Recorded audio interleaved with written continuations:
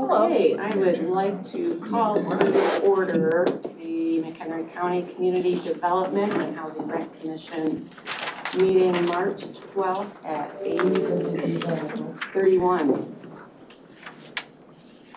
Could I get a roll call, please? Von Burton. Here. Adamson. Here. Drexmore. Grammer. Hausman. Here. Lamorte.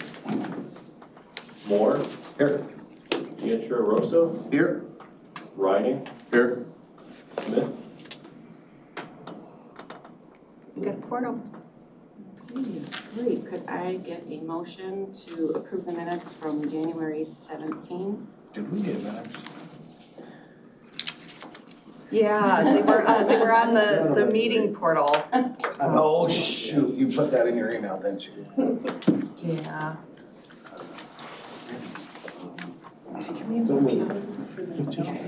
Seconded. All right, Mr. Hussman. These two? Not that one. This one? All those in favor? Thank you. Against, motion carries. Are there any public comments? Okay, seeing none and no old business, so we've got new business. First thing up, staff presentation. So good morning, everyone. My name is Hans Bach, for the record, Community Development Administrator. And thank you for being here today. This is maybe a long couple of days with our Community Development Block Grant hearings. And so just to kind of give an overview for some of y'all that are new to the commission, the Community Development Block Grant Program is one of the signature programs of the United States Department of Housing and Urban Development. And the purpose of the program is to provide localized resources to community projects that benefit primarily low and moderate income individuals. If you can think of a project, you could probably do it with CDBG funds.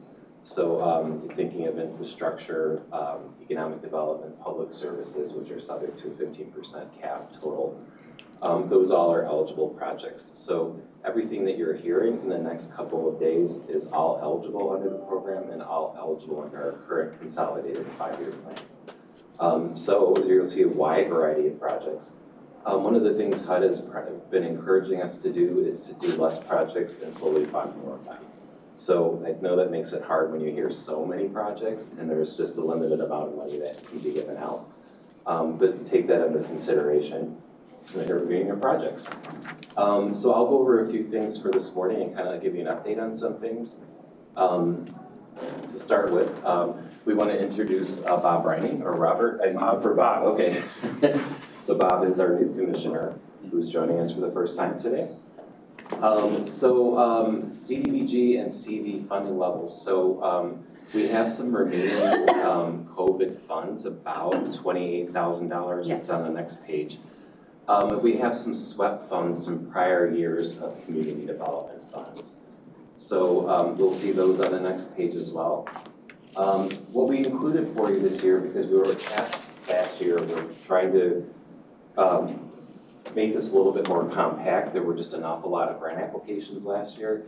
So we limited each applicant to 2 projects that they could submit every year, so that kind of contained like getting 3 or 4 or 6 or 7 from one applicant.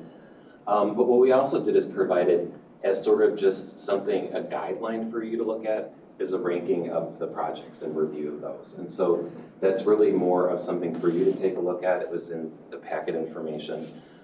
It's something new that we've added in this year.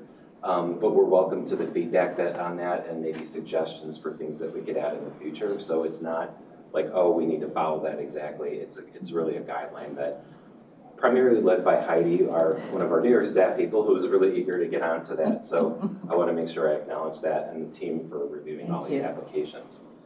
And then starting this year, we're working on the 2025 through 2029 consolidated plan for community development. That would need to be submitted sometime between November 15th of this year and August 16th of next year. And then that runs for 5 years. We're always like a year behind on our grant funds. So what we're working on now is 2024 funds.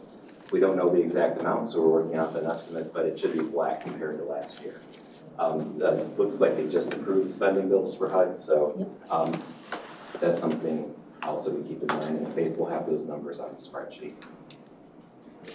All right, so the prior year funds that you're able to allocate really probably should go toward more shovel-ready projects. There's just under $90,000 of prior year funds. We expect funds for '24 to be 1.3 million. Could go a little higher than that, but we're just trying to be conservative with that estimate because we don't have an exact number at this time. The remaining COVID funds are $28,309. So the way to look at COVID funds is they could go back in time. The CDBG funds have moved forward, so we need to do environmental review, et cetera. So that's ideal for an applicant that may have a project in progress right now that needs additional funds, that maybe just to get it to the finish line. So we have one open COVID award. So to keep in mind, we spent about 90% of our COVID funds. We received like about 2.265111 is the number of funds, 90% of that spent. And we do have a large project with funds. So one of the things we may recommend here is that we revise the funds through resolution for Full Circle, which is that would be an affordable housing development up in McHenry that will happen at a later time. Revise those funds to be regular CDBG and swap out the COVID allocation and think about maybe more shovel-ready things that could happen sooner. So we do have a project in progress that has applied for funds, and that's the one I was telling you all about, that they've already started that project, are seeking additional funds, and that's also workforce housing development. So this is how the ranking results work. Staff ranking for 50 points plus 10-point bonus. So what we usually do with these things is we have a 100-point scale when we do these, kind of like the continuum of care is probably the biggest one. It's like several hundred points. But what we provided to you is kind of a guideline for up to 50 points that we reviewed the project, and there was an opportunity for 10 bonus points on there. And then again, as a guideline, you will have a ranking form or more subjective when you're listening to these applicants come in, your thoughts on it and how you would score it and kind of averaging that out. You can also opt to go to the other method that we've used in prior years where we average out what you perceive the project should get as an allocation. We do an average, we sort of take a break at some point, and we review the averages, and when we see ones with, let's say, 90–95% of the funds is shown there as an average, then that's probably one all the commissioners really liked. If it's got 10–20–30% of, maybe that means like one commissioner really liked it and probably a lot of the others did not like it. So those are the ways that you can kind of look at this and come out with, how you might want to make a funding portfolio for this year. All right, so we have talked to our commission about other grant funding opportunities we're looking into. So I'm not going to go too deep into this first one. The Department of Energy is offering grant programs. We need to come back to Public Health and Community Services this next month because we really want to put more of a presentation together for that and really take a hard look at that if that's a really good opportunity for us or not. We are working on a shelter respite planning project. Their next application will come out in the fall. What's ideal about this one is it's a longer term, so we provide planning dollars for the continuum of care to seek out. And really what this addresses is issues with individuals who may have mental illness, substance abuse, or physical health problems that make it challenging for them to be sheltered in our emergency shelters. Currently, the state is allowing us to apply for community development block grant funds.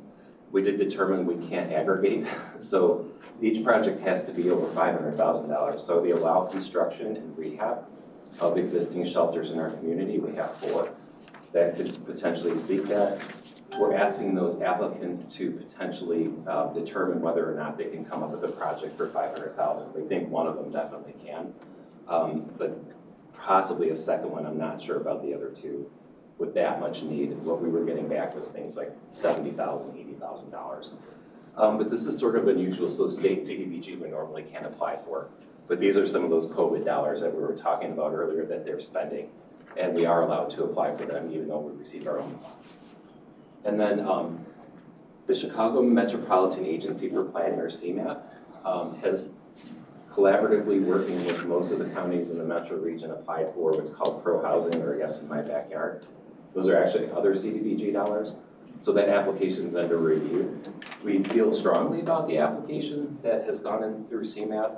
And it's really looking at examining local ordinances and things, plus providing dollars to implement projects. So we won't know an answer on that until probably May. They thought they would have that done by January at HUD. And they got 163 applications, which may sound like a low number, but like that's nationally. So it's gonna take them an awful long time to review all of that. ERA2 housing, so we did not allocate all of that money out yet, so we have $340,000 available for that project. And that is something that's available now. We have it at the bank across the street, Treasurer's office. So when that applicant comes in, that would be something that we could immediately allocate out. Obviously with the resolution approved by the county board before we do so. That should be our first applicant this morning. Actually, we put them to the next day with Okay. housing type projects, and Coleman's and the Full House situation will be tomorrow as well. Okay, so tomorrow. Those couple drips and drabs of different funding. All right, and then Faith wanted us to point out, or I'll do, our next meeting will be on July 10th. Most likely at that meeting, we also did not allocate all of our home funds out last time. So we're gonna have a mini round of applications for home. The federal government looks like they did a cut to the home program, so there won't be too much more to give out, probably a few $100,000, but it's definitely something that could be needed for some of our housing projects. We do wanna let you know that some of you are expiring. So if you would like to re-up, go ahead and put an application through to our administrative office. Memberships are expired. Memberships are expired. It gets awfully confusing, so we like to let people know early on in the year so that you're aware that that's coming up. So the four that are going to be expiring, and obviously that would go through the hearings with the Public Health and Community Service Committee for recommendation to the county board. That's all I have. Does anybody have any questions? Just real quick, just a curiosity question more than anything. You said all the applicants are eligible, so you guys vetted everyone. Did you get a bunch of ineligible applicants? Not this year. I don't. Sometimes we do, but no, No. not this time. And commonly what they do is they apply for things that are more administrative. Like, so it would be like planning dollars that we normally, like we allocate those out a little bit differently. We have them come in and do like a presentation to this group about what they might want to do. Am I moving the screen? Okay. No, that's me, sorry.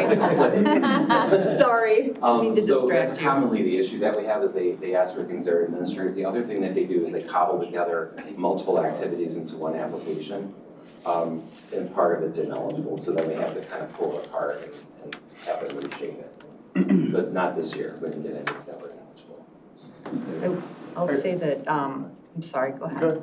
I was gonna say that when we talked to Coleman's contractors, that should be tomorrow, that they're a for-profit contractor that's doing a development.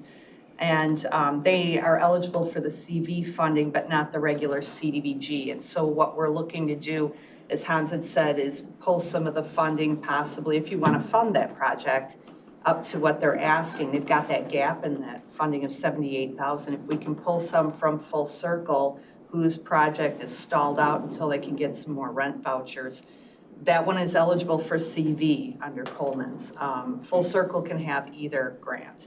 So that one's just a little bit of a caveat. And so I would say, no, it's not eligible for CDBG, but we had them apply during this funding round because we only had 28,000 unobligated of the COVID funding. And to have a mini round for 28,000 is ridiculous. So we had them come in and apply at the same time, and then we figured we'll explain this to you, and you can award, if you want the 28, you can award the full ask, and we'll pull from Full Circle and flop them to CDBG funding, where they're eligible because they're nonprofits. So that's kind of a caveat. So a yes and no. I think you spoke to my question, actually. Oh, okay. So I'm good. Thank you. That's great. Okay, good. One quick question, are there any limitations to any categories?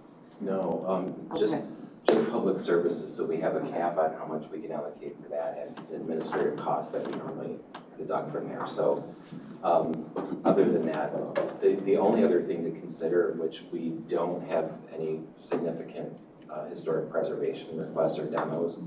Those are commonly under the second national objective of CDBG, which is going to be elimination of slum and blight. We were limited to 30% in that category. So we had a really big historic preservation project, which we don't. We would have to really watch that we don't go over 30%. So that's the other limitation, but we don't normally see that big of a request from historic preservation applications. Not that it's not eligible. All right. Well, thank you, everyone, and good luck with the presentations. Okay, I guess we can move on to hearings. Nobody has any other questions? All right, so first up is Turning Points.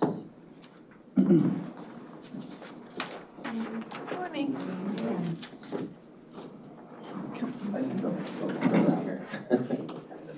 Oh, okay. Sorry, my first time doing it here. No. You just flip the chair. Good morning. Thank you morning. for joining us. Thank you for having me. You can tell us a little bit about your project. Sure. And then we'll, for about 10 minutes, and then we've got a few minutes for some Q&A. Okay. Heidi is our timekeeper, okay. Okay. And just left, right arrow on there, I'll advance your slides for you. Okay. So I just wanted to start by talking a little bit about the services that we offer at Turning Point, and then I'll get into the details of the project. But we were actually founded in 1981, and we're the only domestic violence agency in McHenry County. And we provide comprehensive services to anyone in the community in need.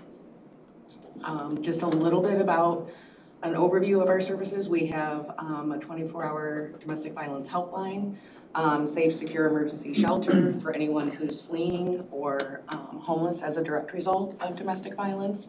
That's also available 24/7.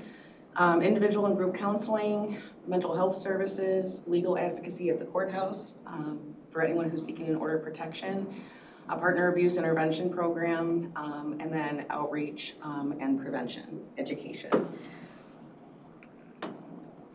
So in our last fiscal year, we answered more than 4,300 helpline and referral calls, helped more than 1,800 adult and child survivors of domestic violence, and provided education and prevention to more than 18,000 people in the community, adults and children both.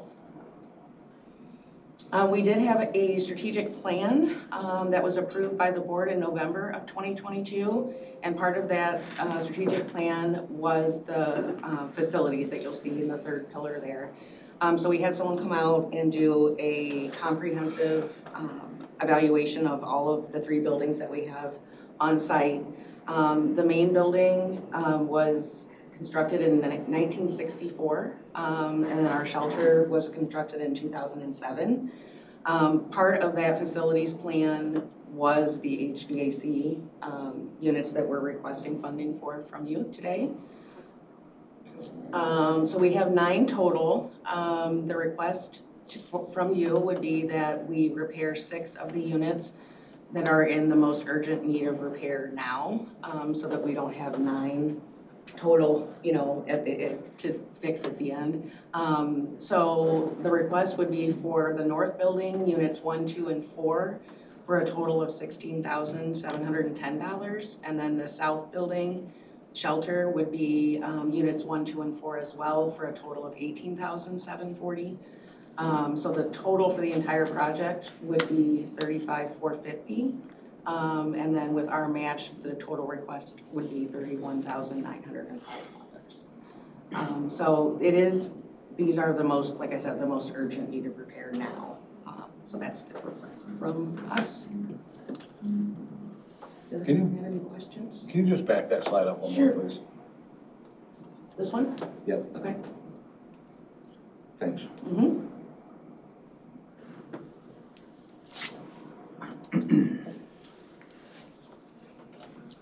I'll start with the, Go ahead. since Larry's not here, I'll Yes, start with the thank questions. So, and Larry always starts by saying this: we have a lot more ask than we have money to give. Larry's here in spirit. If we could only partially fund this, would your whoever the agency is that priced these repairs for you, say we can only repair 3 of them and not all 6. Is that price gonna go up? And here's why I ask. I would hate to say, well, we can only give you half, and then you take it to Mr. Repairman, and Mr. Repairman says, well, we based our price on fixing all 6, not fixing only 3. Do you know that? And if he does that, tell me. Okay. I'll tar and feather him on Main Street. I mean, I would hope not, but I don't. I would hope not as well. I just didn't know if that was a conversation. And sometimes when a contractor does a bid like that, they bid it based Sure. on the volume of work. Right. Because they have the prices broken out, so maybe they would They do. hopefully Yeah. stick, Two groups of just 3. in case. Yeah, Yeah. they expect 3 and 3. Well, it's even further broken down. Right, per Yeah. unit, per Yeah, unit. that- okay. So if we only had to fix, if we were only given the funding to fix, I would hope they wouldn't, I would as well. but I don't know. Yeah, if you have a quote, they should stick to They it. should abide by the quote, I would hope. Yeah. Does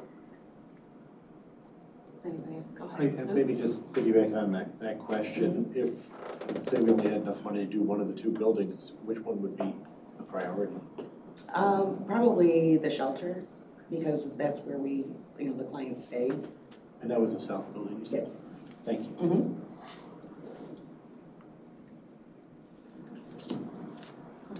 That's really a nice answer. Yeah. Very helpful. The clients, we put the clients before, the staff, we do have clients coming into the main building for counseling services, but, they're actually living in the shelter, so. Anybody else have any questions? Okay, great. Well, thank you so much for coming in. I appreciate it. You were first on the list. We have 2 days of 2 days. hearings, today and tomorrow. So we'll actually do allocations tomorrow. but Okay. we'll let you know shortly. Okay, thank you so much. Thank you.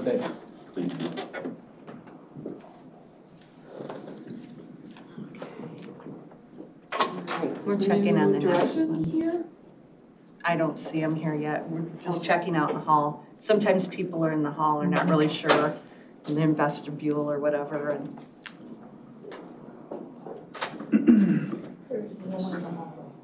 okay. I can go stand out there in a minute. All right. Okay, Brandon, I'll go do it, because we have a meeting at 9, I'll do it. Oh, okay. Is anybody in the hall? No, there's nobody out there. Everybody is told to come 15 minutes early, so Independence Health should be here by 9, and that's 6 minutes. Here he comes. Wait, here he comes. $5 off.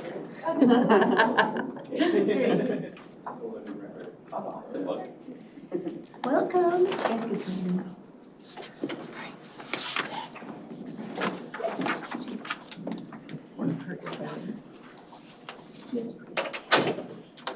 Yes.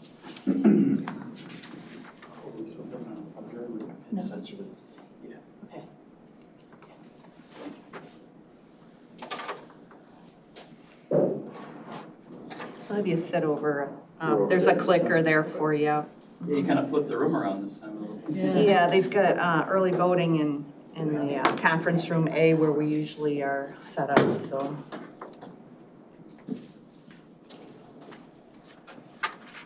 Thanks, Michelle. Independence, yeah. I'll keep an eye. Okay. Good morning. Thank you for joining us. Good morning. You could tell us a little bit about your program and what you're looking to get help with. Yes. So just left, right on the clicker. Okay. Give me just one Sure, second. sure. Sorry.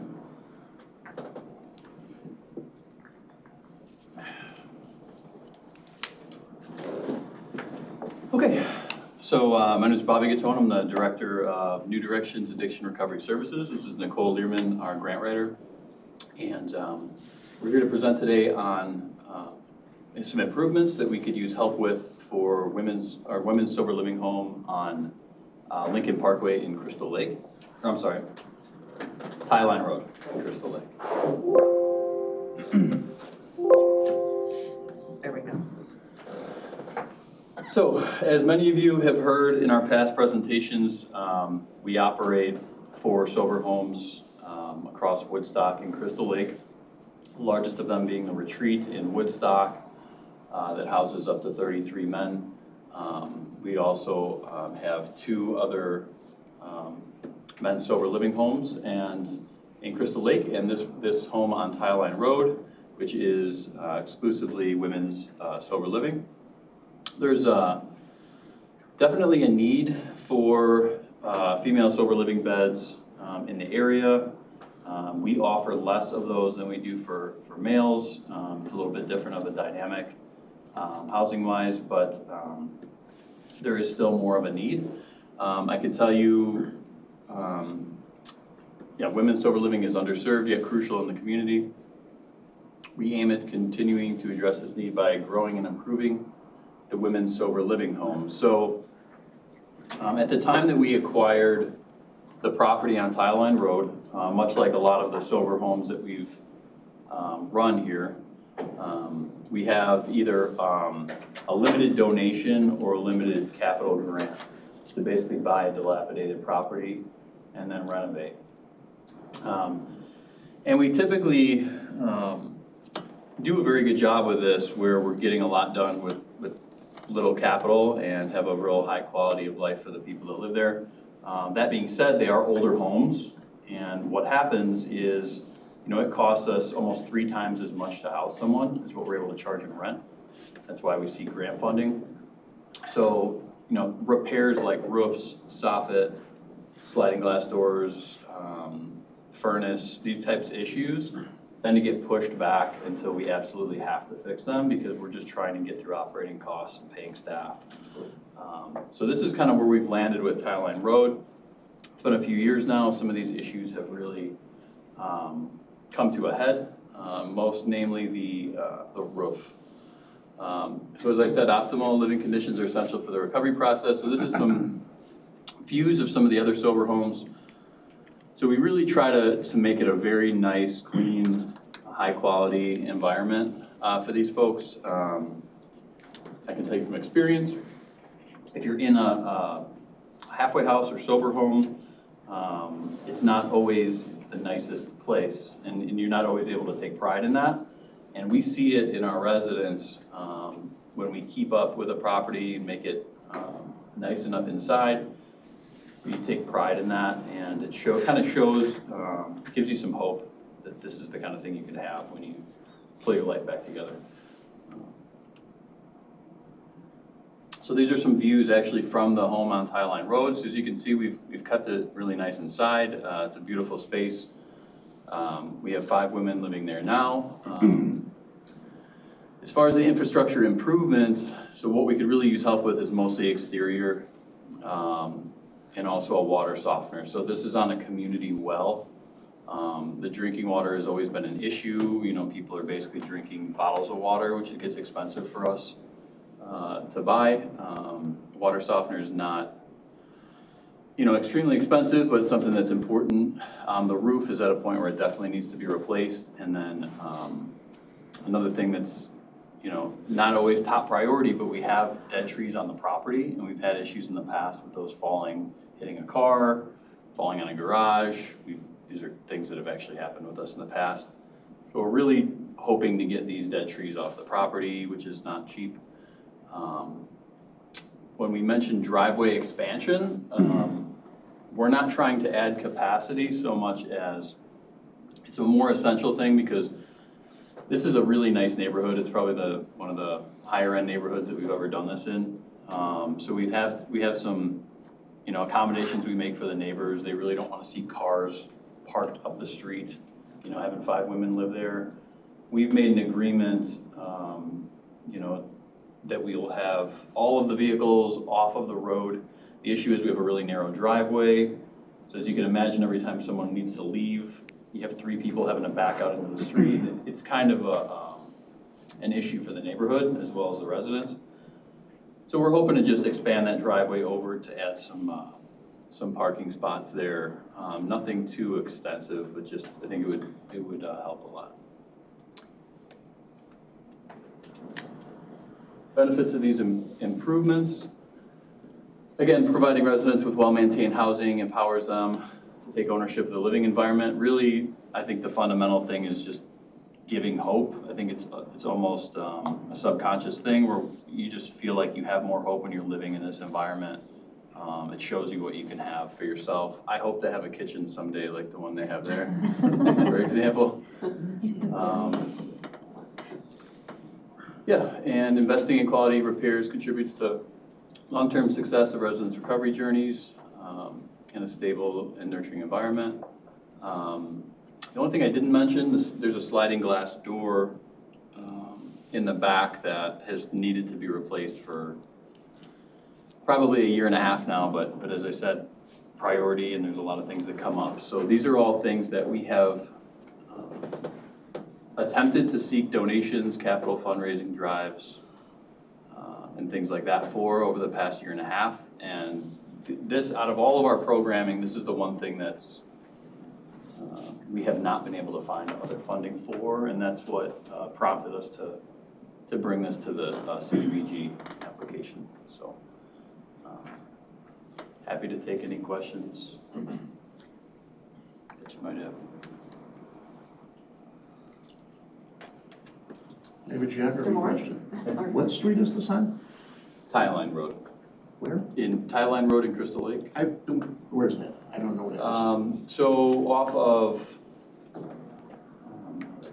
it's not the Covered Bridge neighborhood, but it's the one just south of that. So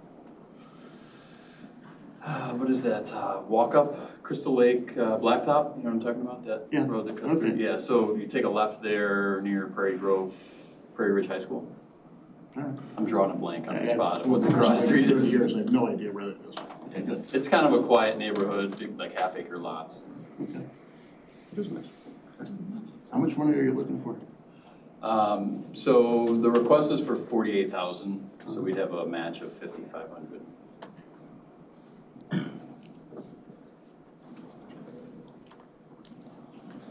Go ahead, Ready. Mr. Moore, yeah. You have 6 items on your list. Do you have them prioritized? I can tell you that the roof, soffit, and fascia, as well as the tree removal are the 2 top priorities for us. Yeah. As far as things that we need to get done as soon as we can.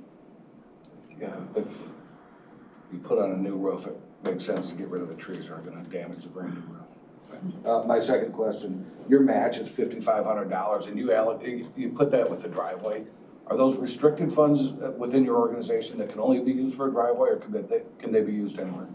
No, we'll be able to, we would be just using general operating funds for that. So we could use it for whatever gap there is there. It just got on that line because it just got on that line? Yeah. Okay. So that could supplement the other 2 priority items that we just talked about? Potentially, I mean, I can tell you that's kind of what we have available that's set aside is 5,500. So we'll be able to contribute 5,500 probably regardless of what funding we get from you all, but we don't have any more than that to get over the top. So if we did roof gutters, dead trees, you could do a softener or the sliding door? Correct. In whole?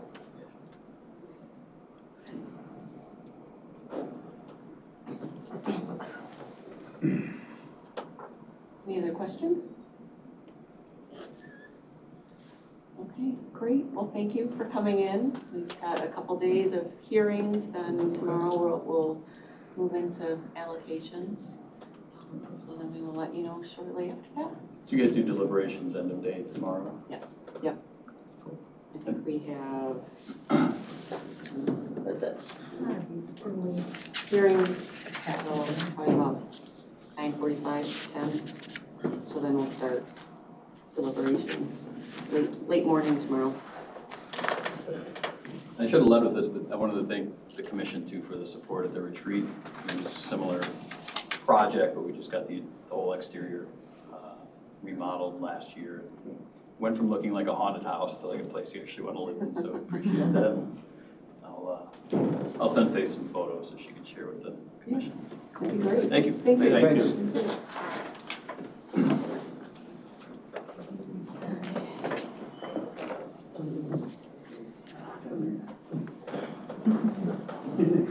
All right, there's one from Independence. Independence Health. Good luck.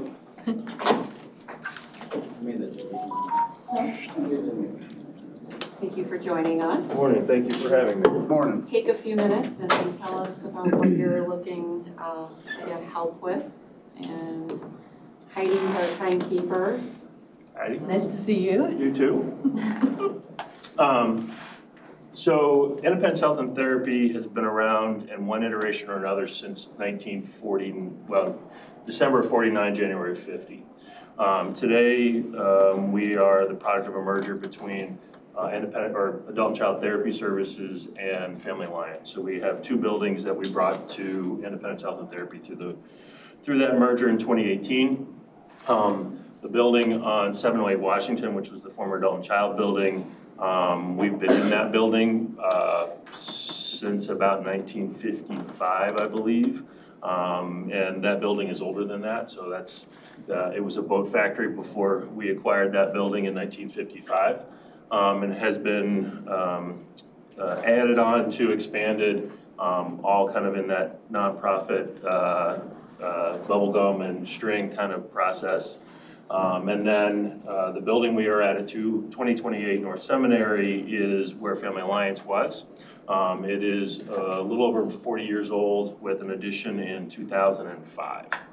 So the requests that we are having in front of you today really center on a little bit on each building.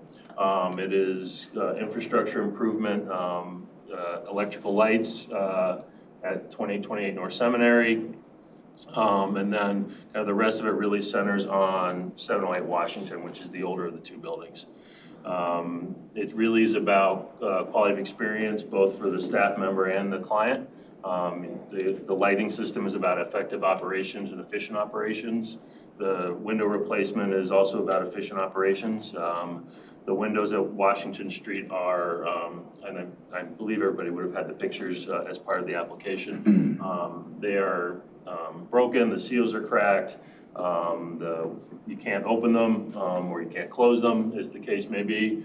And then the electrical repair is, again, it's a 7-year-old building, so it has some pieces of it are that old, so we need to do some upgrade of the electric work.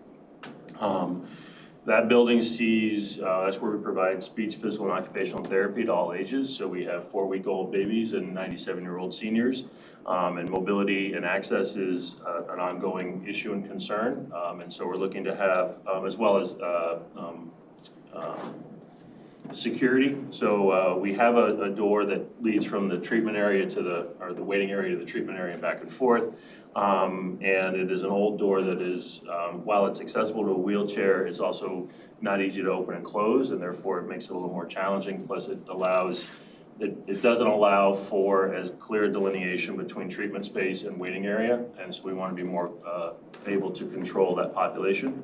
So as we all get further along, in kind of today's world, access and security is an ongoing concern, and so that's one of the things that we'd like to do is put a better secured wheelchair accessible door leading from the waiting area to the treatment center. And then concrete replacement. Again, you'll see the photos in the application. This is old concrete, it's broken up concrete, and it's just not safe for the client and staff experience.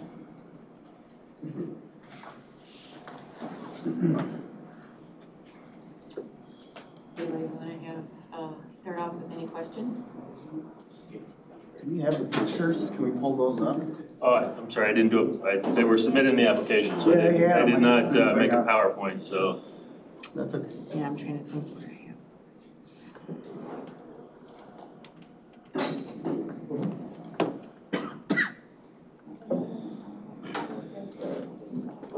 It should be under, I think I did a photos folder too, under CDBG. Oh, you got it on there? Project photos.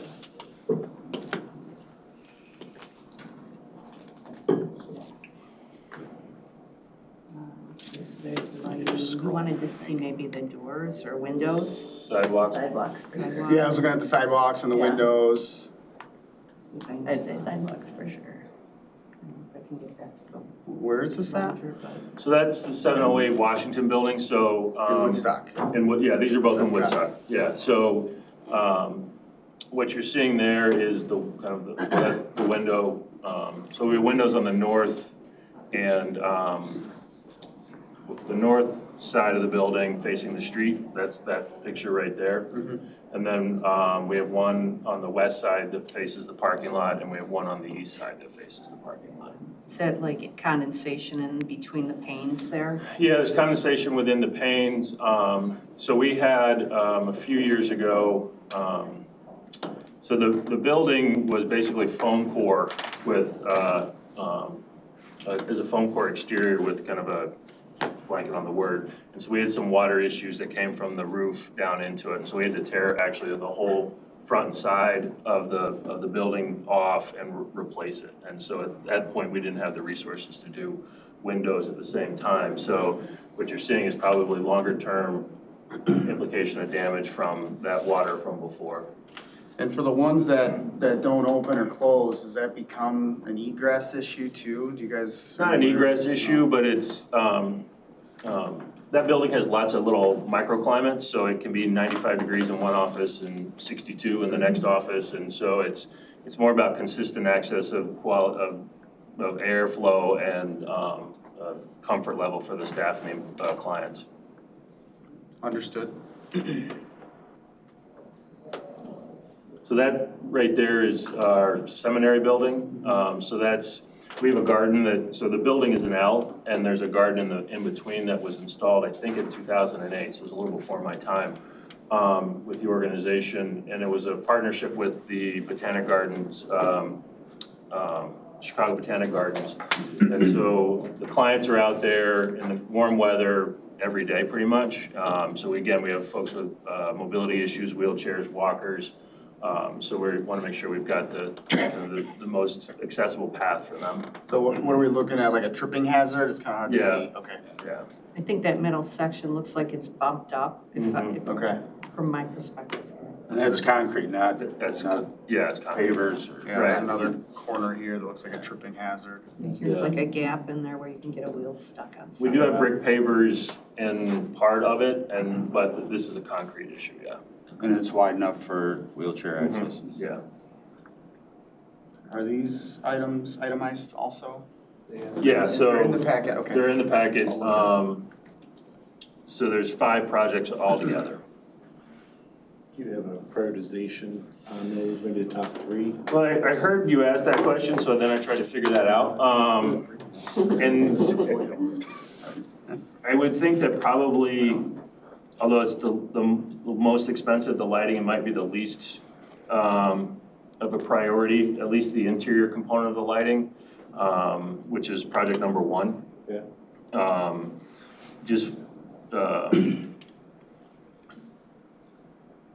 It's the most expensive, but probably the one that we could do the, push off another year, as it were.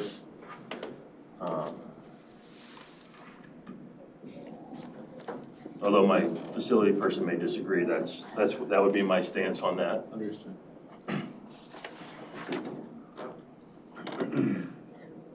Anybody have any other questions?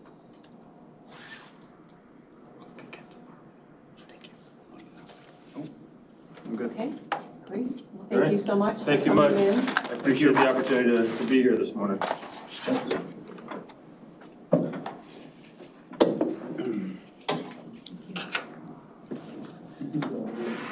Great, I see Pioneer Center here. If you'd like to join us. Sure. I see you've got. Okay.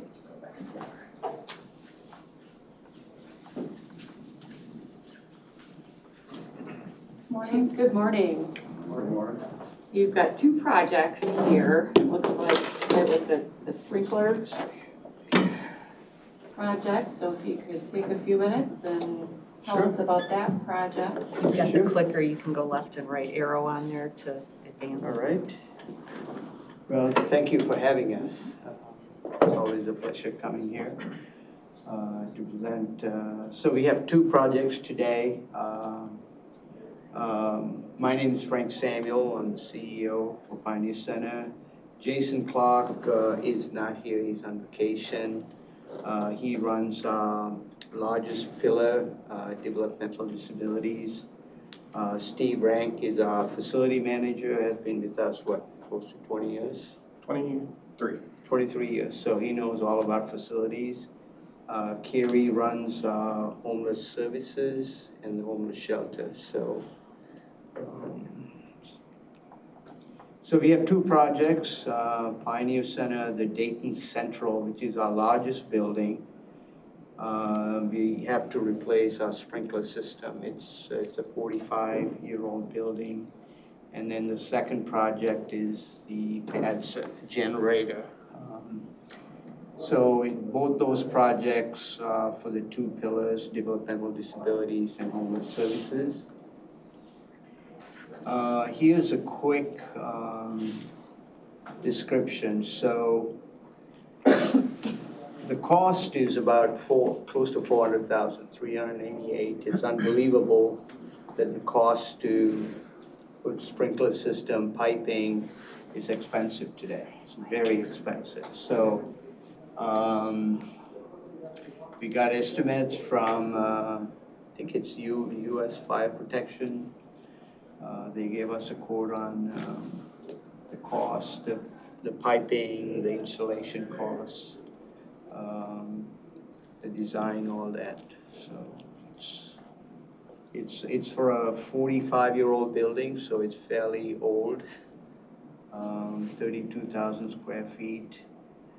This is where we provide day services for our clients from our residential services and also the community day service clients who come in. For vocational skill training, all that. So it's a daily, we serve about 180 clients. The sprinkler system is required by code. We have plans to upgrade the building, so we've already finished phase one, client lounge, which we finished last year. And you all provided us the funding for that. Phase two is our vestibule front entrance. We are just about to finish that. It was a private donor who gave us funding for that. And phase three, we are just about to start. It's state funding. We received $250,000, so that's some interior work that we plan to finish. And this will be the fourth phase, which is the sprinkler system, before we do any other major interior renovations. We can't do anything without having the sprinkler systems in place. So it's a requirement. And the reason why we need to have that, it's for benefit of clients, safety, health safety, safe environment, enhanced quality of life. So it's unfortunate, but we have to get it done. It's much needed. And we plan to, I mean, the building, it's an old building, so it used to be a warehouse. And so we have to upgrade it to enhance our services. There's a huge need in the community for these services for our developmental disability clients. So I hope you'll consider this. It's a vital project for us. Any questions Steve can answer? I've got a few. You mentioned previously funded projects from us. Are those on hold? No, we finished phase one, which is a client lounge. Y'all gave us, I think, $120,000 CDBG project last year. So future projects are on hold? Future projects. Phase four is on, phase five, the last phase is on hold until we do this. Would that be from us too? We are planning to get that funded through private donations. Okay. Correct. Have you guys had the building a while? We've had it since 20 years maybe? It was there when I started, so Oh, okay. it's over 24 years. Oh, okay, it's not something you just bought a couple of years No. ago and. Yep, we've been just providing realized. services in that building, yeah. Okay. Then one other question, do you have other quotes or have you gotten other estimates from anybody else or just one? We didn't, our architect, Frunti, design, got it from US Fire Protection. I think it's fairly decent, we could get another quote. It's a lot, I understand that, it's gonna be a lot no matter what. Yes, I was just yes. curious, cause it's. You know, it's a good question, and we Saving probably 5%. wouldn't get another quote just to, but I think the price, it's gonna be plus or minus 10, 20% at Sure. most. Okay, that's all I got. It's a pretty hefty ask, and we have more ask than we have money. And you guys hear that every time you come sit before us. This is one of those projects where you can't really fund half of it, because it doesn't make sense to put in half a sprinkler system. Larry's gives that, doesn't make sense to do half a roof, it doesn't make half a sidewalk. What happens if we can't fund the full amount? I mean, there's always options, right? So we can say we were funded half or 50 or 60%, we could go and get some private funding for the rest. So that's always a possibility. That's how we have kind of so far upgraded the building, combination of public and private funding. So, that's, you're right, Martin, it's a big price tag, so maybe it's a combination of public and private funding. That's how we have 20 facilities across the county, and some of these are big buildings. It's the nature of what we do. I get it, every time you guys come, you always come with a big ask, but, I mean, but it's it's always, big. but it's always a necessary ask. You know? Yes. You're not asking for Yes. garbage money or whatever you wanna call it. No, I mean, yeah. How is this gonna affect the phases that are already done? Are you gonna have to tear into all the walls and ceilings? No, the good news is these are, we haven't put ceiling on these buildings, they're a warehouse, so we provided service without them, so Okay. it's easy, so we just put Oh, the it's just piping. piping only? Yeah, pretty piping much. and the infrastructure. Make it work. So I got a question for the whole here. If we fund partial and they can't get enough from private donors or private sources, what happens then to those funds? How does that work? Generally, if a project can't go forward and they can't come up with the match, then they'll forfeit ultimately the funding and we'll sweep it into another funding round. Yeah. I would hope that never happens. I was just curious. It does occasionally for various reasons. It's not a great scenario because we have a timeliness spend down scenario there too, where we're tested every August to make sure we don't have more than 1.5 times that year's allocation. So it does kind of stall out, and we've talked about funding things. If you're going to fund them enough to get the job done, which is hard because we have so many asks. You're right. Are you guys ready to do this? Like, is it ready to go or waiting for the money Yeah, I only? mean, if it is funded, yeah, we would do it sometime in fall, start work. Yeah. Yeah, we're ready to start phase 3, which is some interior work, but this could start after that. Have these sprinklers shown up as a deficiency on any fire inspections? There is no sprinkler system in the building. So they can't find you deficient for something that doesn't exist? The building was grandfathered in. Let me ask you this way, has it ever come as a recommendation to install from a fire department? Yes. Or fire district? Yes. What district, Woodstock? No, this is McHenry. McHenry.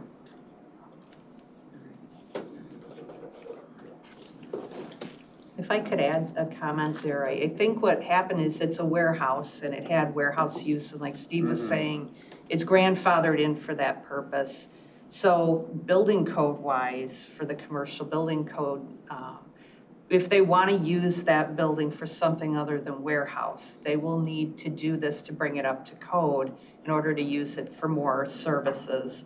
And I believe that that was the intent, to make more of like a classroom type setting in Correct. what was a warehouse open space in the building, if I'm not misspeaking. No, that's So correct, that's Faith. kind It of the used to be a intent. warehouse type setting. So we used to have warehouse and it was a workshop. And then the workshops were, phased out. And so now we're trying to provide therapy room. We have an aging population, so aging diagnosis, so nursing facility, therapy, classrooms, teaching, kitchen, that kind of stuff. So we're trying to put all that together. Right now, it's pretty much open. Is it zoned properly for a different use? Yes. Is the property zoned properly if you change that from manufacturing or warehouse storage to educational or whatever? No, It's zoned. Zoned for that, yes. We've been running it for 20+ years. And so in theory, you could keep running it as it is, you just can't go forward with renovations. They're not gonna shut you down for not being up to code right now? No, correct, Okay, yes. You just can't do all those other things you want to add? Correct, Okay, yes. understood. Understood.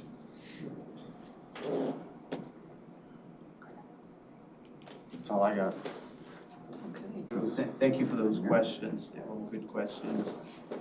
So Carrie, you want to run through this one? Sure. Yeah. So we, most of you probably know by now, we are at our year-round shelter in McHenry. And we are here asking for $46,835 for a generator that would basically back up everything at PADS.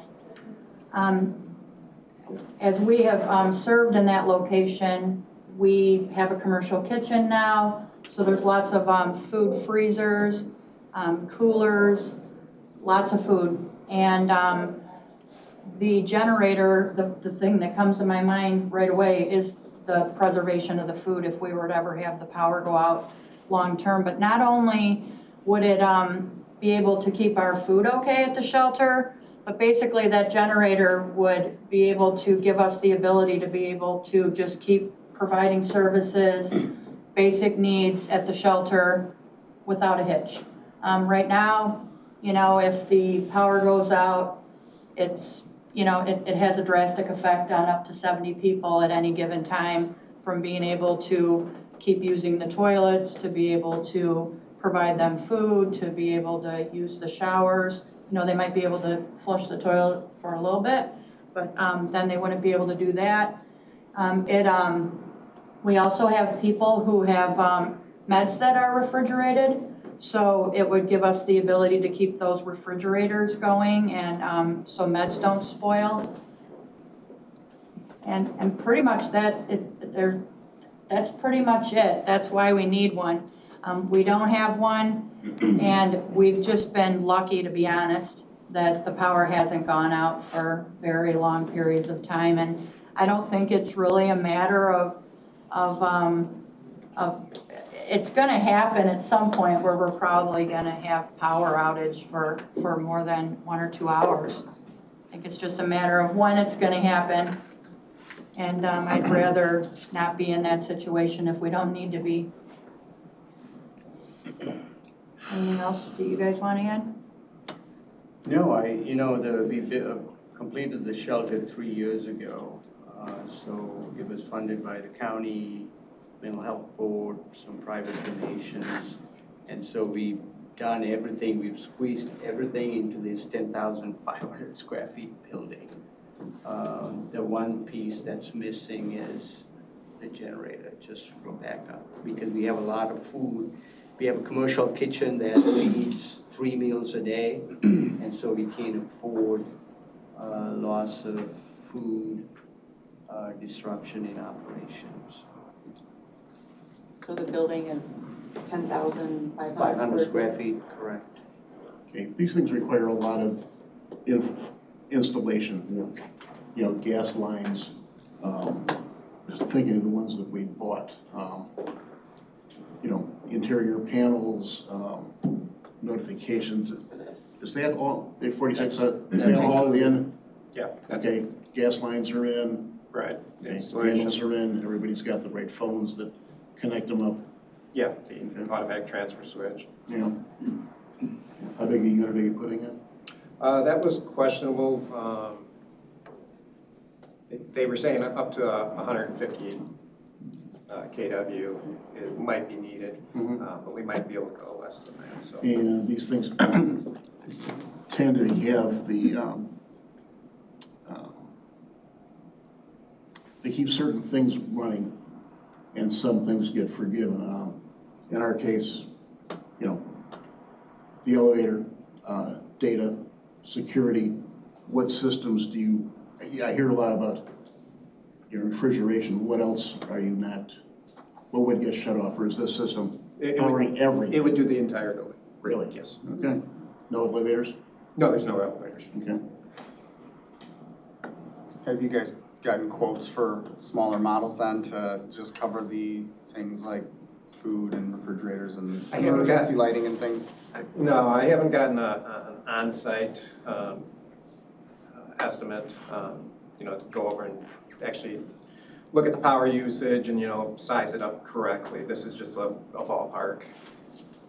Natural gas? Yes.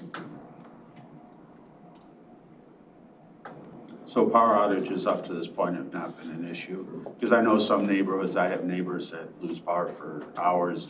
I never lose power. You know, is that, so power outage has not been an issue up to this point? We've lost power, but not for a long period of time, 1-2 hours, which didn't really affect too much. Okay. But if we were to ever have anything long-term, it would be a problem. Well, let me just ask, just to play devil's advocate, because that's what we're here for. I love pads. I volunteered for pads a couple times. If you had a long-term power outage, do you think you'd lose more than 46,000 in food? And I understand medications, that's a whole separate thing. But financially, do you think it would cost that much to replace the food? Just curious. Do that. Probably not. I think the disruption in services, so we have very vulnerable populations. So you're talking men and women in different locations, so it'll be a bit chaotic to manage during those power outages, especially at night. Okay. Men, women, kids. I've seen it, yeah. Yeah. It can become chaotic, I understand. I have a question. What's your contingency plan right now for long-term power outage?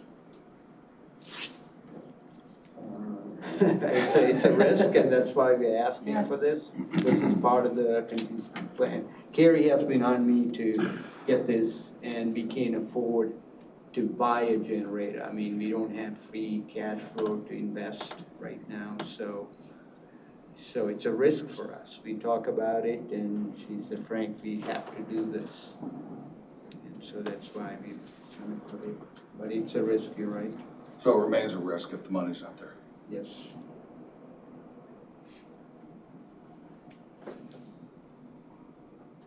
Okay, any other questions? Well, thank you for coming in. Thank you so much for having us. Thank you.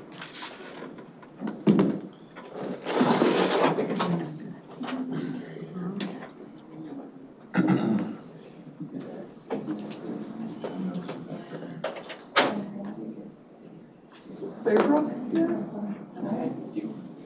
Take your time. We'll have a schedule. I know. I remember that, yeah. Mile breaks are 10:15. Sit here. Hold it. I saw My water. Slow down, because the time. Good morning, how are you? We just had, The clicker, you're just doing left and right arrow there. And Heidi's got the time she might. Remind me. Yeah, remind you. Thank you. appreciate it. Appreciate you coming in a little bit early, Oh, that yeah. always helps, Like you because if we run ahead of schedule, you know, I think so, it's absolutely. nice to be able to kind of just prepared. Yeah, not they rush rush hour. Yeah. Security, the lighting, mechanicals. Good morning. Good morning. Good morning. All right. Running the show for you. Just saying hi, that's all. You're in charge. I'm stalling to wait for Bob to get back. Thank you for joining us this morning. If you could take a few minutes to tell us about your project. And Heidi over here is our timekeeper to keep us on track, although we are running ahead of schedule, which is nice. Which is nice. Yeah. It's a good start to a day, right? All right, we'll go ahead and get started. Good morning. My name is Emily Fensel. I'm a vice president at Clearbrook, and I have with me Don Frick, Vice President of Operations. and we are here this morning requesting $52,630 in order to rehab the basement living area of one of our group homes where we have 6 young men who live there. So currently it is an unfinished basement. So just some things that I want to share with you. You know, in McHenry County, there is a lack of affordable housing, and that's, you know, obviously noted in the McHenry County Consolidated Plan. Additionally, you know, this impacts particularly those with intellectual and developmental disabilities. And our residents who live in these homes are considered extremely low income. This is due to many reasons, not being able to find employment at times, the inability to work full-time. They can't work full-time because if they do, they will lose their benefits, such as Medicaid. And so really, they're not able to participate in as much community interaction as you and I would. So investing in their home shows that we are investing in them. Individuals with IDD typically have sensory needs that require a space to decompress. While they may have their own bedroom, it is important that we also offer them other options. In renovating the basement, this will provide our individuals the opportunity to choose where they want to go in their own home. This will allow Clearbrook to develop a sensory space that is specific to those individuals living in the home. Those that receive therapeutic supports will have a private space that is comfortable, calming, removed from the hustle and bustle of the home environment. We have a young man who is very artistic, loves to do his artwork in the basement. However, he is working on a cement floor. As mentioned, many individuals can't afford some community participation such as a gym membership. Or maybe the noise is so overwhelming, how to use the equipment, how to ask for help, that can be very daunting for them. This space will allow for a workout space. What you see here is a picture of our Wheatland home where we have 6 other individuals and we renovated the basement there. You can see some of the workout equipment there that they're able to use. So this allows them to be able to focus on their physical health and well-being in a space that they're comfortable with. What are some of the benefits of investing in rehabilitation of a home? We all want to make choices for ourselves. We want to have the opportunity to choose where to read a book, where to sit quietly, where to work out, where to chat with friends and family. So do the individuals living in our homes. So as you can see here, some of the things I've pulled out, you've improved mental health, improved physical health and well-being, the ability to make choices, the ability to age in place. Those are things that are incredibly important to us as we continue to provide services to these individuals. So the rehabilitation of the basement will allow for all of this. And at times, if we have an individual who is in crisis, we may have the ability to respond to that need immediately rather than trying to figure out what to do. I just want to slide back really quick. So that picture there is our young man who loves his artwork and is working on the basement floor. Those are pencils. Yes, those are all of his colored pencils. And it was wood. No, those are his colored pencils, and a picture of the basement in the corner there. And then that is some of the artwork that he does. So I'll let Don talk a little bit about some of the the more structural pieces. I'm more the philosophical, personal side of things. The project is to make basically a vanilla box in the basement for the most part, other than a finished toilet area. We're gonna put LVP flooring throughout to make it safe. We do have a lot of mechanicals, because Clearbrook has invested in the home to make it fully accessible. We put in a accessible window well with integrated stairs for them to get out of the basement in case of a fire. We're completely in compliance with all DHS, Department of Human Services, and State Fire Marshal. We've had to invest in putting in fire alarm system, fire sprinkler systems, and that's resulted in a lot of additional mechanical equipment in the basement that we want to block off or be able to create closet space to prevent access from by the individuals in that area. So, you know, these individuals, from my standpoint of knowing them somewhat, they need extra space. They need to be able to, 6 individuals, 6 guys in a home, to be able to find that area in order to have their quiet time, to have their alone space, as you've seen there. And so I think it's critical from that standpoint. So drop-in ceiling for us to be able to get access to mechanicals, LED lighting throughout, LVP flooring, and basically install drywall in the perimeter of the basement.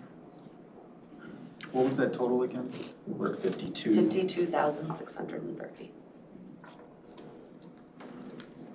It looks like you're able to fund quite a bit of the entire project. So it looks like you've got 72,000 for the entire project. Mm-hmm. So this is a single-family house? Correct. And do they share bedrooms? We have 2 young men that share a room, the others have individual rooms. So that is also something that we looked at, because that was part of why we put the egress downstairs, is that we'd be able to also have a room downstairs, so then each individual would have their own room. Okay. And these gentlemen live there long-term? They're not? Correct. Yes. Yes. Yeah, that's something that Clearbrook, I think we do really well, is we work to assist individuals in really staying in their home. As I mentioned, there was a bathroom that we renovated at Wheatland. One of our Scylla homes, one young man, he was really aging, starting to have trouble walking, and we were able to renovate the bathroom so that he didn't have to go to a nursing home or to an intermediate care facility, things like that. So we invest in the home so that they don't have to move again. Are they all intellectual IDD? Correct, yes, Yeah, okay. yes. How do you find, or how do they find you? How does that process work? Just curious. Sometimes they, hopefully through the school system, that's where it typically starts, is in the school systems. We're connected through many, many different ways. You know, parents reach out to us. We have an admissions department. There's also what's called an independent service coordination agency for every county. And so servicing, they're kind of the gateway to the funding from the state of Illinois for the individual. And so they'll reach out and share with the families and individuals, providers that are able to provide that support that they're looking for. Cool, thank you. Where is this property? It's in Crystal Lake. Where?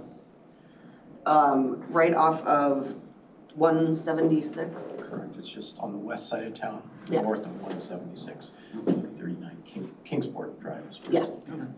Yeah, it's in like a little cul-de-sac area. Yeah, if we're not able to fund the ask in full, are you able to move forward the project? I think we're committed to doing the project. You know, having capital of this amount is difficult, as everyone is who's presenting here today. We would potentially look to maybe alter the scope of work accordingly. As Emily and I have discussed, you know, can we postpone a fully functional bathroom at this time? Is that something that could be postponed in order to at least, you know, let him have a safe place to work and be, is something we would consider. How many bathrooms are in the place now? What's that? How many bathrooms are in the house now? We have 3 full baths. Already? That's not Yes. including? Yeah, there's a master bath in the master bedroom, and then there's a full bath on the 2nd floor, and there's a full bath on the main level. and the full bath was actually renovated Yeah, that recently was- as well. That was a from- half bath. Yeah. That we made then accessible. We removed the laundry area or Mhm. reconfigured it with stackables and made it from a half into a full so that he could stay on the main level. There are 6 people Mhm. that live there. Yep, 6 men.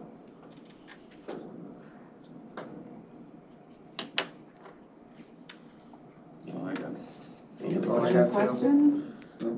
Okay, Just thanks for all of your support. Clearbrook is committed to McHenry County and continues to want to grow and service the needs of the people out here as we have. Because I believe there's still a lot. There's a lot. yeah. Thank you for coming in. Thanks for your commitment to the community. I appreciate it. Thank you for the opportunity.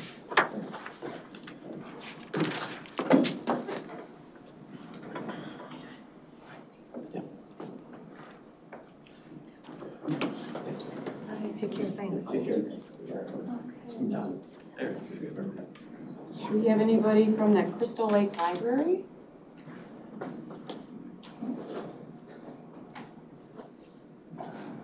Hi there.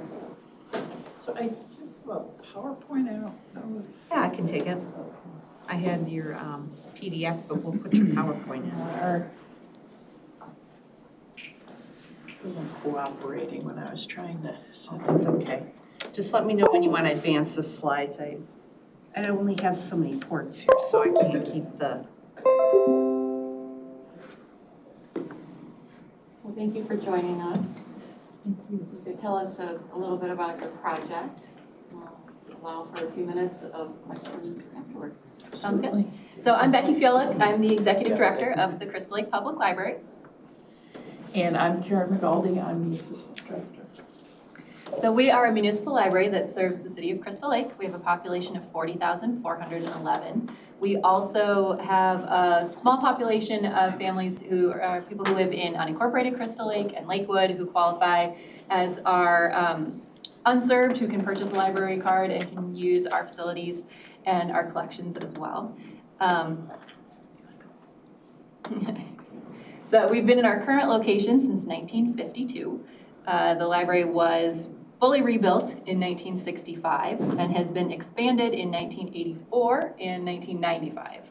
We've done some minor repairs and renovations to the library since then in 2007, as well as in 2020, 2021. And we've had a few things that we've had to fix in the last year as well. Things like to pop up with older buildings. So, but we've done our best to maintain an open, safe environment for our community to come and use. So in fiscal year 22-23, we had 139,413 visits to the library. We had 38,638 people attend programs at the library, and we circulated 579,734 materials. So books, audiobooks, DVDs, Blu-rays. We have STEM and literacy kits. We're always expanding and adding new things based on what the people in our population are interested in and what people want to check out, things that they want to learn. We continue to see increased visits to the library month over month. For instance, we saw more people in January of 2024 than we saw in January of 2023, even though in 2023 we were open all of January, and in 2024 we actually had to close several days for weather, and then due to the weather, Karen will touch on it a little bit later, we had a burst pipe and we had to close for a few additional days to deal with the cleanup and repairs. So even with being closed for a few days in 2024, we actually saw more people visiting the library this year than we did last year. So we partner with our local school district. District 47 is our elementary district. They serve kids from kindergarten through 8th grade. We just signed an intergovernmental agreement with them because I kind of mentioned earlier, we have people who live in unincorporated Crystal Lake and in Lakewood. They have children who attend District 47. So they go to school in the city of Crystal Lake, but they don't necessarily qualify for a Crystal Lake Public Library card because they don't live in our taxing district. So we signed an intergovernmental agreement with the school to extend student access cards to all kids who attend a District 47 school and don't already qualify either through residency or through the Cards for Kids Act, which allows any child who qualifies for free or reduced lunch to get a free library card. So if they weren't already covered by those things, they can get a student access card, which allows them to check out up to 3 items at a time, only books or audiobooks. But it gives them full access to our programs and all of the fun things that the library has to offer. We've had about 520 kids take advantage of that so far out of the approximately 725 who are eligible. So we continue to promote it and get kids excited about coming to the library, using the library. It gives them access to all of our research databases that they use in class a lot of times for projects. It also gives them access to our summer and winter reading programs, which are just great ways to keep kids reading, keep them engaged during the longer breaks from school. We had 2,679 people, adults as well, participate in our summer reading program last year, and 1,737 people in our winter reading program. So we really try to get people excited about using the library and reading and literacy and just however we can best support that. We also offer lots of different cultural programs because we serve a lot of different types of people from different backgrounds. So we've been very lucky to have some community partners and some staff who are familiar with other heritage opportunities. We've hosted Mexican heritage programming, Native American heritage. We most recently had a game night where people played a traditional Korean game that I wish I could say the name of, but I can't remember. I got it wrong almost every time, but it sounded like a lot of fun. We got really good participation from those programs, and people continue to ask for those types of events, and we've really prioritized hiring staff who are bilingual. So when we've had an opportunity to fill a position through retirement or for whatever reason, we do our best to find a staff member who speaks both English and Spanish, because we like to be able to offer a wide variety of our services. We offer passports, notary, as well as like traditional library services, and we can offer all of those services in both English and Spanish. We can actually offer them in German as well. So we do our best to provide a wide variety of services to our community. And then I kind of mentioned earlier, but we do our best to maintain an open, safe building for people to come and be in. We had a lot of use last year during the big ice storm. A lot of people lost power and needed to come and find a place just to charge a device or to get warm for a little bit. We opened up our program room to make additional space for people to come, spread out, plug in. There were people sitting on the floor, anywhere they could find a plug to charge their devices or a table.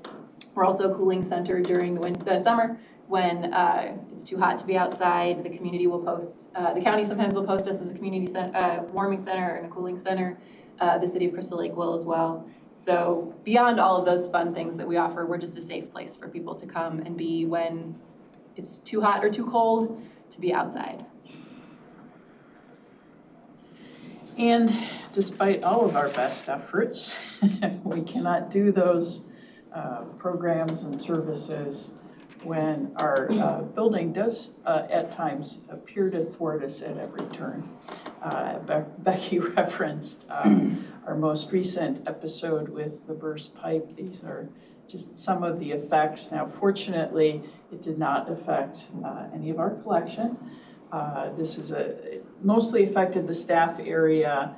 The picture on the right there, though, is the lower level near our elevator. We were very fortunate the water did not get into the elevator shaft, though, so the equipment itself was not damaged.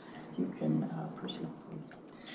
So our project would be to focus on replacing emergency exits and as well as, so that's the picture on the left. The picture on the right are exits and entrances into our program room on the right, and then our building maintenance area. The doors are range between 65, which are the doors on the right, and then the one on the left was installed with the 84 edition. If you could advance, please. As part of our recent repairs project, we did attempt to address the issue, which the issue is that in storms, we do get water that comes under the door. And so this is some of the site work that was done to try to address those issues. In addition to that, the weather stripping, all of the seals on the doors were redone. What they found, though, is the age of the doors are such that it's kind of hard to get ahead of them and find actual parts now anymore to, they did the best they could. If you could advance, please. Which leads us to, despite all of that work, you can see there's that picture that shows that they couldn't quite match the ceiling to the door because of the age of the door. So there are still gaps present in the door. So our project is to replace the doors and hopefully get ahead of the water coming into the building, because that does impact, it damages the wallboard, it damages the carpet, and these doors, if there's enough water that would come in, we would have to close the building again while we address those issues.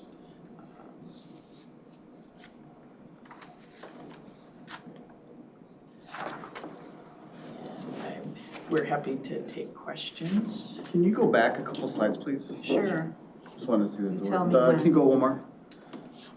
Did you guys try grading or just drainage? I was just trying to understand what I was looking at. Sure, yeah, thanks for that. It was both, actually. So these pictures are as they're redoing the drainage around the building. This area is they're subgrade. Oh, so is that the staircase behind? Correct. That In goes that down middle to picture?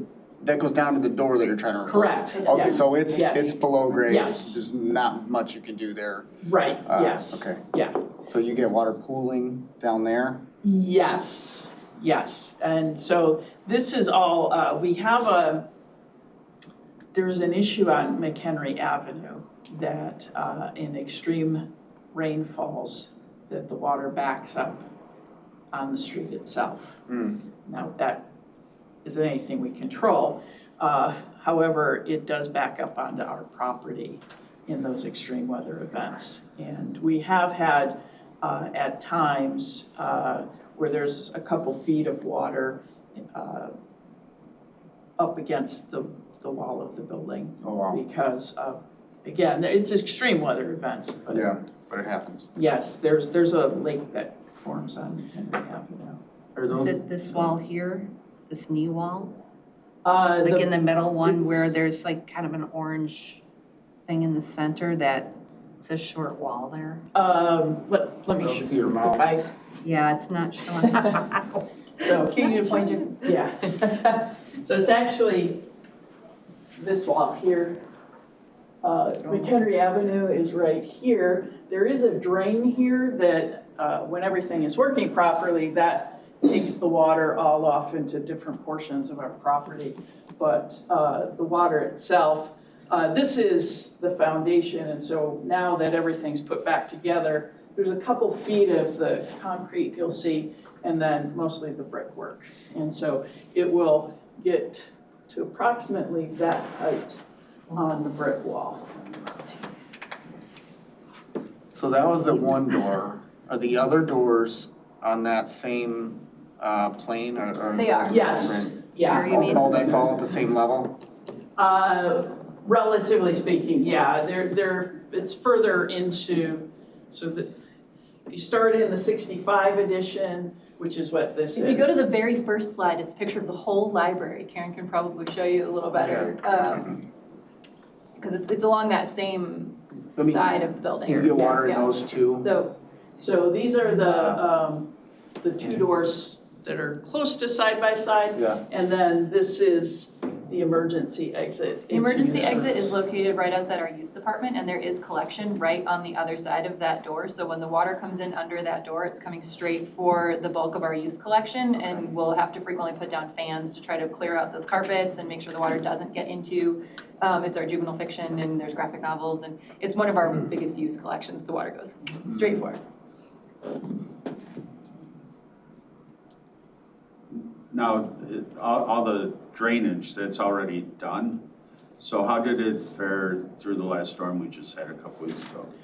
That storm, interestingly enough, we did not have water come into our building. Okay, so the drainage is working. It does, it's when it's overloaded. So in that particular storm, McHenry Avenue does not appear to have had that water back up. So it's more the road, when the road backs up is when you guys run into problems. Definitely for the youth services. We haven't quite figured out the exact circumstances that lead to the other two. It's, we're not sure if it's a directional of the wind and the water for those other two, but. Are all these doors high-use doors or? No, so the emergency exit, we obviously only use in the event of an emergency, so it doesn't get used very regularly. The two on the other side are used more frequently, especially the one into our maintenance area. Our building maintenance manager goes through that door frequently if we have anyone coming into work on the building or to evaluate any part of the building. They're going to be going in those doors, as well as the doors that go into our Ames program room. We do use those doors during programs, during board meetings. Staff will occasionally go in those doors if they're working on something that it's easier to get from the parking lot in and out. So those doors do see daily use. The emergency door does not. You say you're getting water in all of them, or just the emergency? Well, so the emergency door on the far right side of the picture is the one that we get water when McHenry Avenue floods, the closest to McHenry Avenue. And the city will come, I mean, it's a very large puddle of water. People have gotten their cars stuck in it before right in front of the library, but the city will come and put up cones to try to keep people out of it when the water backs up. That's the water that goes into that emergency door. On the other side, like Karen said, we're not really sure when that happens. We'll have times where we think, oh, it didn't rain that hard, it should be fine, and then we come in and it's wet in there. So could that be something besides the doors, you know, we've had them evaluated a few times for our capital maintenance plan, and our architects and other professionals have assured us that it's I mean, there's the one picture where you can kind of see the little gap at the bottom of the door. Okay. That's one of those doors, yeah, you can see daylight, okay. So they're definitely not properly sealed.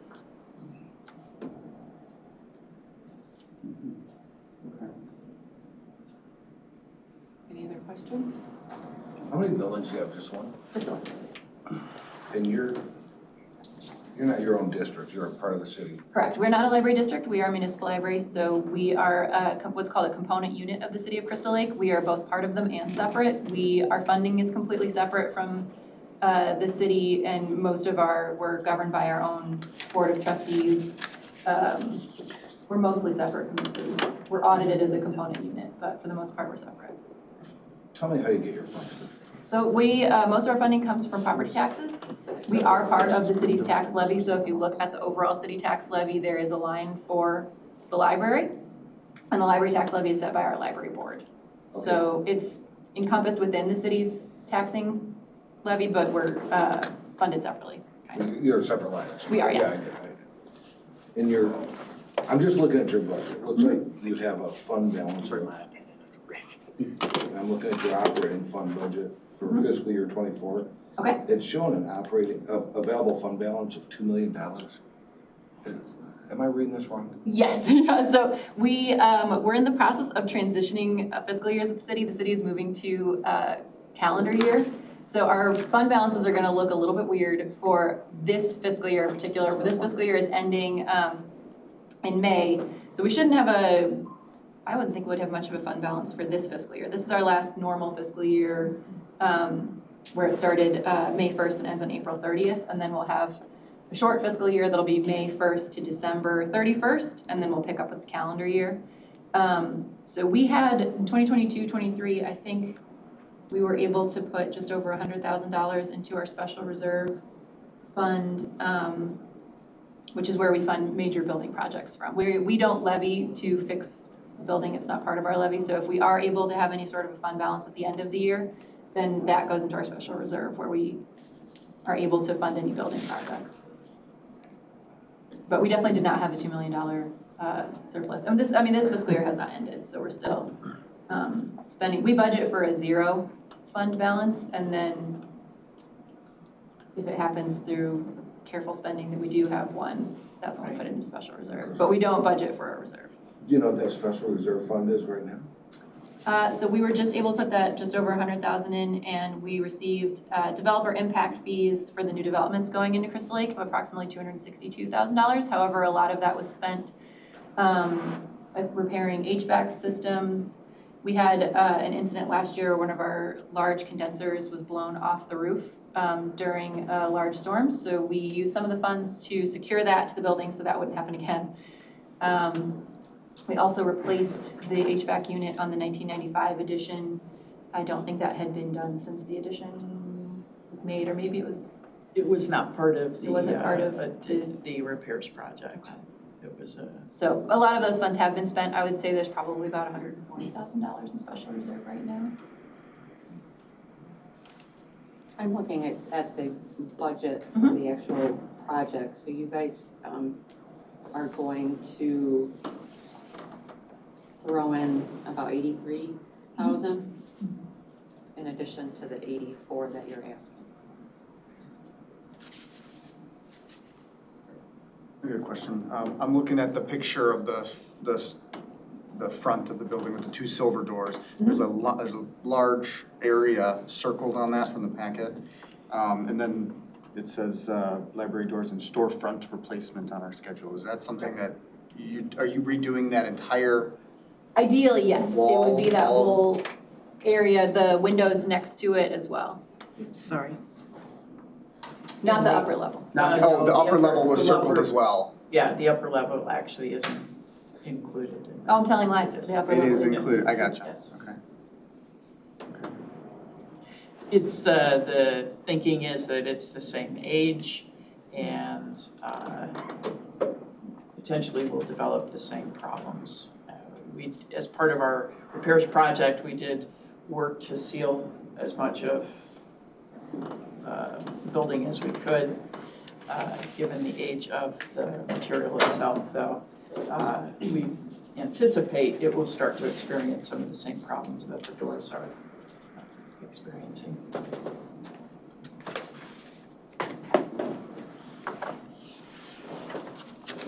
Do we have any other questions? So without grant funds, how would the district finance this type of thing? So would you just save up money for a year and then get that done at some point? Yes. Hoping in the meantime that nothing else breaks that needs it more urgently. That's usually what happens with our building.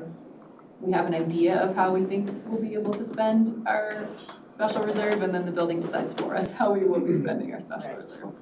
Yes, the condenser that Becky referenced, not the one that was pulled off the roof, but the one that we had intended to replace, that had been evaluated as part of our repairs project, and it was considered to be in good enough condition that we'll get a few more years out of it, and then we'll start trying to save as much money as we could to try to preserve that. Well, we no sooner finished our project than the condenser decided that it had had enough and needed to be replaced.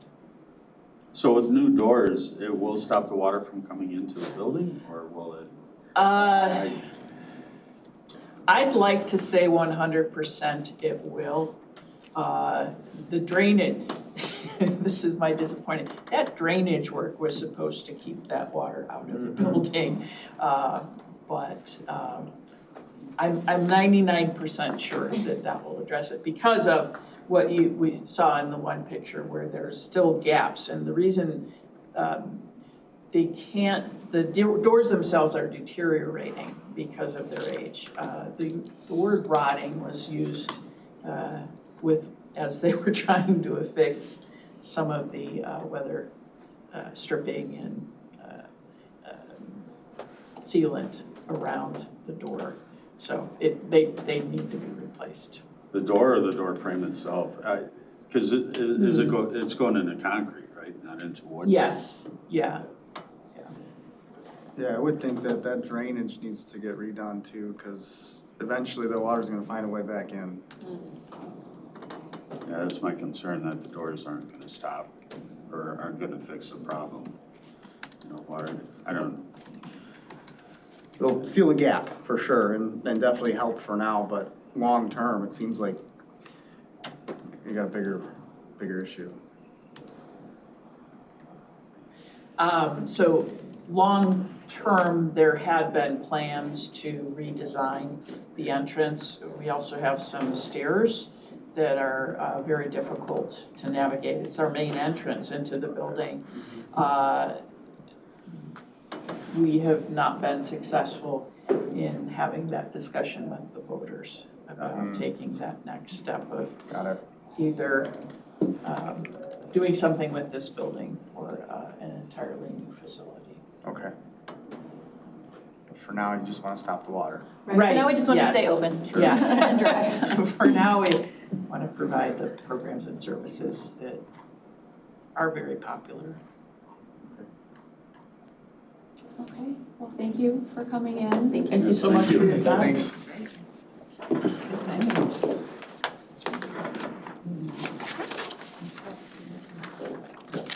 All right, we are at break time. Okay. Got 15 minutes.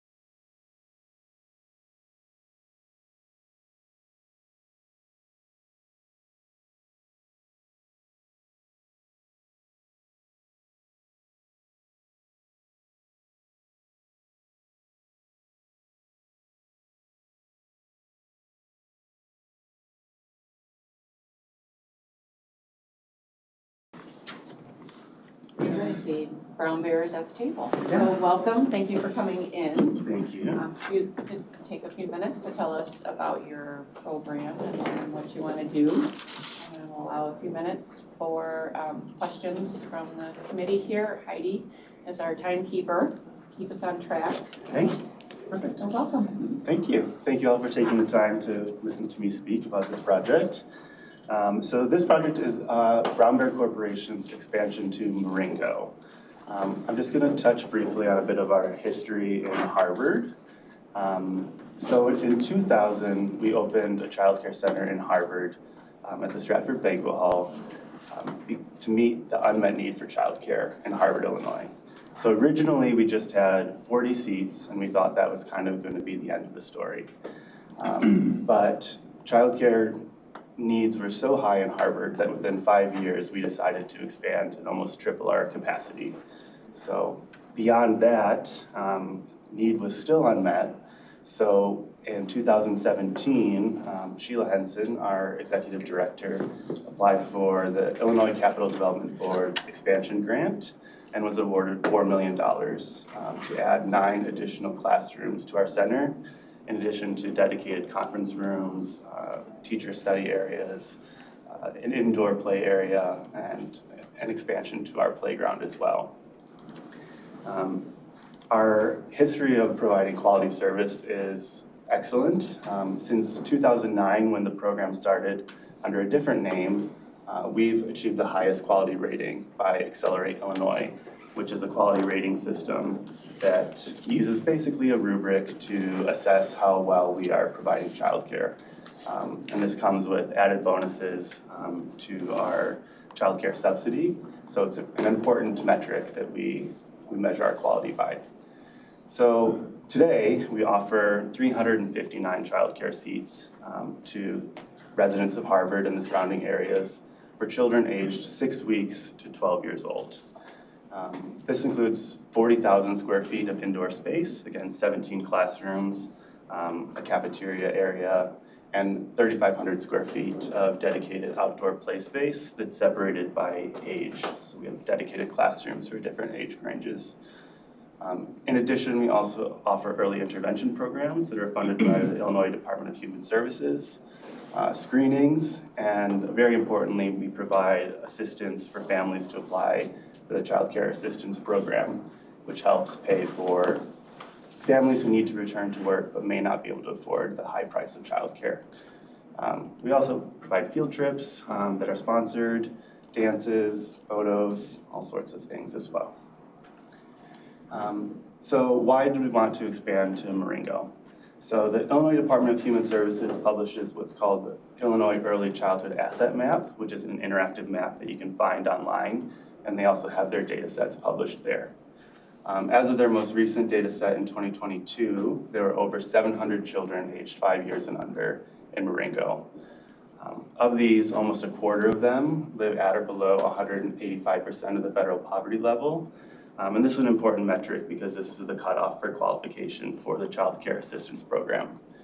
Out of those, almost 20% of them live at or below 100% federal poverty level, and approximately half live in one-parent households. So these are all metrics that the Child Care Assistance Program looks at when considering funding for families.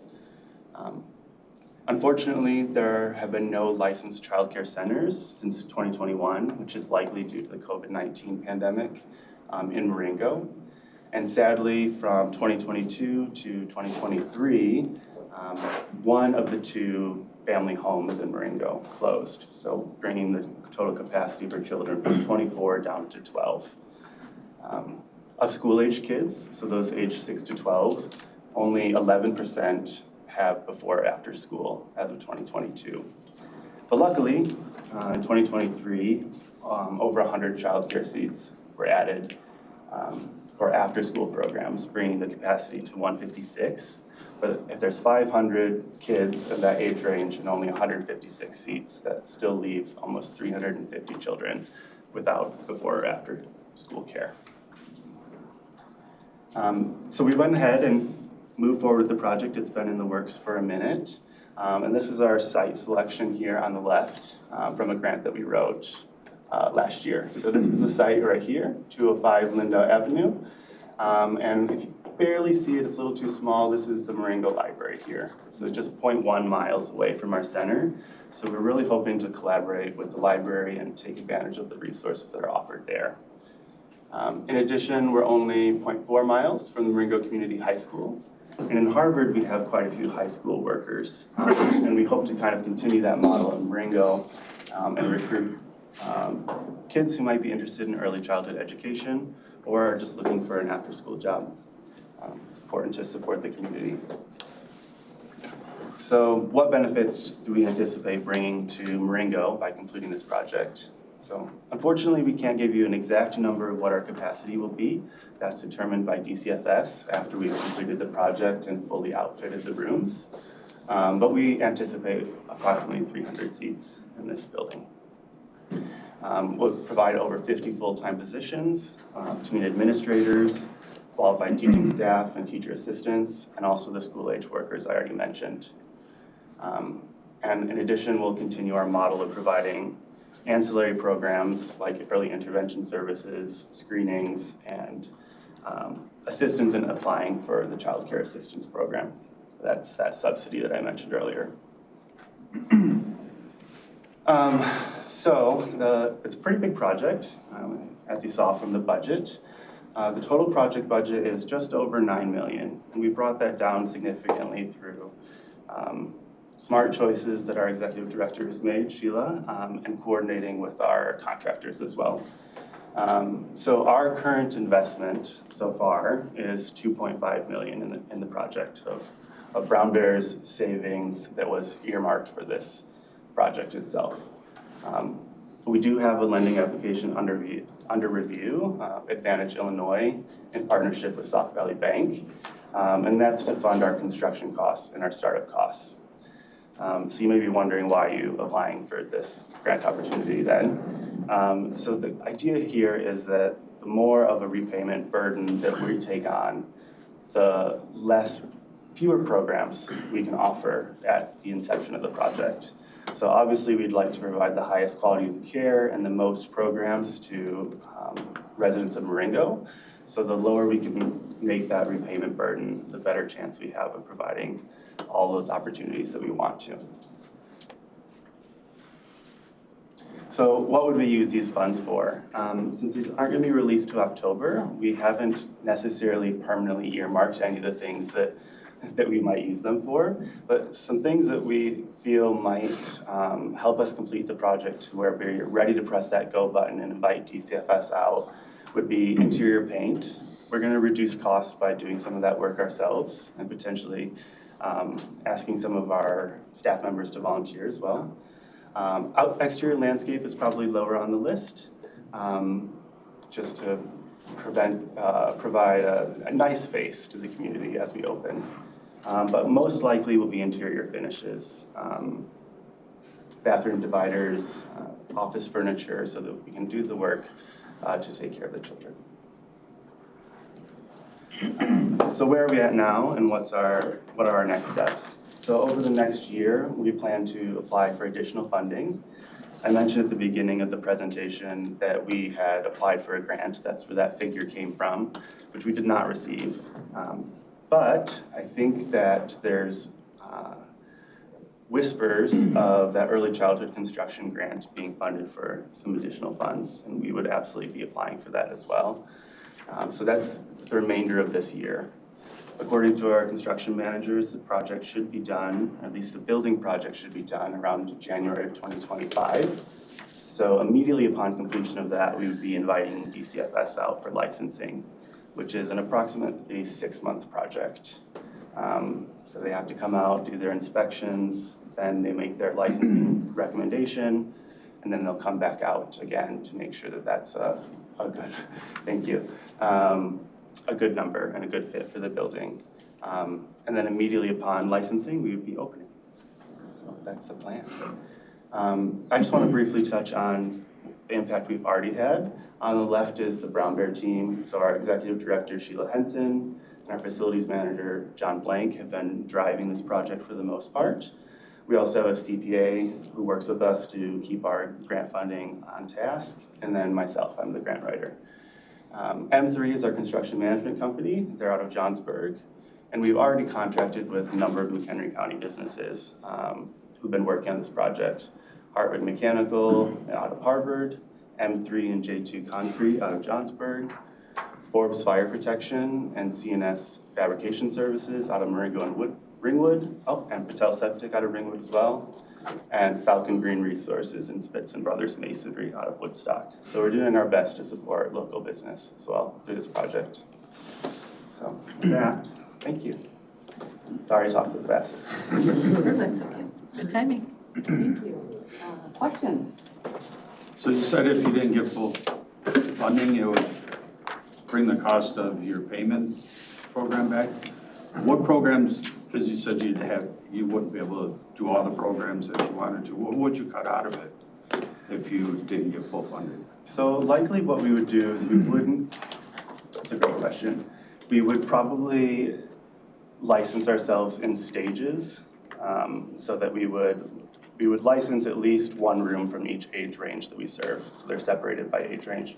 And if we want to provide the highest quality of service, we'd probably license only a few of those rooms at a time, wait for our finances to recoup, and then we could license more. In that way, we wouldn't be meeting as much of the need in Marengo, but we would still be providing good service. It would just take longer to fully meet as much of the need as we are capable of.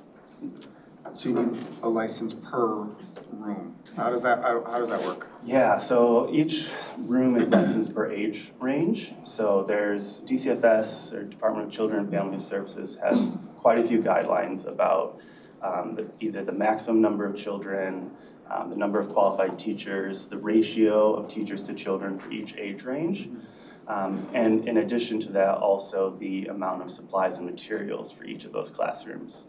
So if you kind of break it down into three separate large age ranges, you have infant, toddler, early childhood, which is before school, and then school age. So each of those three will have very different materials that are required in the classroom. Okay, so you would have to pick one of those if you had a limited budget and say early childhood might be most important, or So vice versa? We would try to meet at least some from everybody, Okay. but the size of the building is going to allow for multiple classrooms from each of those age ranges. So if we had limited funding, we would start with maybe one of each of the classrooms, make sure they're fully outfitted, train those staff. Whereas if we were fully funded, we would be able to open more of those classrooms at once. Got it. Once you're fully open, fully operating, Yeah. is the facility self-sustaining for the most part, How do you mean? financially? Does No. it support itself Yes, our Harvard location supports itself. through enrollments? Through enrollments, and a large proportion of our enrolled students are participating in the child care assistance program. Yeah. Could you go to the first slide for me, please? Yeah. I wanted to see, I want to ask my question intelligently. Oh, wait, you Yeah, mean like the next one? Funded by the Illinois Capital Development Board, was that a one-time thing, or is that an operational, is that a funding, an operational fund that you get yearly or regularly? So that was a one-time grant. It was a $4 million grant. You can't apply again. So that's, Capital Development Board is the grant that we did not get in 2022. So you got it in 2017, you tried again in 2022, didn't get it then? Correct. Got it. Yeah. Did they say why, or? They didn't actually. So that was, I believe, only 8 centers in the entire state were funded. Most of them were closer to Chicago than ours. I'm not quite sure what their review criterion were. I would love to see our critiques, but I haven't seen them. You already own the land? Yes. It's your building in there that you've got under construction, right? Mm-hmm. Where was that? This one. Yes. This so is the I Marengo didn't location. call those out, but that is the current state of the building. Back to operational funding. Where did you say it's from tuition, and what was the other? Oh, the child care assistance program. Child care assistance program. I'm assuming that's based on how many children you're serving. Is that fair to say? So the Child Care Assistance Program is based on family income and size. So if you qualify for the Child Care Assistance Program, we receive direct payments from the Illinois Department of Human Services. I guess what I'm getting at is if you have less classrooms funded, you have less families in there to cover your operational expenses. Correct. But we'd also have less staff. We wouldn't employ staff for those children until we were licensed there. You'd scale. Yeah. Okay. We also participate in the Child and Adult Care Food Program, which is a USDA program which helps us supply healthy meals and snacks. So most of our children in Harvard participate in that program as well. The early childhood construction grant, you said you're applying for that still? You're going to? As long as they release the funds. So there's just been whispers that there's going to be an additional, I think, 60 million to apply for. So to apply for, not for you specifically. Correct. Okay. Yeah. So you're hoping. Hoping, yes. But that's a large application. It took me a long time to do the first one. So it's an unknown. It's an unknown, correct. Got it.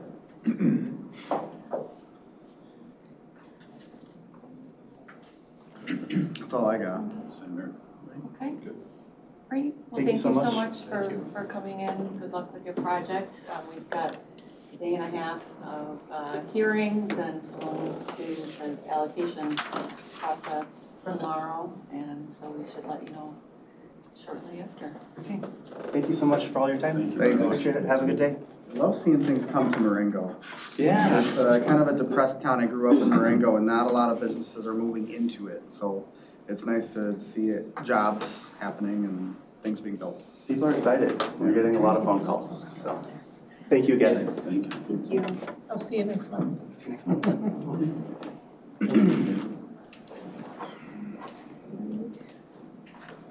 That location is close to a lot of the industry in Marengo too. That's nice. Yeah, it's all kind of moved from the west side to the east side. Yeah, yeah. Do you have contacts in Marco? Yeah. We need to talk. I run the lead program for the county. The what program? The lead safe homes program. Yeah, yeah. It's my baby. I'm doing this for 20 minutes. When I gotta think about who the right person would be. low income folks. So Hi there. Talk to Nick when he gets here. Good, how are He's you? here right before lunch. Wonderful. Okay. See you. I'll make sure you talk to him. Okay, yeah. There you go, there's your answer. Someday we'll stop coming. Okay. Well, I hope not. Thank you. welcome. Thank you for joining us today. Tell us a little about the project that you guys want to work on, and we'll allow for a few minutes of questions. Sure. Thank you very much for your time. Appreciate everybody's time today. I'm Gary Barlow. I'm the McHenry Township Supervisor. This is Eric Speciale. He's my Operations and Parks Manager. Good morning. Does a little bit of everything. Runs the bus service, and he's involved. He's the right hand for me. Keep everything moving. Alvey Adams Park is located at Johnsburg Road and Route 31. If you want to go ahead and click. Essentially, it's located. It's all on township property, so it's owned by the public. And if you want to, we want to replace the park equipment that's in the park. And as you'll see, you can click to the next slide. This was in the application, but give you an aerial view of where we are. We've got a couple soccer fields, 4 baseball and softball fields, a football field. Those are all somewhat dedicated, meaning there's flexible use there, but they are dedicated. And you can see the area where the park is. The reason that park is currently, if you switch to the next slide, those are all of the people that currently use the park on a regular basis annually.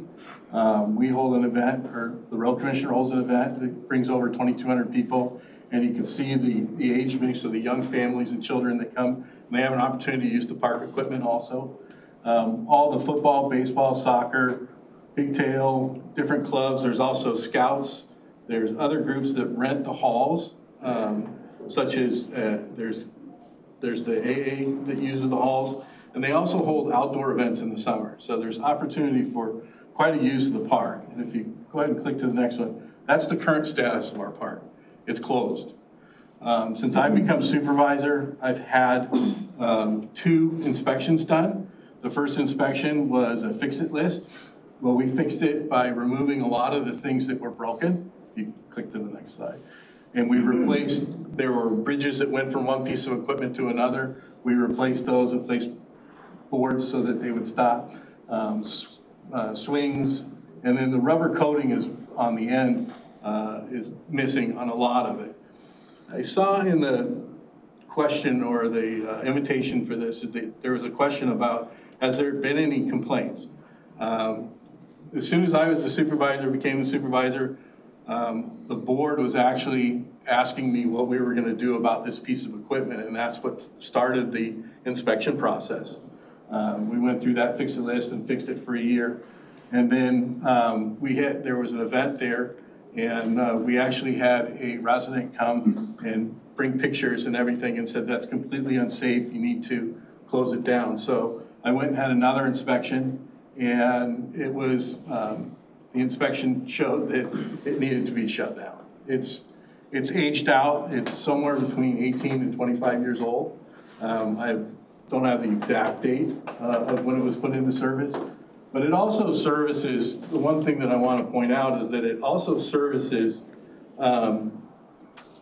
different communities. We're right in the middle of Johnsburg, McHenry, Ringwood, McCollum Lake, and Wonder Lake. So it's a regional park. And what we're trying to put back in is something that is a little bit better than what we had in the past. It, be completely ADA compliant, so it would have the rubber mat floor versus the chips and things of that nature. It would also have wheelchair ramps. I don't believe, off the top of my head, that within that 5-mile radius that I just there's another park, possibly the new water park in McHenry that would be wheelchair accessible. But so those are the things that we're trying to do is service more folks than we have in the past and include also those that are handicapped. So it's got an area benefit. It's a public facility. We've got numerous events that are held there throughout the year. Just in rentals alone, in the town hall, rec center, and shelters, there's 468 rentals a year. So you cram that into about 90 to 120 days. There's a lot of outdoor activity going on. And you'll even find that it's used in the winter for the sled hill. If you want to click through, those are some renderings of what we would like to put up. You can see on the upper right-hand side that that's got the ramp for wheelchair accessible. Those are not wood chips. That's a rubber mat that's designed to work so that the wheelchairs can flow easily across all of the equipment and move to each equipment. What we'll be servicing is not only there'll be 2 to 5-year-old equipment, 2 to 12-year-old equipment, and also 5 to 12-year-old equipment in that project. So that's the full service. Your other question is that came in with the invite was, if we're not fully funded, what will we do? We'd have to go back and look at the project and start subtracting things. Possibly the, I don't even know where to start. I haven't dug through it. So from that standpoint is we would have to figure out how to service the most for the amount of money that we have. We have, I think we've included $43,000 in the application. We've been able to save a little bit. We just went through the budget cycle again. I have a little bit. I could probably double that to 80. But other than that, we're still falling significantly short without a grant. We'll continue to look for other funding, is what we do. That's what we've been doing lately. And I guess I'll open it up for questions. You pretty much have seen everything that's in here. There's different layouts. That's the total park, and if you click through to the next one, that is the large piece of equipment. The layout would be, if there's another one, that would be the 2 to 5, I think it's the 2 to 5-year-old area that's in there, and you click through, and that's the overall budget that I think you've seen in the application. I'll open it up for any questions. I'm a commissioner on Marengo Park District. Okay, there you go. I feel your pain when buying these things. They're obnoxiously expensive. Yeah. And the old stuff just doesn't work. You tear it down. Well, one of the benefits too, I mean to interrupt you, one of the benefits, and we've selected to go through Sourcewell and also the folks that we're working with Rio, this is a patented design to where future replacements, they're not building a custom park, so we would be able to replace pieces of this in the future, which is also good, rather than having to, like this one we currently have, we even shopped trying to get platforms made, just can't do it. It's tough. I looked at your budget, you have 51,000, a little north of 51,000 for installation. Are you doing that as a community install, or is T-Real or your contractor gonna install? That's using Park Slopes, it's under the other, and that's, we'd also hopefully get some help from the road commissioner in trying to do some of that, and that's the excavating and things like that. They have that type of equipment and can probably help us out if I ask nice. Yeah, I don't even know, it's not the hell that I'm just gonna say it. Yeah. The way we fly under some of the prevailing wage requirements when you do these projects is to make it a community event. Correct. Whereas, you know, Jim Bob and a Bobcat can come over and help you because he lives up the road. Yeah. And then it's a community volunteer event rather than paying a contract. That would be the next step if obviously full funding isn't available. That would be the next step, is how do we reduce that? And those are some of the ideas. Well, let me know, I got Jimmy Bob and a Bobcat's card in my wallet. Nice. Jimmy Bob. Couple farmers that can get there pretty quick. Yeah. Any other questions? Just a final, there's no park district up there that serves that, so. No. The township is, in your unincorporated area, is responsible for parks and recreation. Correct. Is that a fair statement? We actually have, that Albee Adams is the largest park. There's a park down on Fox Lake Road and Lake Street, which has got a small piece of equipment down there and a bench that's right on Pisteki Lake. Then around the corner from Fox Lake Road, there's another small park with a small piece of equipment for some neighborhood stuff. And then also access to one of the canals for fishing and things like that for the kids. So those are the three main ones that we have. There's actually a fourth piece of property that is 3 feet wide on another canal. We can't do anything with it. It's eroding faster than we can do anything. Trying to work with the Fox Waterway to figure out how we can stop that from eroding into the waterway. Been attending a few of their meetings, and they're working on a grant for that. So we would assist them on that also, any way we could. Is your sole source of funding property taxes and grants? Yes. And private donations if you get those? Yes. Thanks. Yeah, and then obviously there's a lot of pressure on property taxes. The one thing that we don't want to do is continue to raise property taxes. That's, I think, everybody's goal these days. And if the state has some funding available, why not use that route? Yes. I got a question, it's not critical. Never seen a ADA compliant park. So there's a ramp that goes up, just out of curiosity, what does the person in a wheelchair do on the park? It gives them height. Okay. It gives them that visual that they don't often get. Sure. And it kind of runs them up to the top. There's probably, I haven't studied it, but a few activities at the top that they can play with their hands for textile and things of that nature. Very cool. So there's a lot of opportunity in there for them. Love the idea, I just never seen it, so I was just trying to wrap my head around it.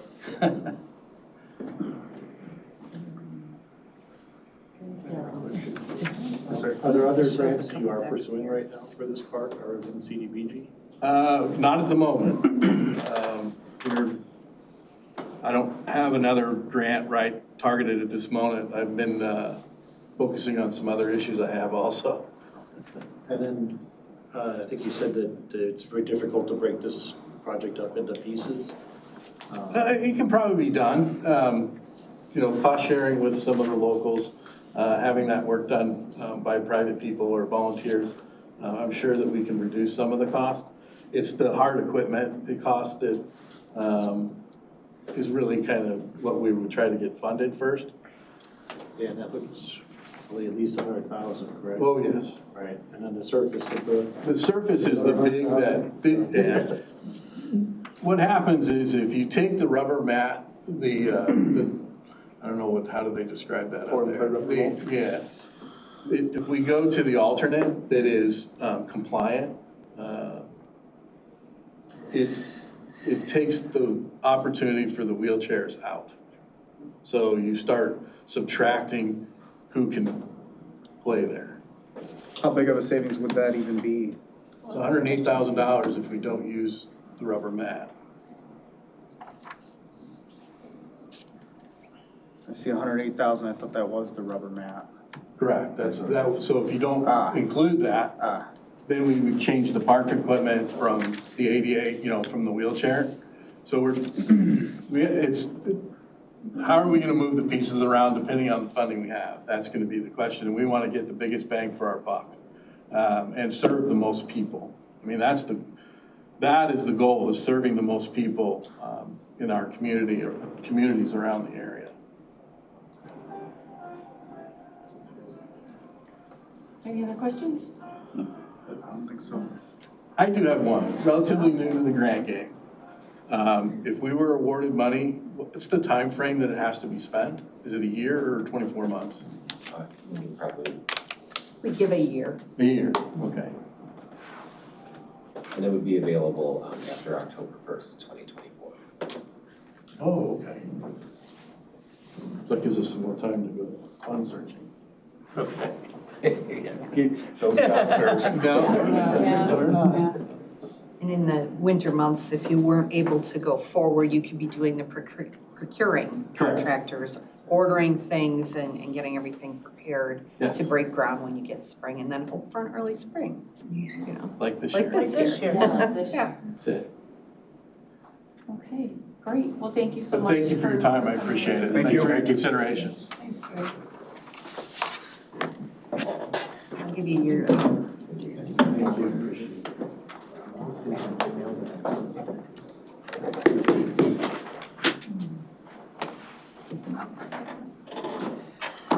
Hi there, thank you for coming in. Yep. Hi, I'm Jim Condon. I'm the Montgomery Township Highway Commissioner. Thank you again this year for entertaining our proposal or our request for funding for our non-dedicated road projects in some of the areas in Montgomery Township.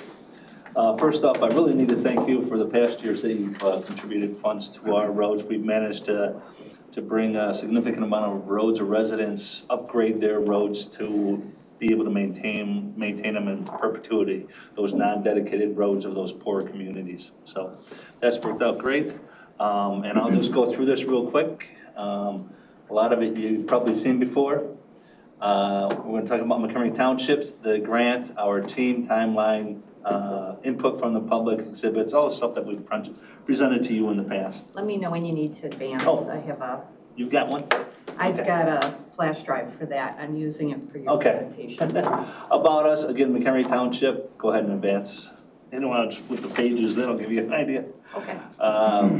This just, we have over 105 miles of road ourselves, plus we have about 6 or 7 miles of non-dedicated roads, and then through IGAs, we got another, 25 to 30 miles of road that we maintain through the township. It's the usual things that you would think a road district does, which is the snow plowing, the maintenance of the right-of-ways, things like that. In addition to that, the things that you don't see kind of listed there, recycling services that we provide, plus the non-dedicated roads. We've got these non-dedicated roads in these poorer communities, and we still try to help them out. So that's a quick summary of the stuff that we do at Montgomery Township. So moving on to the activity to be funded. We are basically continuing the program that we've done for the last several years. We're getting close to the end of these areas. You'll see there's 3 different streets that we're requesting funding for. Crest Hill to the south end of Crest Hill. This current year, we're doing the north section. You'll see the dashed red line. We're reconstructing that this year with the grants, the funding that we had from last year, from approval from last year to this year. And we're requesting additional funding this year to complete the lower half, the Ridgewood Avenue. And if you look to the right, there's a real small road over there that we also want to upgrade, a non-dedicated road. One thing I want to point out is Ridgewood actually stops short of what you see there. It's about half that length. We previously, last year, we did the eastern half that's shown to be done. So that is not actually going to be done. That's done already. So we'll just move on. That's the improvements. What we do is we go in, take care of the drainage, and then we give them a solid road that we can maintain and plow in perpetuity. And we actually then take over the roads. That previously it's owned by the association and they maintain it. We take it over from that point on. In other words, there's no association fees to maintain those roads. The people really benefit. And you'll start to see that the area starts to clean up too. People start to maintain their properties a little bit better because the right-of-way itself stays clean. So it really helps that out. So we can go ahead and flip. So again, the people that are benefited, again, the lower to moderate income. And it's obviously an immediate need because as you'll see shortly, some of the roads that you'll see some pictures of roads that we've upgraded. So if we keep on moving there, our team, it's pretty simple. The county through the CDBG grant, the road district through the work that we do, and eventually contractors that we retain. One thing I do want to point out is there's a good amount of work that we complete ourselves. We've learned over the years to go in and get the tree trimming done, the vegetation. After the road's been improved, we go in afterwards and do all the topsoil and seeding and matting of the road to reestablish the vegetation. So you've been gracious. You'll see our budgets. For instance, last year we had, the road that we actually did, it was probably listed as 300,000. You provided us 100,000 this year, and we'll get it done for probably 150 to 175. Just because we've learned ways to do it cheaper with your assistance. So moving on, the timeline, again, we've already got the topographic information that we need to do the design work. We're working on the design work, provided whatever funds that we can get. We'll proceed with going out to bid or putting together our plan to complete construction late this fall after October, late October through the winter here. We'll do our vegetation removal in the areas. Then in the spring to summer, we start our reconstruction of the road, put any storm sewer structures and drainage improvements that we need to, and then eventually pave the road and stabilize the right-of-way by seeding and vegetating the right-of-way in the summer to late summer time frame. Okay. This is the time frame. These are letters, you can keep on going there. These are just letters that we've received from the association, the residents that we've helped over the years.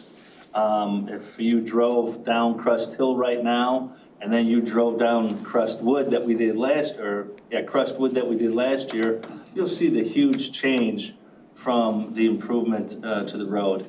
It's just everything's well maintained. It's just a nicer appearance, and the people really do benefit. Just in the value of the houses themselves, the people having access to their properties, and them not having to cover that cost in addition to the regular taxing that they pay, taxes they pay to the road district, regardless of whether they're maintaining the road or not. Okay? Just flipping through, we'll get to exhibits here real quick. Uh-oh. One more. There we go. This just shows the area that we'll be working in, that we've been working in. It's in the southeast corner of McHenry Township. And it's just the two roads are west of Lily Lake Road, and the third road is just east of Lily Lake Road, just off of Lakemore, Lakemore, or Lily Lake, or what is it? Lily Lake, yeah. Got it, there we go. So that's where it's located. The next one's just a blow up of that area to give you an idea of the roads that we're looking to do there. Continuing on, that's just with the aerial photo that you've seen earlier. And then the next couple are the roads. That's before, what the roads look like before we start. You can see a lot of drainage improvements. You see the rutting along the edges of the roads, and then the potholing in the middle of the roads prior to our work. And then if you flip to the next page, you'll start to see the road completed and what we deal with and able to maintain that in perpetuity. That's actually from our work last year, so. I'm sure they're very happy about that. What's that? I'm sure the residents are very happy about that. Yes, yeah, I will tell you, I think if you talk to the residents, when we first go in and we start clearing things out, what are you doing? We don't want this, well, and they get very nervous. I think you'll find that we've done so many of these roads over the years that we're pretty good at finding out what their issues are and their concerns. Well, I don't want this, or I want to keep this one bush, or, you're ponding in my water's ponding we start to find ways to solve their problems so that we can work within the limits of what we're given and not you don't have people running in here saying, don't do this project because last year they screwed up my yard type of thing. I have yet to meet a residence other than the grass hasn't come in and we have to go reseed or something like that. Other than that, I think everybody has been very happy with our improvements. Continuing on, budget, we'll just flip through this. Again, this next budget here, the costs are just under $600,000 by the engineer's estimate. We obviously hope we can complete it for much less than that. We complete more than 1% of the, or more than 20% of the funds that are expended in the projects. And so we'd ask you to allow us to continue to upgrade these roads and bring them into the road district. And with that, I'm going to turn it over to questions real quick. That sound right? Perfect. Be glad to answer any questions. So your priority project for this year is the completion of Crest Hill? Yes, what would really be efficient to us is to complete Crest Hill and then Ridgewood, that last little piece of Ridgewood. If we can complete them both at the same time, there's a lot of economies of scale because they're right next to each other, and Ridgewood is such a small piece, it's probably a third of Crest Hill. The combining of those two, that's the most efficient way to do it. So I know last year we were able to do the north half of Crest Hill, and I believe we got a $100,000 grant, and we actually had $8,000 left over from the year before that we'll be putting toward this north half. So this year, if whatever you can do, whatever you can do, we greatly appreciate it. We may not, depending on what funds you provide us, we would go down Crest Hill as far as we can and hopefully finish Ridgewood. If not more. I'd like to finish it up and finish Ridgeway too, but whatever. So you'll do as much as you can, either way. Yeah, absolutely.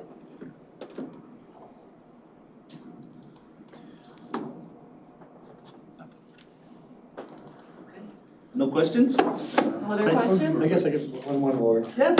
As you're building like Crest Hill or Ridgewood, are you able to get out on a route that you control? Yeah, we maintain, across we maintain access through the properties except for maybe a couple of hours during the day. There's a couple of things that we do to the base. We stabilize the base where we come in and I call it rototilling, just like you do in your garden.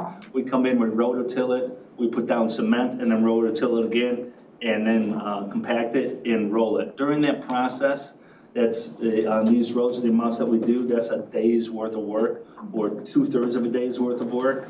So that's completed. You may not be able to get to your driveway for that period of time. And then similarly, when we go to pave, there'll be periods where actually with paving it's even a little bit less than that.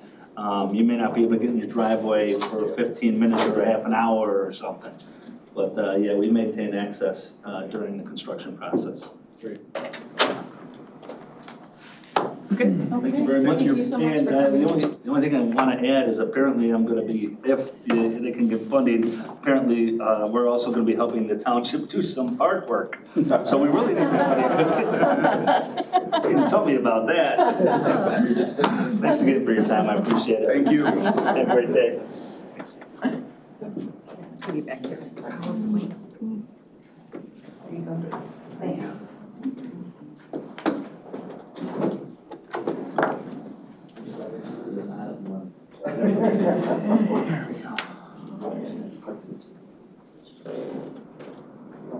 Would we be guessing if we said we're from the Alano Club? Yes. You are up next. Would you like to join us up here? Somebody left a phone here. Is that Jim's? Can you grab Jim Condon?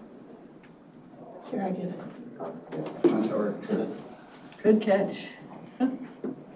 We had that happen one time, and that person got out to their car, and was like, I don't know my phone, so So sometimes. Faith, I'm Jack, we finally got to meet face to face. Yeah, nice to meet you. The electronic world has taken us far from each other, so. Thank you for coming in. You will, If you yeah, would thanks for take having a us. few minutes and tell us about your project. I represent the Alano Club in Crystal Lake, and we've been a 501c3 for 20-something years. We also have a charitable organization permit. We're currently over in the building right off of 14, right on Crystal Lake Avenue. It's known as the Columbus Wallace home. I'll tell you a little story about Columbus and Wallace. Columbus Wallace, they moved to Crystal Lake back in the 1850s. They built that home, 1865, I believe it was completed.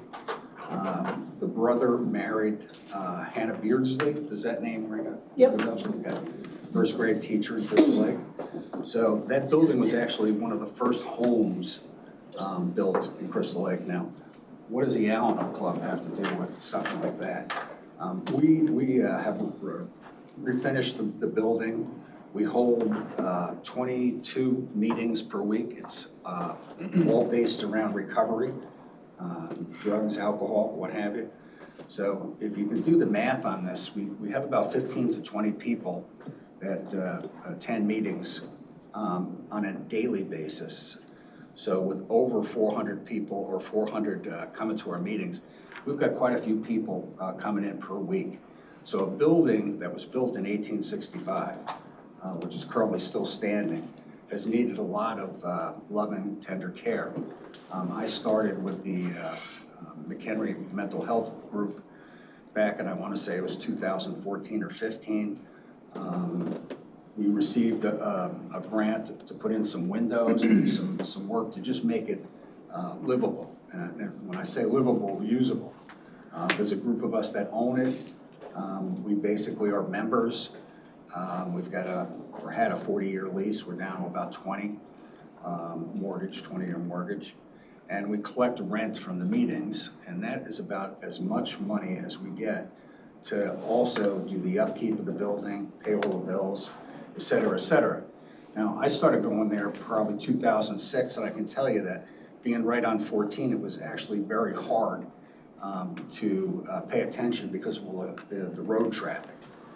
The walls of the building are about 14 inches thick, so we devised a way of keeping the outside of the building still looking like an 1865 farmhouse, but put the storm windows and all the other equipment inside of the building, inside of that 14-inch deep. You're saying yes, so you know, mechanical.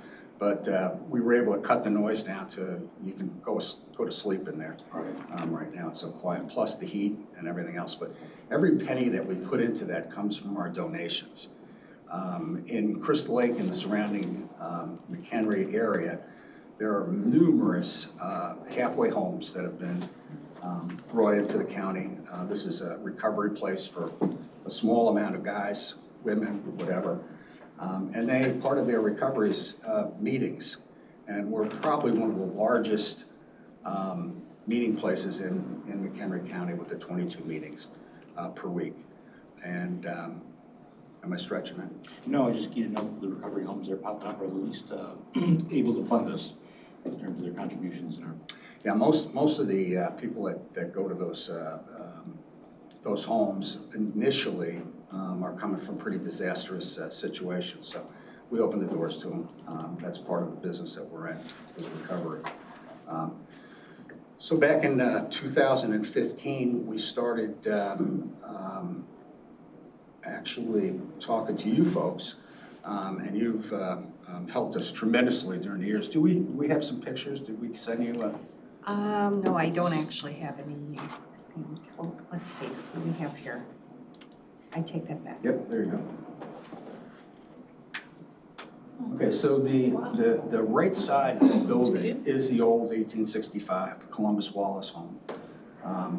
They didn't have air conditioning in those days, so that was kind of an add-on someplace down along the line. But that building, if we do the math real quick again, if we have 22 meetings a week, and on the right further side is a real estate agency, we're getting some traffic in that facility. There's an in and an out. We tend to park more onto the left side of the building. And our parking lot was actually first dropped in 1973 when we first moved over there. So we've patched the place beyond patching. And with what both the McHenry County Mental Health Board, the historic people, Crystal Lake Historic, have helped us with the building and making it a habitable place for meetings. We're stuck with a parking lot that is way beyond replacing. And that's really what our focus is here today. We were here about, I want to say 5 years ago, just prior to the pandemic. And at the same time the pandemic went on, there was a local material shortage. It wasn't a shortage, I think they went on strike. So all the material suppliers upped their prices. We were way out of the market. You gave us a grant. We ended up giving the money back because we just couldn't do what we were doing. And during the next 5 years, from pandemic to now, there just hasn't been a lot of money available. Our parking lot hasn't gotten any better. In fact, it's gotten worse. And just based on the amount of traffic that we have in there, we're really teetering on the real tough stuff. And that's really pretty much about it. Any questions? I'd be more than happy to answer them. I have a couple questions. Yeah, sure. So is your parking lot shared with the real estate agent next door? Yeah, if you look at the picture, the out of scope is his parking lot. The replacement scope is ours. We have this is kind of 14 going, in this building would be going east-west, it's the same thing. We have 2 entrances. The far one is his building, and just barely see the top of his building. We use both entrances, but the predominant is the eastern entryway. Right. So will they help with the funding for the parking lot? The picture that's replacement scope of work is ours. We own that. Okay. We've split 50-50 on the rest of it. So the other piece, I mean, just even from the pictures, you can see it's maintained fairly well. Now, being a real estate building, you're not in there for a very long time. Right. Whereas on our side, You got a lot more 22 meetings per week. Yesterday, I counted 40 cars. So if we're doing 40 cars almost on a daily basis, that's quite a bit of traffic. And we haven't really done much but patch since '73. Okay. And this is a complete tear out and replace of the? And the city is, requires a little bit more because it's on the commercial end of it. So I think it's 3 inches of stone. Okay. Yeah, all that, 5 years ago, I did all the bidding and everything else from the city, what have you. And then we just couldn't get a price. That's what it came down to. Yeah, you couldn't get 2x4s, right? I mean, let alone. Couldn't get anything. Yeah. Well, I'll tell you, when I first moved in there, you couldn't talk to us across because it was so noisy. Right. With the traffic. And it's just deteriorated for years and years and years. And being a nonprofit organization, I'm not here under salary or, I don't get tips or anything from what I do. This is all volunteer work. And if I use the word addiction, and you've talked to people, as far as the halfway houses and getting permits to build those and what have you, I think that's it's an unknown. But when you think about how many people go through there, how many people in our community have some sort of a mental health issue, and you've got a place like this available, and we're by no means the only home or place for meetings. course, it's special to the two of us because we're both members there. But it does make a big difference if you're recovering in a decent place, or you're at a halfway house that is a decent place than, living on the street, so. I've got a couple quick ones. Just to clarify, you said home. Are people staying here or is that? No, I call it that. In addiction, your need for meetings, usually in the beginning is you're there quite a bit. There's we taking the kitchens out just for more meeting space, it's basically bathroom and, that's about it. And then you said your funding is strictly from meetings, so they come in and they pay a fee for? Yep. Okay.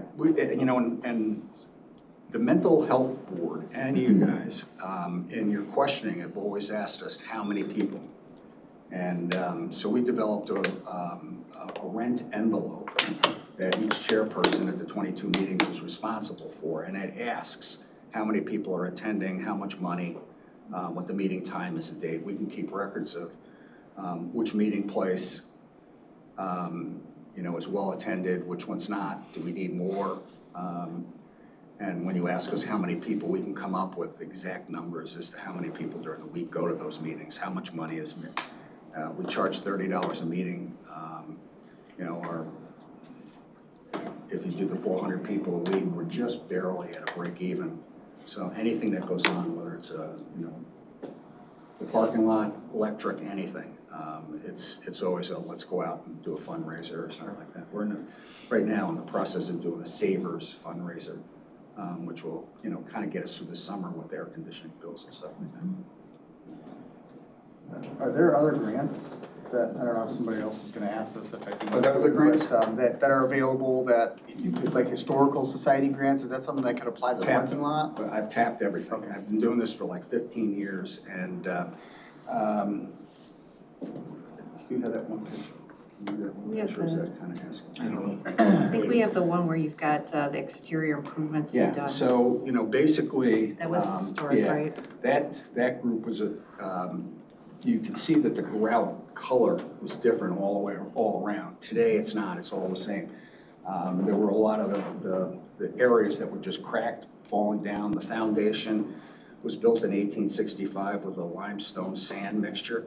So being underground for, since 1865, all the lime had kind of dissipated. So that thing was balancing on rocks. You can see the lower picture here where we actually underground used Portland cement. Above you can see the foundation. That was when we dug it out. We probably spent through funding a little over $100,000 in funding, and then probably did somewhere around $50,000 or $60,000 in fundraising, things like Savers, Picnic 50/50s and stuff like that over the years. So without this, it would be a struggle. Well, that was you guys. Doing the whole front was you guys. That took us three or 4 years. I think, I want to say that was probably in 2016 or 17, somewhere around there. And today, you wouldn't recognize it. I hate to say that, but you wouldn't recognize it. So when we showed you the little plaque from the McHenry County Historic, we also have gotten facade grants from Crystal Lake Historic. If you had about 3 more hours, him and I could take you through the whole family. Columbus Wallace Field, Name Crystal Lake, Hannah Beardsley, the schools and stuff like that.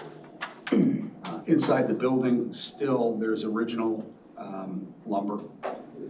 Anytime we do one of these, somebody always tracks us down and says, can we go in the basement and see what's there? It's still all hand-hewn from the 1860s, so it's pretty neat stuff. Yeah, and this is really, when you get into these parking lots for $43,000, garage sales are tough to raise that kind of money. Yeah, understood. Yeah, I think right now we've got, I think we're looking for 30,000 and we've got about between 13 and 16,000 in the bank heading towards that. And if you do asphalt, it's usually August, September you want to do it. That's the best time of the year. So we're under no duress to get anything today. Well, it wouldn't be available until after that anyway, right? Yeah, and usually your best price is like October, November. October 1st is when. Yeah, and that's perfect time for us. Lou, did you have a question? Yes, are you able to use the shared parking lot to accommodate people while this construction project is going on? Yeah, our biggest day is Saturday. And the real estate people office are not meeting on Saturday, so we use their parking lot completely. For us to close off ours and use theirs, we've done it before when we do the striping and the seal coating. This will take a while, right? Well, yeah, but it's taken a while to get into that issue too. So they're okay with you using their lot during the construction? They hold the mortgage, so we pay them. Okay. Good neighbor policy. Yeah. Just a piece of trivia too that Faith taught me, historic preservation grants don't cover parking lots. So that makes it tough too. I didn't realize that. That's what I was wondering. Yeah. Well, when I first came here, the mental health board was the first people. There was a lot not known about this. So I always had a goal down the road to do this whole thing. I remember one day having a telephone conversation with, I think his name was Zach. And Zach said, don't forget the parking lot's not included. So then the urban blight thing came in and, then of course things changed a little bit, so. But we, if anything, we appreciate the help you've given us to date. And hopefully we can do some more business. There's a lot of people that go through there. I'm one of them, he's another one. And when you do the math on that, it's 400 people a week that come through that building. And just annualize it. There's a lot of people in McHenry County that are coming through. Yeah. All right. Okay. Thank you. Thanks for your time. Thank you. Thank you.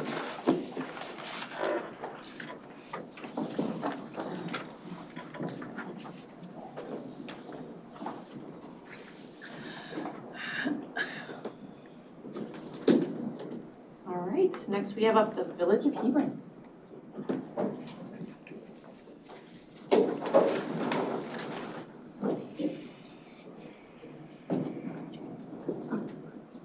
I'm trying to get to the files.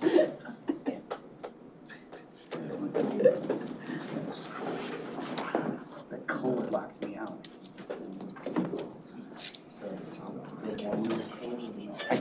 Hi. Here we go again. Well, thank you for joining Nice to us. see you. For having us. If you could just take a few minutes to tell us about your project. And we'll have a couple minutes left for questions. Sure. Heidi down at the end is our timekeeper to Okay. keep us on track. Yeah.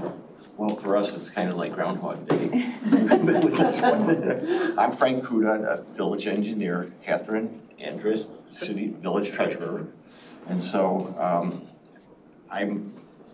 I'll tell you about our project. It's the Prairie Avenue water main, and can show everyone, this is an exhibit of the affected area within the village, and this is like 5 years old.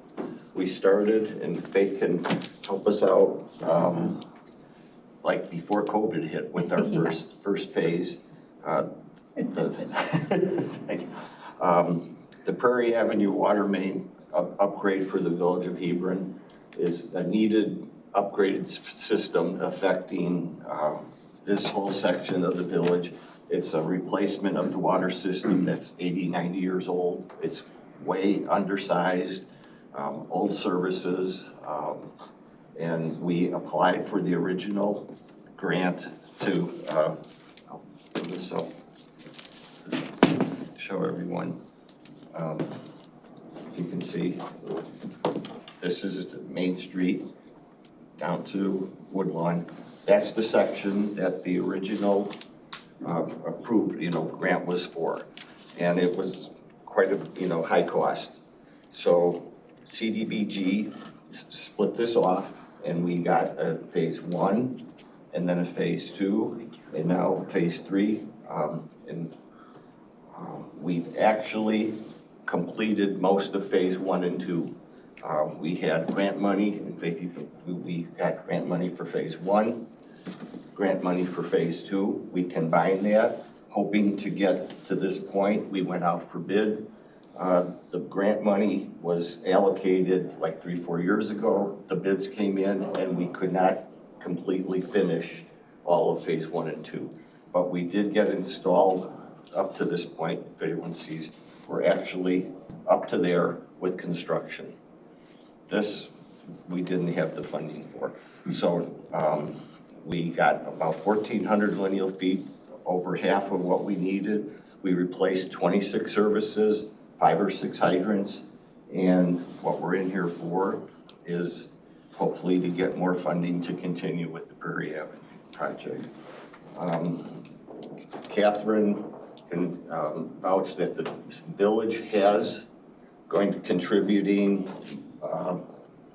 let's see, we got 360,000, Faith, and this part of the contract that we're doing is now ended up the 1,400 feet, over 400, about 420,000. So the village is putting their portion, and obviously, you know, we're coming in for more money to finish the rest of this. They don't have $500,000. Like I said, the system here is, when we put the new 12-inch water main in, we hit the 26 services we did. There was 4 or 5 different types of service pipe. We had lead pipe, galvanized, plastic, copper. Now we all have new 26 new water services, new 12-inch water main, which is affecting, like I said, this part of the village, and we're here asking for more money. I don't know, Faith, What's the existing water main size for the unfinished part? 4-inch. So it's 4-inch and those hydrants are 4-inch? Yeah, the hydrants don't work. So we do now that we put the 12-inch main halfway through, we now have operating hydrants. The rest of the hydrants don't function. It's 90 years old. The only good part about the water system, well, is everyone knows the water tower with the basketball.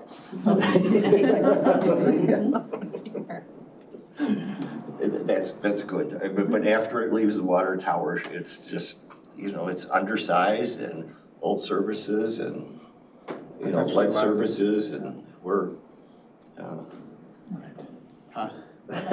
Yeah, I was just asking because we have a couple new commission members that haven't seen you through the prior phases. Oh, I figured You know, that. just to- I know. We lost Bill. Yeah, reinstate a couple of things. Well, no, they're So it was new. a very. What? They're new. No, I'm Bill Swenson. He was a friend. He used to be on the board here. He's passed away. Yeah, he knew this by heart. Yeah. Yeah. So Catherine's here to answer any questions financial wise. I'm here to, you know, answer any questions.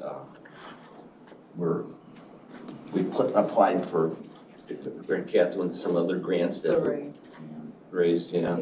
How did that go? That's a huge federal grant. So. Yeah. And you had IEPA violations, which started that, right? Oh, yeah, that's a good thing you brought that up. We do have the IEPA permit for up to this point, and then I talked to the IEPA yesterday, actually, and so I said, well, what's the procedure if we can get more money and permitting for the rest of that? And then I talked to Eric down there, and he just said it could just be an addendum to the existing permit. He said it would be a no-brainer to, and wished me luck. That's good. What violations are they citing? Oh, no, the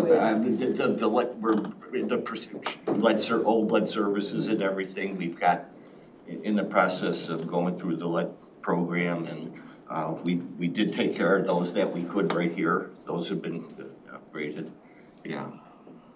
I think that's what you were talking about, right, Faith? Yeah, I thought there was a violation for that and possibly that there was the fire hazard safety because the fire trucks can't couple to the old hydrants and things like that. Yeah, I don't think that's necessarily an IEPA violation, but it's definitely the fire department is just fit to be tied. Yeah. How many houses roughly is in that area? Along Prairie Avenue, there's like 52. But if you take into account, because we'd be tying in to some additional areas, it's about, what do we say, about 120? Yeah. So those, you just need to tie in to that neighborhood. You don't need to replace, you don't need to go, oh, you do? Yeah, we need to, I mean, this, what's good about this section through here is it will help feed a water main in the system out to the east. And also assist in here, like Catherine said, the village applied for a grant to redo the whole water system. And,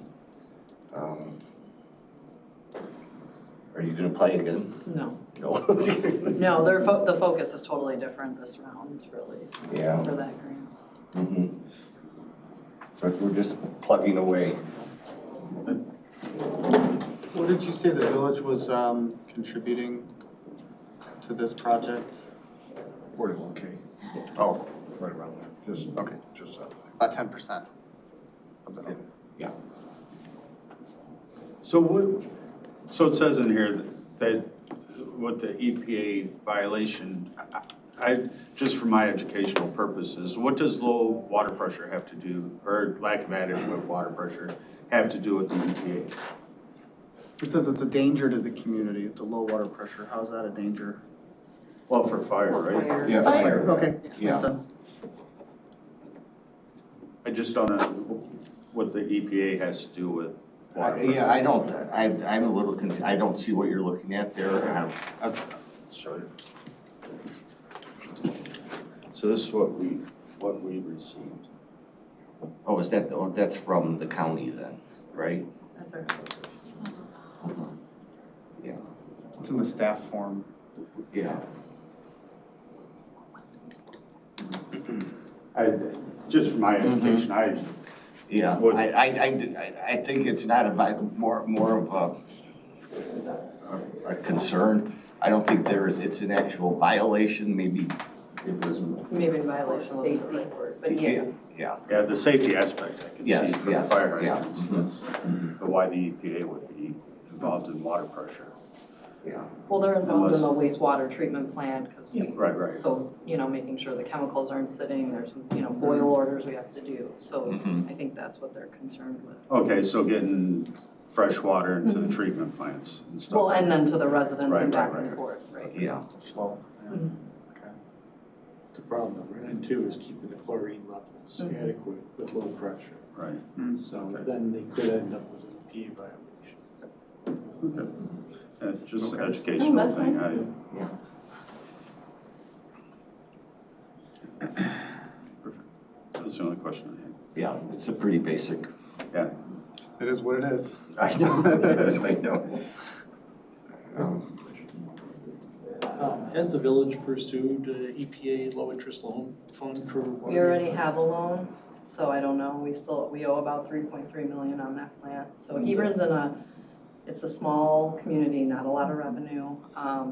So they're doing the best they can to kind of undig and maintain. That's part of the problem. We have these loans that we have to satisfy, but then how do we maintain the rest of the village? Our tax basis for the whole village is at $225,000, so that's for a police department, a street department. Right. So there is not disposable income there. When's that loan due? 2035, we're supposed to have it paid off. Is what, So- rather recent then? No, this has been, oh my goodness, 10, 15 years. Really? For a while there, they couldn't even afford the loan payment. Yeah. So the IEPA took interest only, which is not favorable to us, but they made money. So as soon as we're already behind the loan terms because we're supposed to have enough money in reserve to maintain the facility once the loan is over, but we're already about 10 years behind that, so. So that's the condition of Hebron. And that whole, there's a whole backstory with the the number of residents that were expected and why they upgraded to Such a that large sewer system. plant and Right. 2008 hit, and we all know what that entailed. Right. So, And we don't have a lot of growth out there. I mean, it seems like slowly the communities are moving, but that's gonna be one of the last places in this county that people touch, you know, because it's so far out. do we have any other questions? Okay. Well, thank you for coming. Thank you. We have about a day and a half of allocations, and I've been, what's the timeline that we kind of tell everybody? I've been telling people when we decide, but when will they know? Through well, we'll let them know, once the resolutions go through county board, it's probably gonna be, mid-April, I'm thinking, and then, we'll for sure know whether you've got the funding for it. And then, so that, we'll let you know, just based on the recommendations from this commission. And then you can presume that it'll probably go through. A lot of times it does, just as recommended.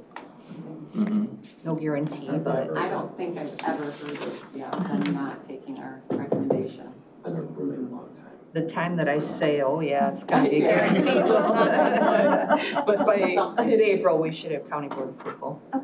Okay. Thank you. Thank you. In October.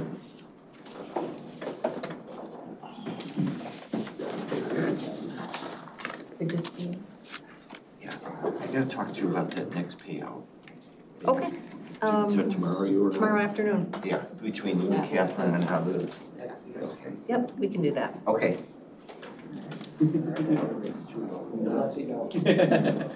Other, the water rates. I'll talk to you tomorrow. Yeah, awesome. Because Because they are, the payout's more than sorry, you have left. I don't know if you want to separate it or you want to see the whole thing, or we'll talk. Yeah. Okay, all right.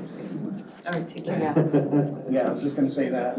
Banked on a housing boom that never happened. Spent millions of dollars on that treatment plant that everybody's. but they had to do the treatment plant, because even the previous treatment plant was Same place.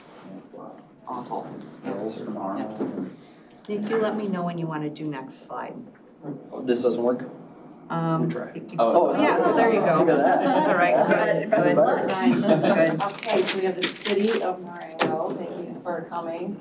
Nice to get a face with the voice. If you could just tell us a little bit about your project for a few minutes, and then we'll leave a few minutes for questions. Sure, I'll try to keep it short and sweet, so I'm sure you guys are hungry for lunch. So today we're presenting a sidewalk grant request. This is located in the city of Marengo, Elm and East Forest Street. You can see it there outlined. It's along Route 20, which is a really well-traveled corridor throughout the city of Marengo. Again, here we're just kind of dive into the exact location. We're trying to do both sides of Elm Street and a small portion on East Forest. So on that portion, you can't really see in the picture, but there are actually pieces of sidewalk missing. So we want to provide brand new sidewalk installation for that location and then replacement on Elm. Here are just a couple of photos we took before the winter began. You can see the sidewalks are not ADA compliant, a lot of trip hazards, and the pictures serve justice for what we're trying to get here. Here it's kind of blurry, but just want to show some locations that are of importance. We got the downtown district in the top left corner.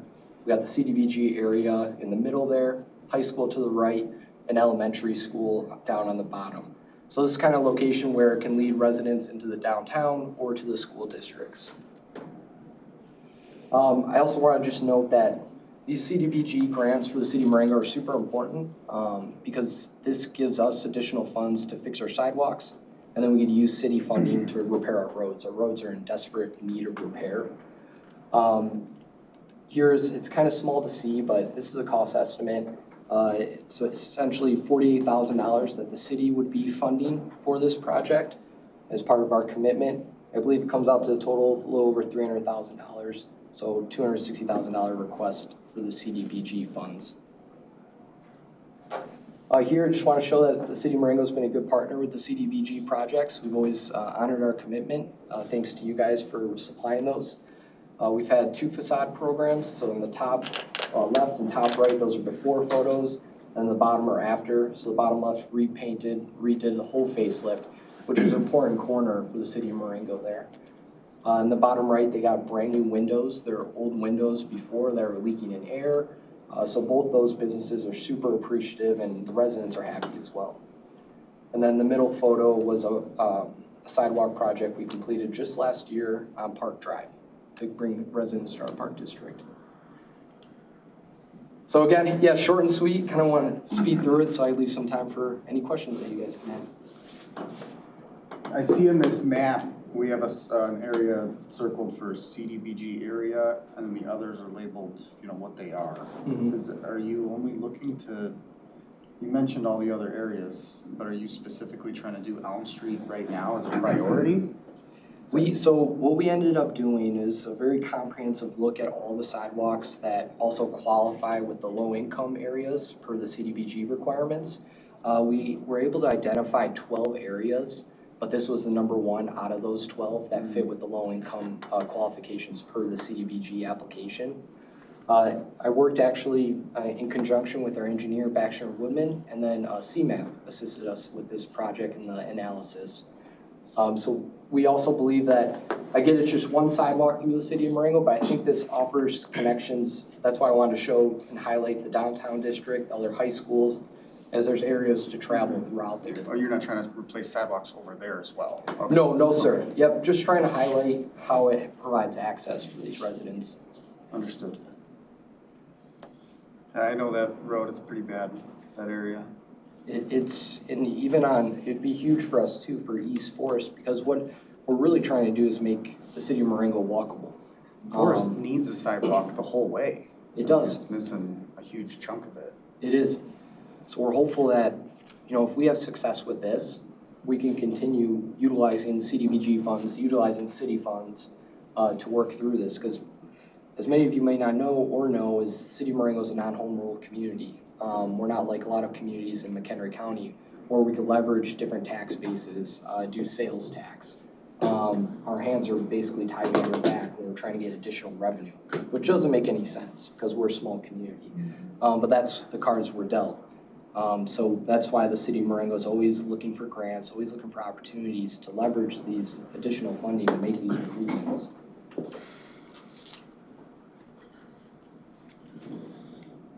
Is this the worst sidewalk in Marengo, or is there a lot sidewalks that need replaced? Pretty much all of them.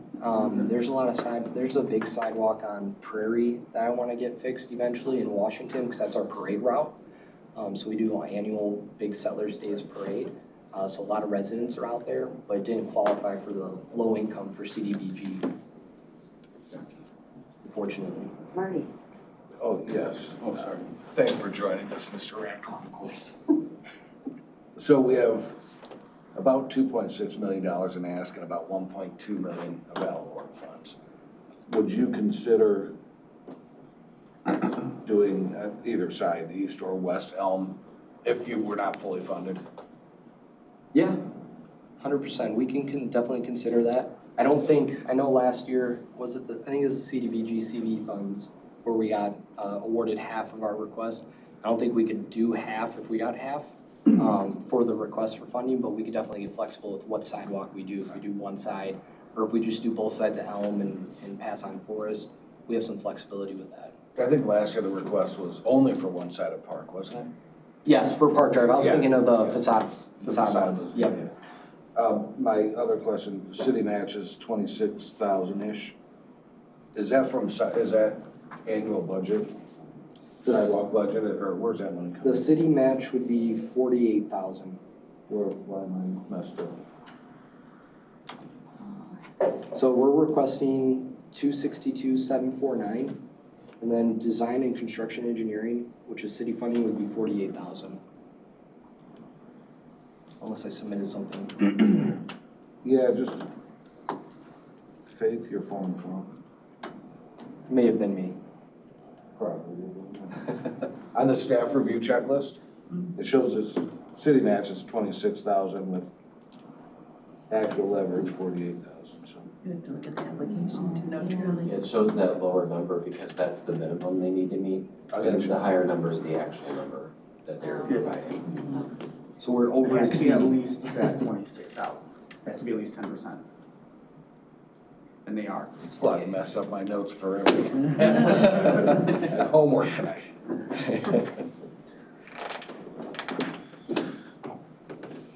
And that's just your typical sidewalk budget, or? You know, for our sidewalk budget, I think we typically do 40,000 a year. But that comes into play with a lot of things. It can be for patching materials, so a lot of infrastructure, yeah. Yeah, this section is 400,000, 48 isn't gonna go very far on in a year, you know? If this one block costs 400 grand, you guys only have 40 something, you need help, is what I'm getting at. 100%. Has anybody hit the corner building yet, after the Not yet. facade project? Yeah, it gets hit every year. That picture I was showing, yeah, every time it gets hit. I know they tried making improvements with IDOT, trying to widening and flattening the ADA section there, but yeah, every time it gets hit, yep. Yeah. You can see on the top left where it always gets replaced with the white paneling. Yeah, matter of time.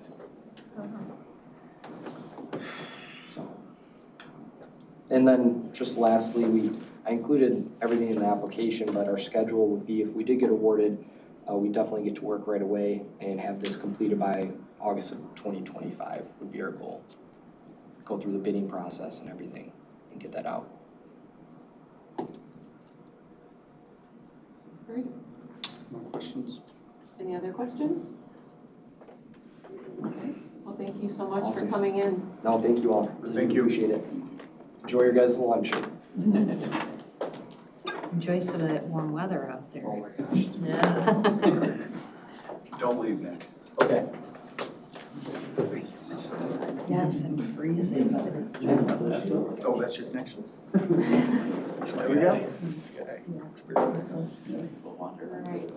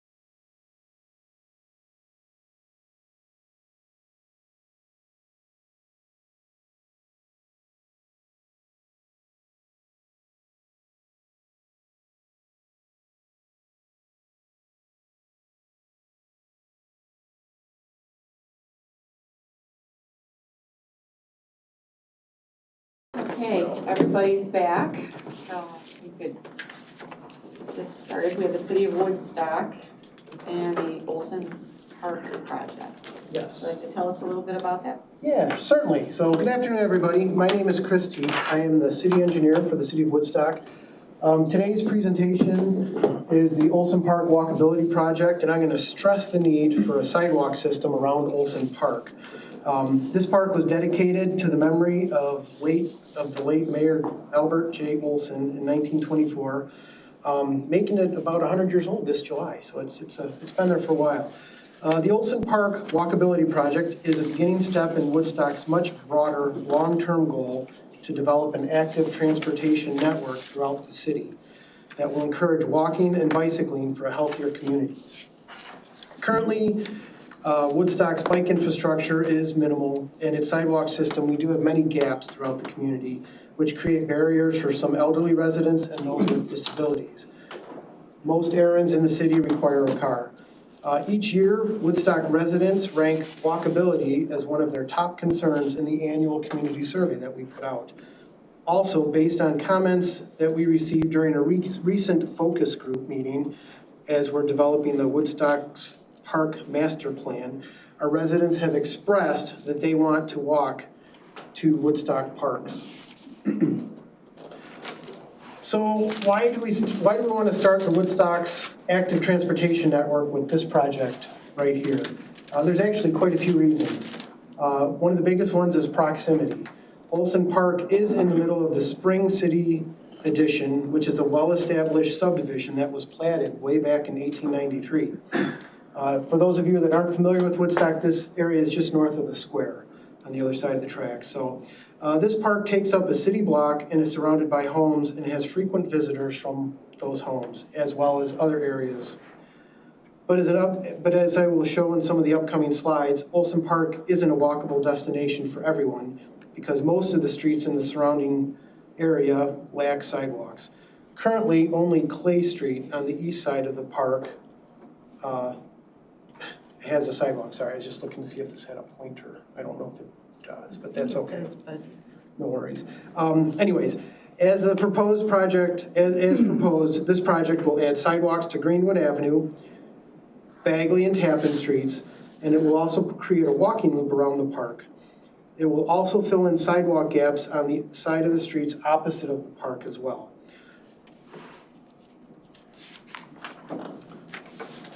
So here's a rough sketch up on the screen of what we intend to do. Woodstock plans to add about 620 square feet of sidewalk and 3 ADA compliant crossings at the corners, which will include curb ramps and detectable warnings. As proposed, the city is requesting a little under $90,000 in CDBG funding and will provide a match of a little under $10,000 for a total project cost of $99,880. Since sidewalks have an average operating life of about 20 years, if you take this total cost divided by 20, you're about $4,994. That means the walkability project will only cost about $4,994 a year. Taking this one step further, just to show how much of a great investment this is, city staff determined that this project will benefit 9,270 residents. This is all based on the Census Bureau counts in the surrounding park.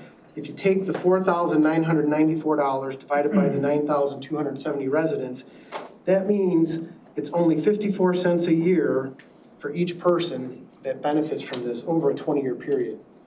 It's really not a bad deal at all for the money, and the benefit gained by all those residents is insurmountable. So Woodstock was founded in 1844. Its sidewalk network developed in an ad hoc fashion. Some sidewalk was built as part of new development, some wasn't. There are no really right now current mechanisms in place for filling in these gaps, although we are trying to correct mistakes and upgrade to meet these sidewalks as best as we can. As a result, it has an incomplete and inadequate sidewalk network. This photo here was taken at Tappan and Bagley Street, looking to the north. You can see Olson Park play area in the background, but you can see that the lack of physical infrastructure there to allow access to the park. This can deter some parents from taking their children to the playground and others from using the park and enjoying it. So Blue Pickering here, in this photo, he lives near the park. And when we were out there, we were able to catch him and his child playing basketball one day, and this is what he had to say. He thought sidewalks would be good. It would keep kids out of the street. A lot of moms with strollers go to the playground, but they have to walk in the street. So Blue here, he thinks this project is a great idea. So a while ago, a Sentinel newspaper clipping from July 24th, 1924, reported on the dedication of Olson Park. Mayor Olson, who was speaking at the dedication, called Olson Park as a place where the children may come out to play, safe from all traffic. Fast forward 100 years from now to a much more car-oriented society, and Mayor Olson's statement is really no longer ringing true. Pedestrian deaths in the U.S. have been climbing since 2010 because of unsafe infrastructure and the prevalence of SUVs, which, according to a 2023 NPR report, tend to be deadlier to pedestrians than smaller cars. Currently, the lack of infrastructure or sidewalks around Olson Park force pedestrians, which does include children, into the street where they have little room to walk. Another hazard for pedestrians, unmarked crosswalks. This also increases the risk of pedestrian versus car accidents because motorists do not have a visual cue that there are pedestrians crossing in that area. So I'd like to point out that besides sidewalks, the project will also add ADA compliant crossings at Bagley and Tappan, Greenwood and Tappan, and Bagley and Clay Street, which are some of the other corners around on the park. So in addition to that, we also went out and we wanted to see what some of the park users had to say about their concerns with traffic safety.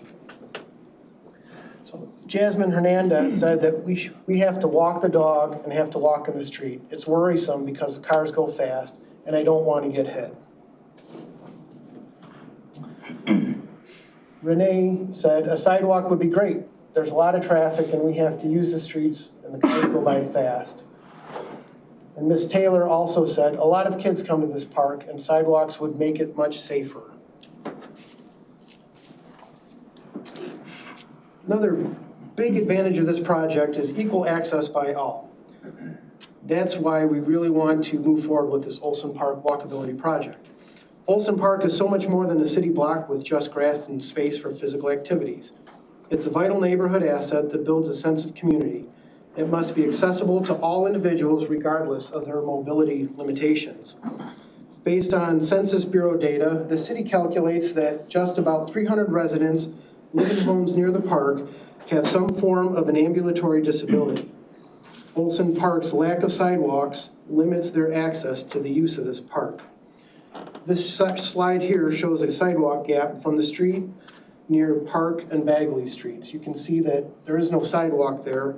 And as we mentioned, this is just one of the many barriers that these 300 residents face. As part of that project or this project, those gaps like that would be filled in. So here's an example of your typical curb ramp with detectable warnings, which, if this project moves forward, would be constructed. These curb ramps would benefit the roughly 225 residents with vision difficulties who also live in the Olson Park area.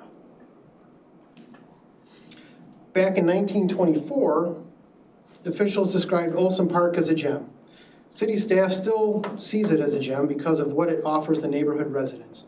Recreation opportunities that contribute to the wealth and health and wellness of the neighborhood. But this gem needs some polishing. Right now, I'd say it's a diamond in the rough. To that end, the city has committed just under $234,000 to upgrade one of the park's tennis courts and turn the other tennis court into 2 pickleball courts. As everybody probably knows here, pickleball is a huge incoming and upcoming thing, and there's just such a great demand in Woodstock. So as you can see, actually, of these park improvements that we're talking about, we've actually, with this unseasonably warm weather, we've been able to start. So our contractor currently has removed some of the tennis courts and is, once asphalt plants open up, we'll have a new tennis court and pickleball court at Olson Park. So I guess one thing I'd like to leave with you today is a quote provided by an active group of residents who live near the park. and they would just love to see these improvements. When they were approached, they said that they walk the area every day and the sidewalk would make it much easier for us, especially in the winter. The little kids on their bikes could go around too. So as you can see, these improvements would serve many and would be a big improvement to this park. And with that, I would like to answer any questions anybody may have. What's the speed limit on the streets around the park? They're 25 to 30 miles an hour, which is typical for a neighborhood street. Okay. And what's the percentage of sidewalks, or is sidewalks in that neighborhood? I mean, is most of the neighborhoods have sidewalks or no? In that area, I don't have an exact number. I don't know if you have a number, Barb. Close. That overhead looked like it had a lot of sidewalks. There are a fair amount. It depends. I mean, some areas have some, there's gaps. As you travel further north, when you get outside of the downtown area, right, there are more sidewalks. In this particular area, if I had to guess, I would probably say maybe 60 to 70% of the area is sidewalks, but now we're trying to fill in some of those gaps. Okay. And you can tell where the gaps are based on the walking paths, cow trails we call them, or the walking paths, so you can kind of determine where it's really needed.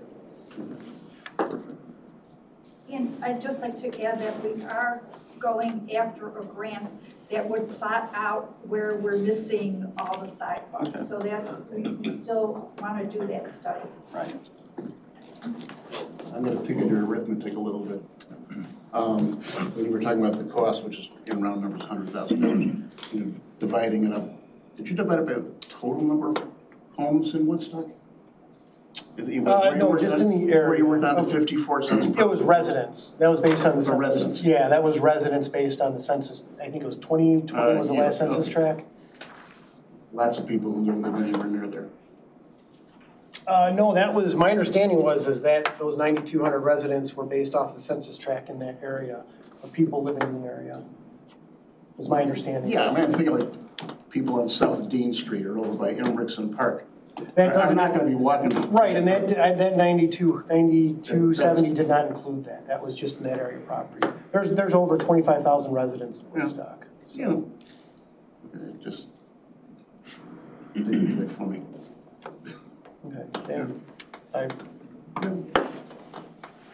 got an arithmetic mind, it just. Sure, no, and I didn't myself pull the numbers, but from what I understand, it was based off the census tract data where you kind of outline the areas and what people reported. They may have reported correctly, they may not have, I don't know, but that was the best we had to go on, so. Okay. Even $1 a day or $1 a year for huge sidewalk improvements, if you were to take that number of residents in half, it's still huge. Okay, Marty. If we can't fully fund your request, what happens to the project? Is it a DOA or?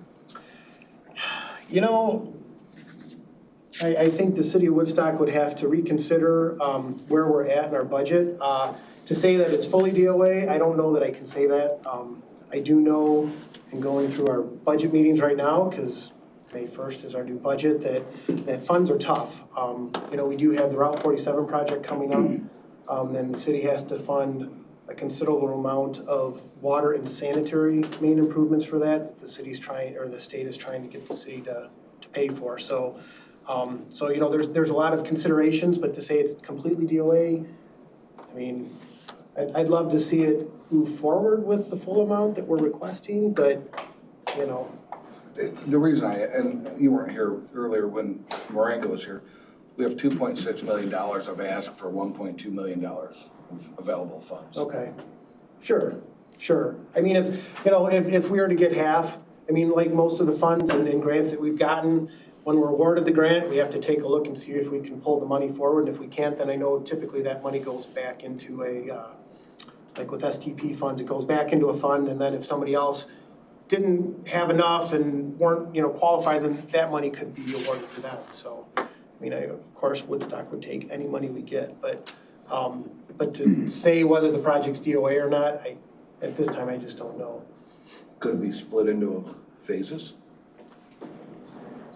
You know, a project like this would be difficult to split into phases, and I think economies of scale would be better to do it all at once because you're not paying for the mobilization of the contractor to come out, to dig half, and then do restoration, then come out either next year or the following year. I mean, it certainly could be, but I know from like what's happening in Woodstock, if anybody reads it, we would probably have another thing to deal with of the people going, well, why did you do the sidewalks on the east half of the park and not the west half? And that, you know, and so I think, you know, I mean, everybody deals with that a little bit.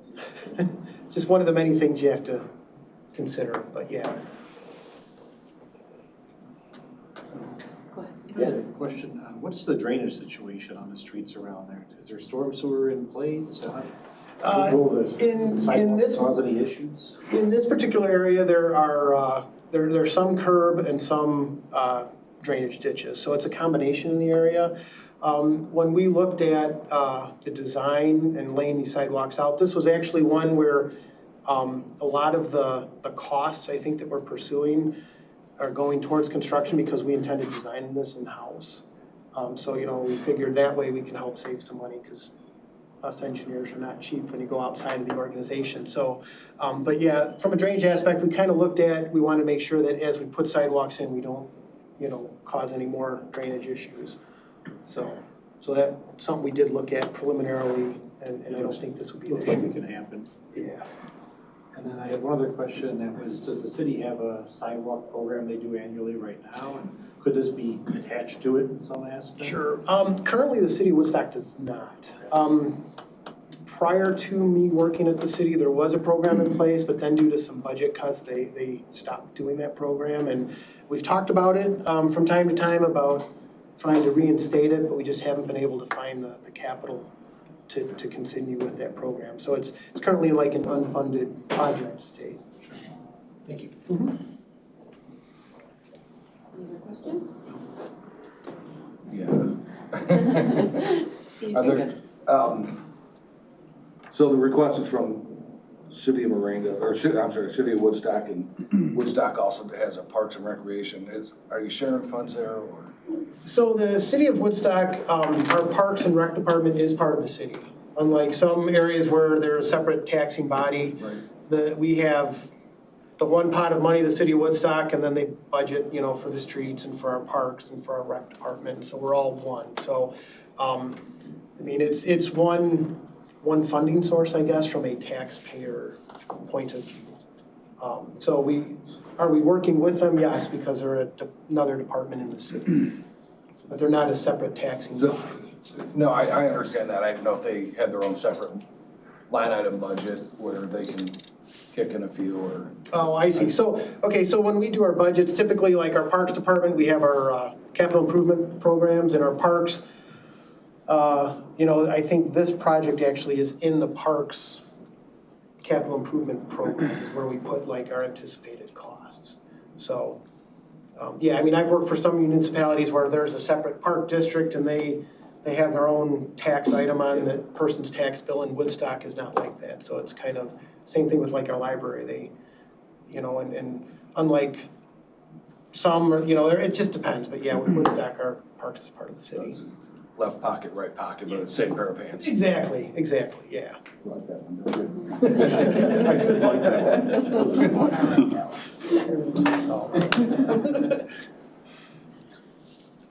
a good one. I'll have to remember that one. Yeah. So. I do have one question. Have you guys considered, I don't know how this works on the municipal level, financing it? If it's only a few $1,000s a year, doesn't sound like it'll be that big of a hit. Well, if we were to finance, I mean,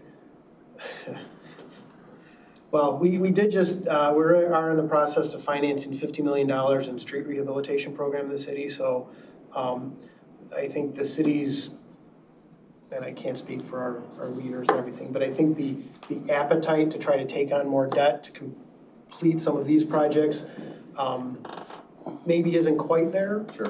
You know, I mean, it's something certainly that, you know, we felt that this would be a great improvement, a great, you know, given the census tract areas and the, you know, everything that this project fit pretty well into the purpose of the CDBG grant funding, which is why we applied for it, so. Agreed, yeah.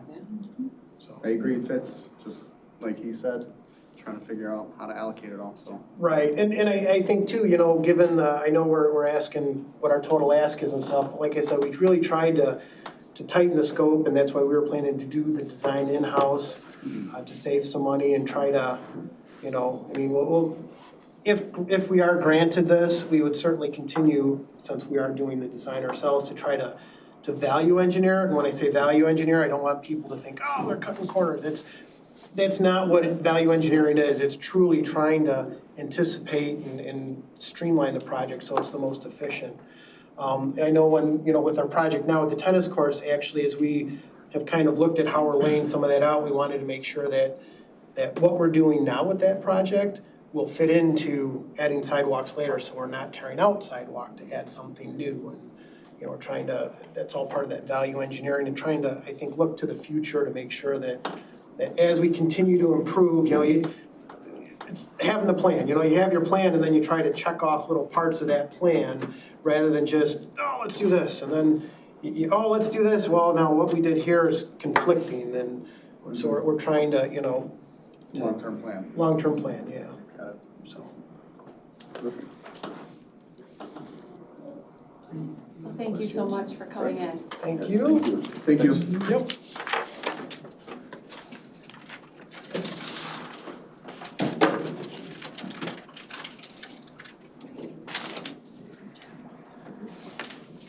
The Village of Wonder Lake.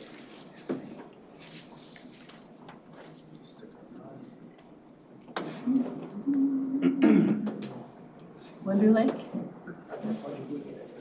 I'm not sure if Jeff is actually present on the Zoom meeting or not. I'm just reaching out to him. Oh.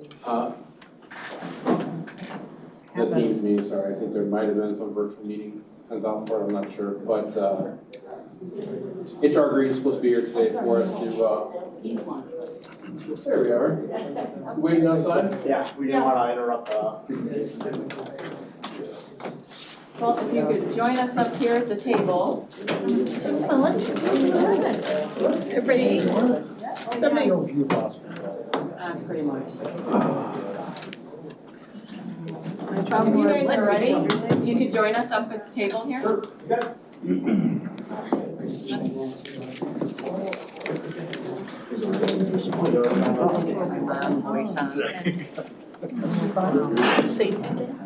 Oh. Just let me know when you want advanced slides, because I've got this in where the clicker is attached, so just let me know. All right. If you could take a few minutes to tell us about your project. We'll leave a few minutes for questions. Bridget at the end of the table is our timekeeper to keep us moving along. Heidi. All right. Heidi is. I'm sorry. Yeah, that's okay. Where did we get Bridget? I don't know. That's all right. We're this one. So as a quick introduction, I am Jeff Strzelka with HR Green. This is Dan Dykes, Village President for the Village of Wonder Lake. We are here to present the Wildwood Subdivision Drainage and Infrastructure Roadway Improvements. You might remember this project from last year. It was a funded CDBG project last year. I believe we received $200,000 in funding last year, and we were able to get a small portion of the subdivision completed. And later in the presentation, we will see some more pictures. In Wildwood Subdivision, we're dealing with nearly 3,200 centerline feet of public roadways, very poor pavement and drainage conditions. Pictured here are some wide, deep potholes. And also we have some pavement cores out there. And you can see by the condition of the pavement cores, not only the aggregate base is deficient, but the actual asphalt is falling apart. And this is consistent throughout the subdivision. Motor safety. In that picture there, you can see some trees. There's a boat that has a white wrap on it. Those trees are actually in the middle of the roadway, the center of the roadway. So this does create safety issues that we are addressing as we go through phase by phase in the subdivision. Wildwood is home to approximately 115 residents in the village of Wonder Lake. So due to the amount of funding that was provided last year, we were able to get that orange bordered section done, which is essentially the intersection of East Lakeshore Drive and Back Bay Road.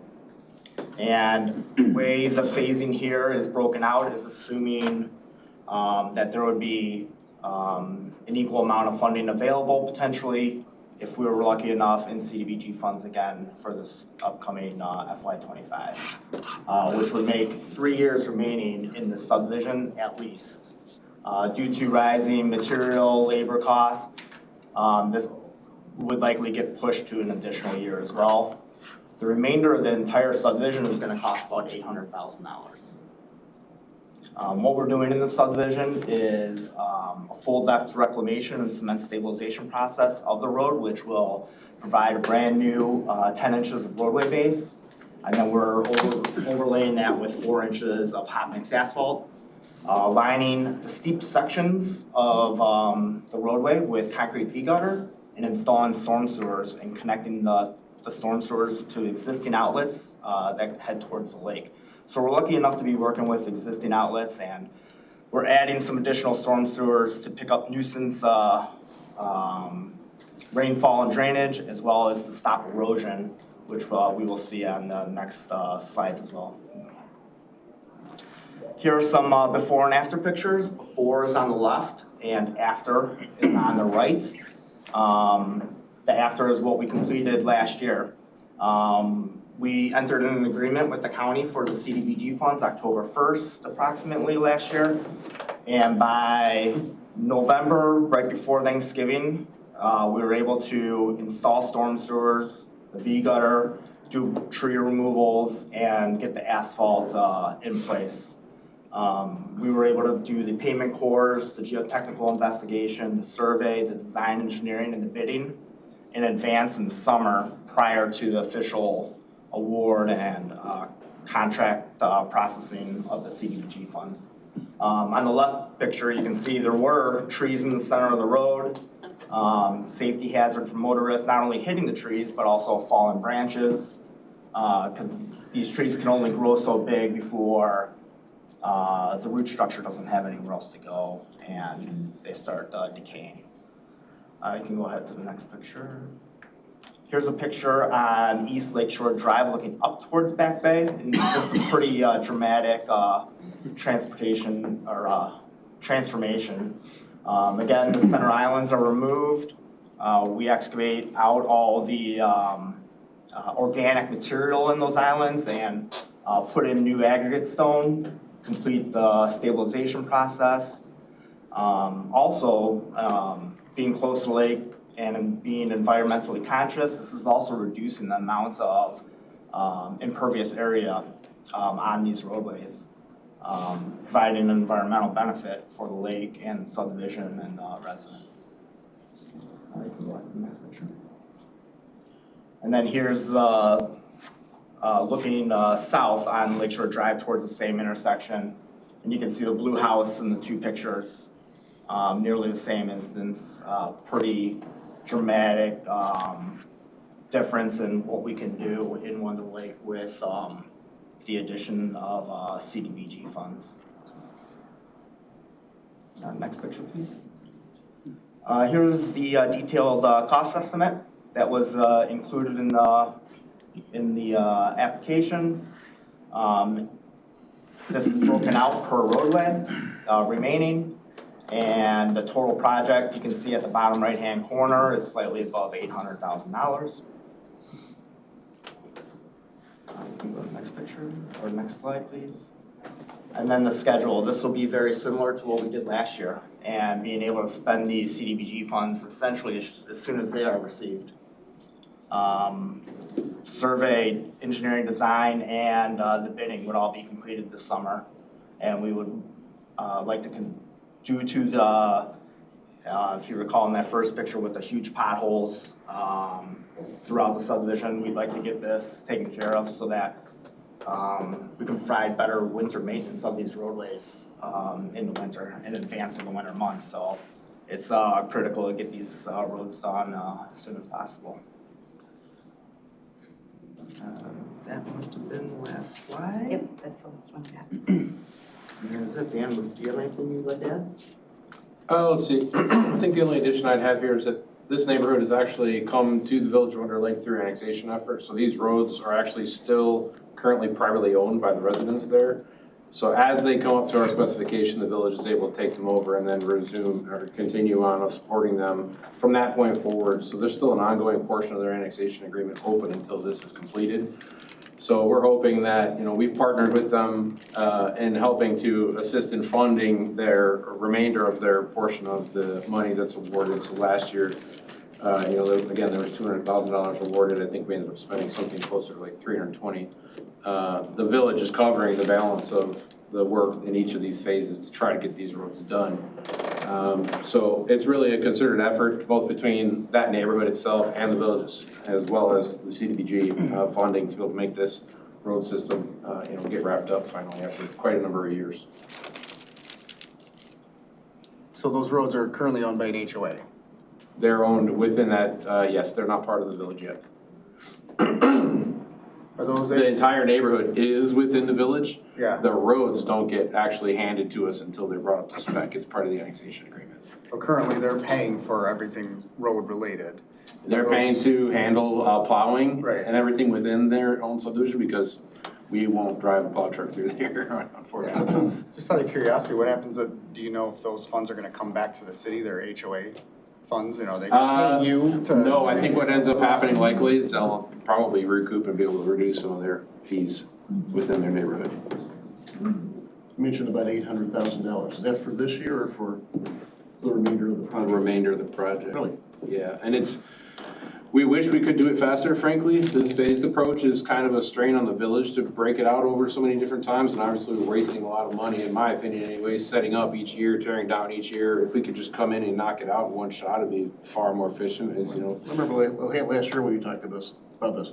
It was gonna be about a 3-year thing.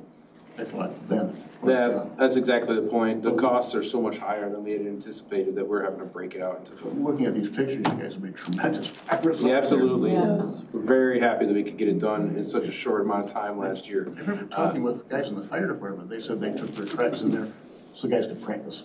Yeah. You know?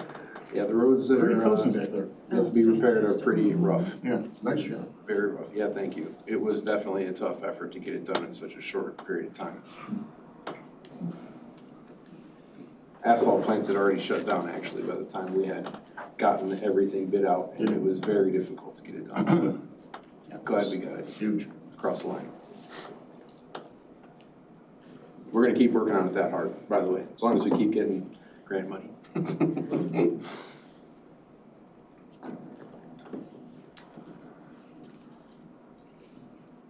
I've got nothing else. All right, Lou.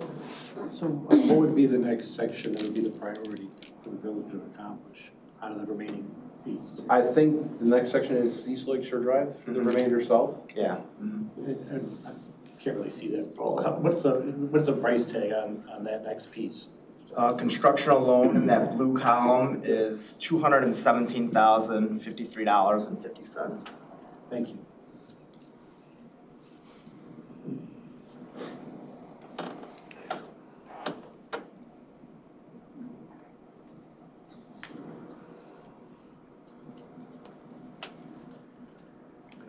I thought I had a question.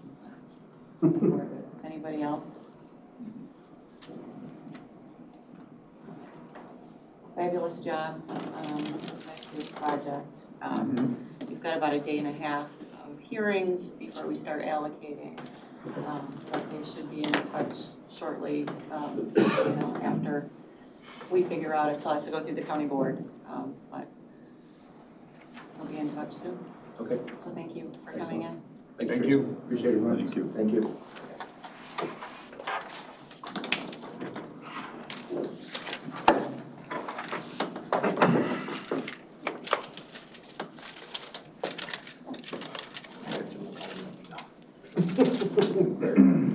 You need to call me. Okay.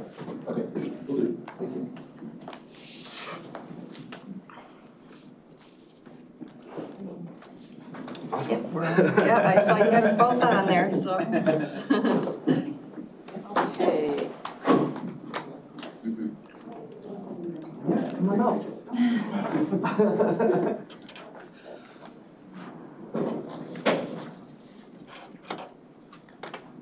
All right, Village of McCollum Lake. Hello, Hi there. Adam Vick, trustee for the Village of McCollum Lake. Lori Crane, deputy clerk. Jeff Strzelko with HR Green. Okay. So, I've been a village resident lifelong, been in public works for the last 21 years. I've dealt with some of the CDBG stuff before with the grants. Never for the village ever. We're working on getting a paving program together, trying to revitalize our little village and make it the best we can.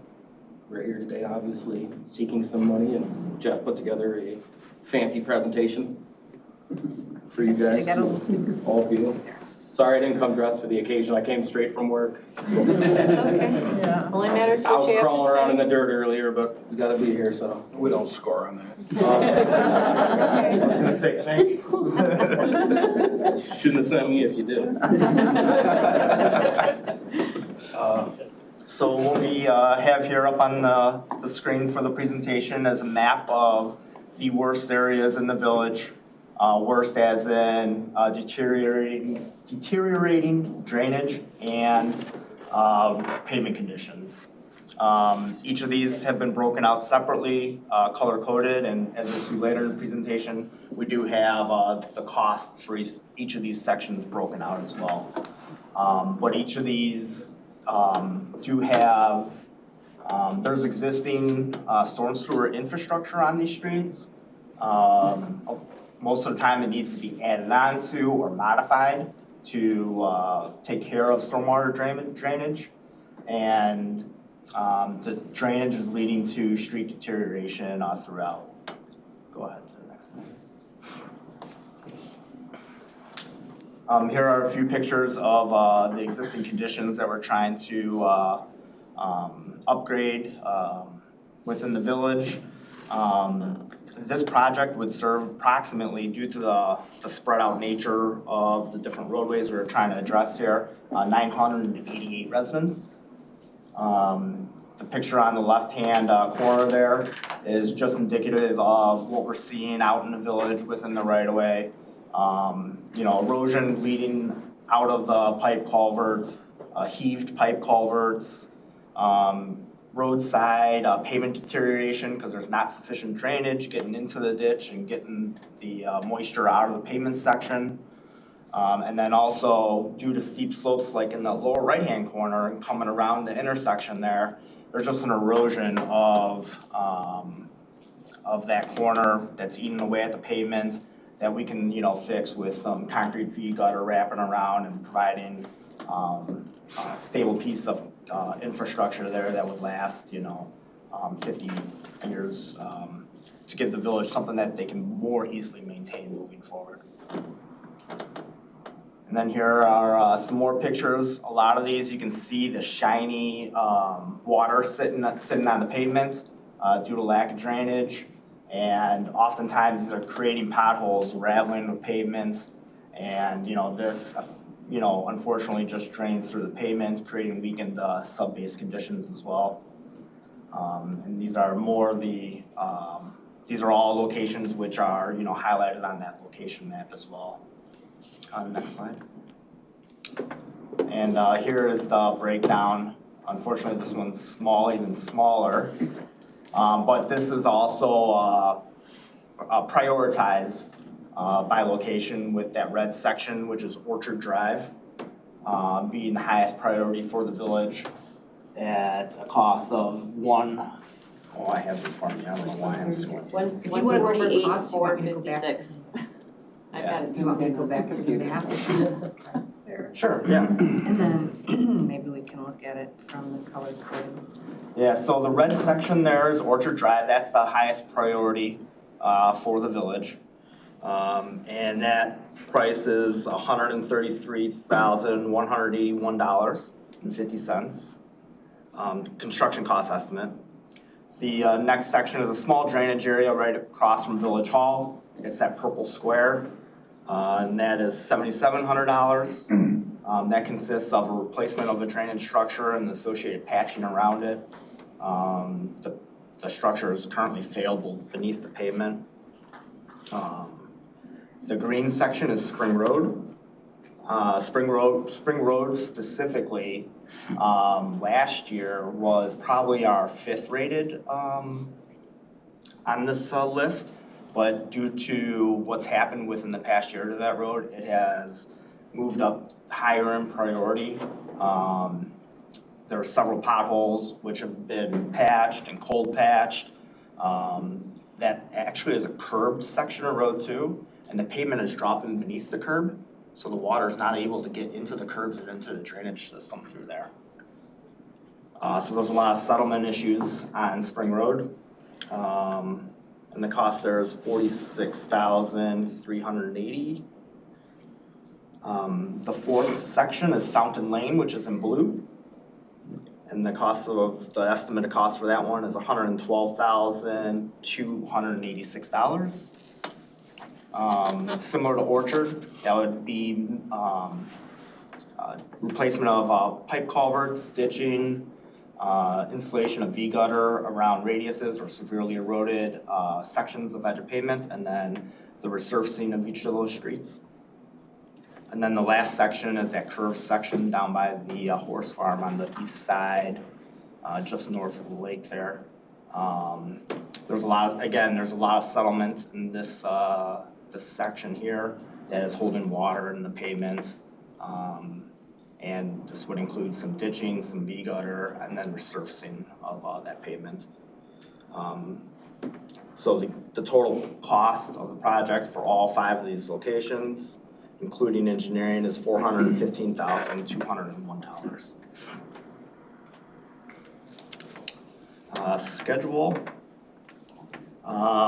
This is another project where the village is anxious to get these improvements completed before winter time again. So they would perform survey, design engineering, and bidding this summer in advance of the award of CDBG funds in October. Once those CDBG funds potentially are awarded, we would go ahead and put shovels in the ground after October 1st or thereafter. And that concludes my presentation. Anything I missed, Adam? Lori? Bring up the questions. Do we have the wrong numbers here? What was your total project budget again? You said 415? Yes. What is it, 4? I'm looking at the wrong one? 487. Yeah. We got 483 on ours. With some of the engineering. We did take a section of, the village completed some patching last year, so we were able to take that patching out of the project. So that's how that's updated? Yes, correct. So the ask, is it the 415 is what your ask is? Okay. Yes, that is correct. So what was the total project? Total project is 415? Yes. So what are you asking from us for? What's that number? That, Because where you were covering some of that, right? yes, yeah. We anticipate a 10% match, at least. Whatever that would be. Calculator. So it's not 430 anymore.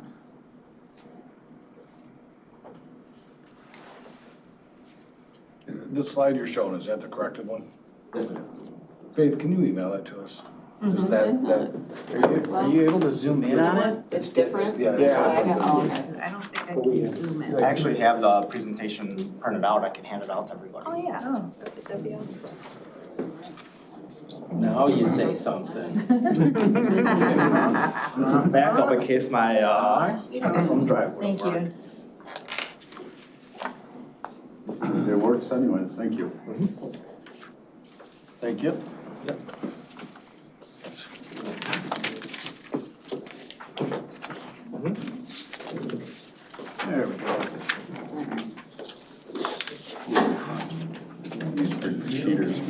I know, it's so, still so small.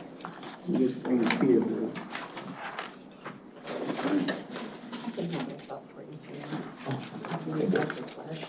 Thank you.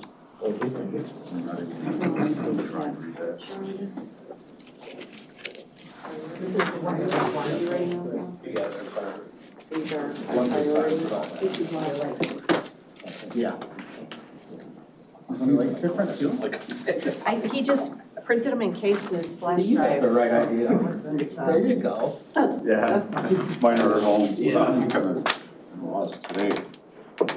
I can also email that Excel spreadsheet to Faith or whomever. Yeah, there's a funding table on the original one that shows our contribution and the village's contribution. That's not on here, you're just saying that it's 10%, so I could just do the math myself and write it on here. Yep. Okay. So 415 minus 10% is what you're asking? Yes.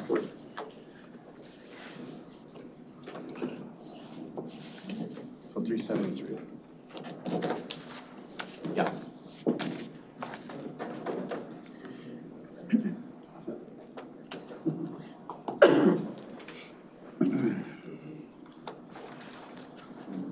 Same gist as the last one, so I have no questions. Come on, I was hoping for something good from you guys. You were first, but we saw Wonder Lake and.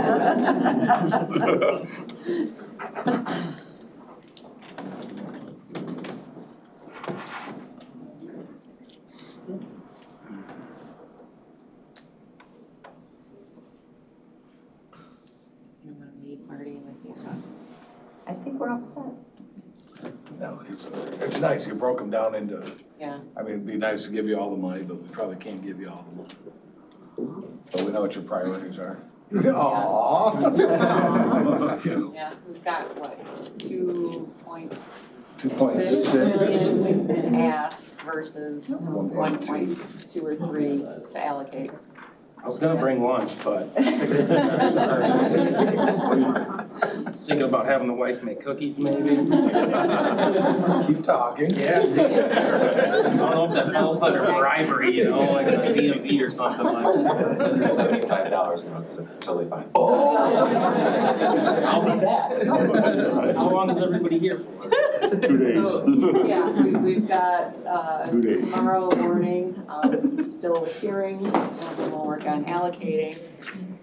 So once kind of we make that decision, they'll let you know. It still has to go through county board approval. But once kind of we work through, and you're more than welcome to, can they listen? Yep, Yeah. this meeting Or streams your- live on our webpage, on our meeting portal, so if you go on to McHenry County, Illinois.gov, and go to our meeting portal, you can see this stream live tomorrow if you're interested. Okay. And it'll be recorded and then put in there too, so if you have to wait till the weekend because you're working, well, you know, you can do that as well. Yeah, so thank you for coming. Okay, well, thank you guys very much, we appreciate it. Thank you.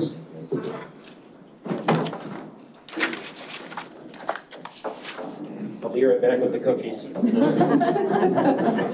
Thank you guys. Thanks.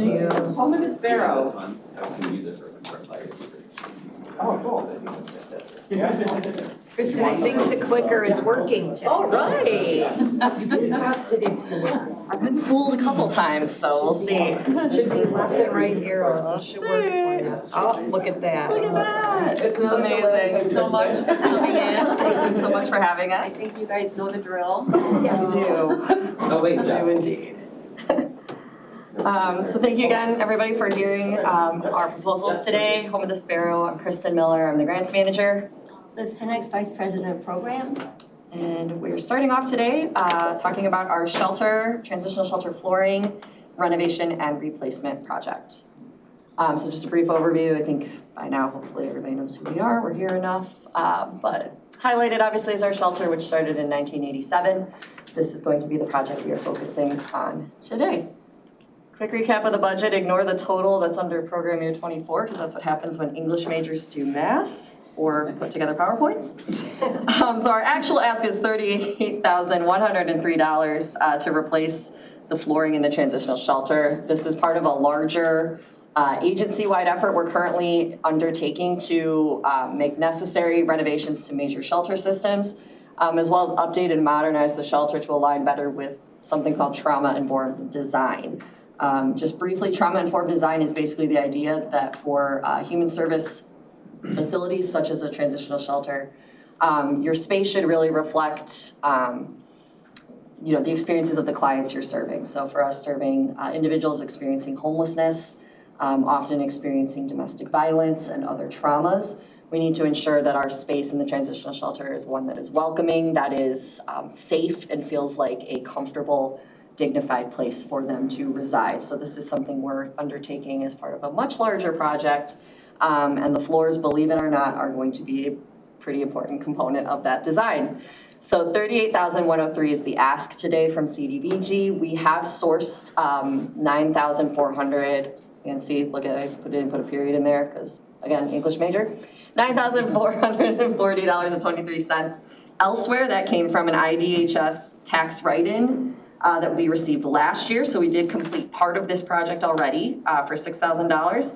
We also put in about $3,400 of our own general operating funds to the project, and we are still committing our 10% match. Liz? Yeah. So our shelter has been here since 1991, and the format of the shelter is we have 9 dorm-style rooms, and they all share kitchens, bathrooms, and laundry area and a common area. And then we also have 4 individual living units. And so those are 2-bedroom, little kitchen, little dining room, or not dining, but family living space, and then a bathroom.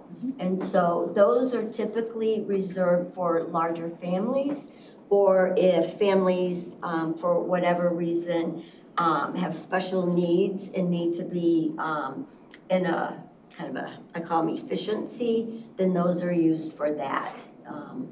Then we have on-site case management, which is really important in terms of providing the support for them, slash therapist. We just got a therapist because we saw the increasing mental health needs, substance abuse, just the gambit of struggles that our clients were facing. And instead of referring out, we have somebody on site that works with the clients directly.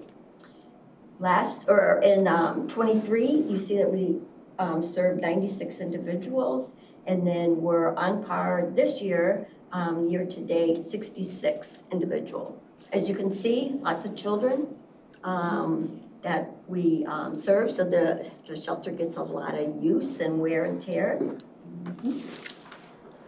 And so, as you can see in these pictures, there's a lot of wear and tear, and that it's a safety hazard. We could trip over it, and it also is dark and gloomy and doesn't look as appealing as we would want it to be more kind of light and airy, trauma-informed. So those are just a few of the areas that we're concerned about. So, as Kristen mentioned, this is a bigger project than just this. We're slated for, spring? Spring to do the siding, windows, and gutters. On the siding, it's going to be a beautiful green. The doors are going to be blue so that it's, it's not industrial looking. So I'm super excited about that. The alarm and security system has been set up or updated. Right now, as we speak, the whole shelter is being painted. Usually we have volunteers that come in and paint a section, but it needs like 2 coats, and then we have to go back. And so one of my dreams was to have the shelter all at once painted. And so that's a big task, as you can see. And then we're purchasing new bedroom furniture and mattress and bunk beds. Currently the rooms have kind of a mixed match of donated furniture and things like this. This will be brand new, and really trying to create that environment where they feel at home. so that they can take ownership and pride in their room, and then also the common space. The flooring is a priority. We're ready to go. I wanted to get the painting done first. I want to get the floors done, and then I'm waiting on the floors to get done so I can do the furniture. So as soon as we can, we'd like the floors and that money. I think you're looking at October, but again, we're trying to create less disruptions for our clients. And then we'd complete the flooring, and then the new furniture is the next step. And just to note that all of those pieces above that we've either committed to undertaking or have already undertaken, we've sourced through other funds besides CDBG. So we're very conscientious that we can't just, hit one funder. So we make sure we try to go find everybody and have everybody contribute to the effort, including our own general operating funds. Just quickly on our financial and staff capacity, we have a history of using CDBG funds for renovations that have included the shelter in the past. We did an air purification and roof replacement project a couple of years ago and did that successfully with CDBG. The shelter is really a vital component to the county's homelessness services. We are the only transitional shelter in McHenry County that is available to non-veteran populations. And so we serve the majority of families, children in the area who are experiencing homelessness. We're often the next step for our partners at Turning Point once clients have timed out of their services. So again, having the shelter in tip-top shape is critical. We have a diverse funding strategy, as I've mentioned. We've been funding different parts of this project through different ways, and so we are confident that we've got those under control, and then obviously coming here to do this last little bit would be phenomenal. And we do have a property manager, maintenance technicians, and a logistics team that will also in-house be contributing to this project directly or indirectly as is appropriate. So bottom line, why this project? It's a quick and efficient use of the funds. As Liz said, we're ready to go as soon as we get contracts signed and ink is dry and all of that. Addresses our consolidated plan, has short and long-term benefits to our vulnerable populations. It again emphasizes the human dignity, the welcoming, the comfort for those who are impacted by trauma and who are utilizing our shelter. I really can't stress that enough. I think it's easy to look at a floor and think it's just a floor, but really for us it is a lot more than that. And we have the increasing demand for the shelter. We're on pace this year to serve 95 to 100 plus unduplicated persons, many of whom are children. That is a level we haven't seen since pre-pandemic. So we are finally at our pre-pandemic escalation in utilization in the service. The kind of caveat to that is that we're dealing with post-pandemic problems. So clients are having to stay a little bit longer. They are coming in, as Liz mentioned, we brought on a therapist to address some of the really complex issues they're facing. So again, getting the shelter's physical facilities in tip-top shape would be phenomenal for us and for our clients. Let me just say too, we did, and I think Kristen mentioned that, another grant, and we replaced the flooring in the social common area. Oh my gosh, totally changed the whole vibe of the shelter. It's kind of a light gray, and it's amazing. Like even the residents were saying, oh my gosh, this is wonderful. So one of the reasons why we quickly want to do the others, because right now it's a little patchy. So, but we wanted to at least start with the common areas and get that done. Any questions on this project? So how many square feet are you looking? That's a great question, yeah. What is the shelter? So it's big. So understand, we've got the main areas done, the two common areas. Those will be done. Any place where there's tile, that would not be replaced. So it's all the dorms, the laundry, the bathroom, the ILUs. And so I don't know the exact. I want to say the shelter in total is about 7,000. I believe, if I remember from our siding quotes, about 7,000 square feet. So as Liz said, take a couple hundred off of that. But we're hoping to keep this through the majority of the shelter, obviously excluding places with tile. So the kitchens, the bathrooms, places where a vinyl floor probably isn't the best option or tile is going to be better. We're going to leave that as it is.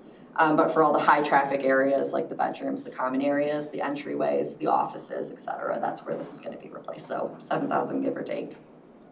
Is the subflooring getting replaced too, or is it, because it looks like they're possibly water damage, the way the So flooring buckled. that was more from where mopping, just not the greatest flooring to begin with.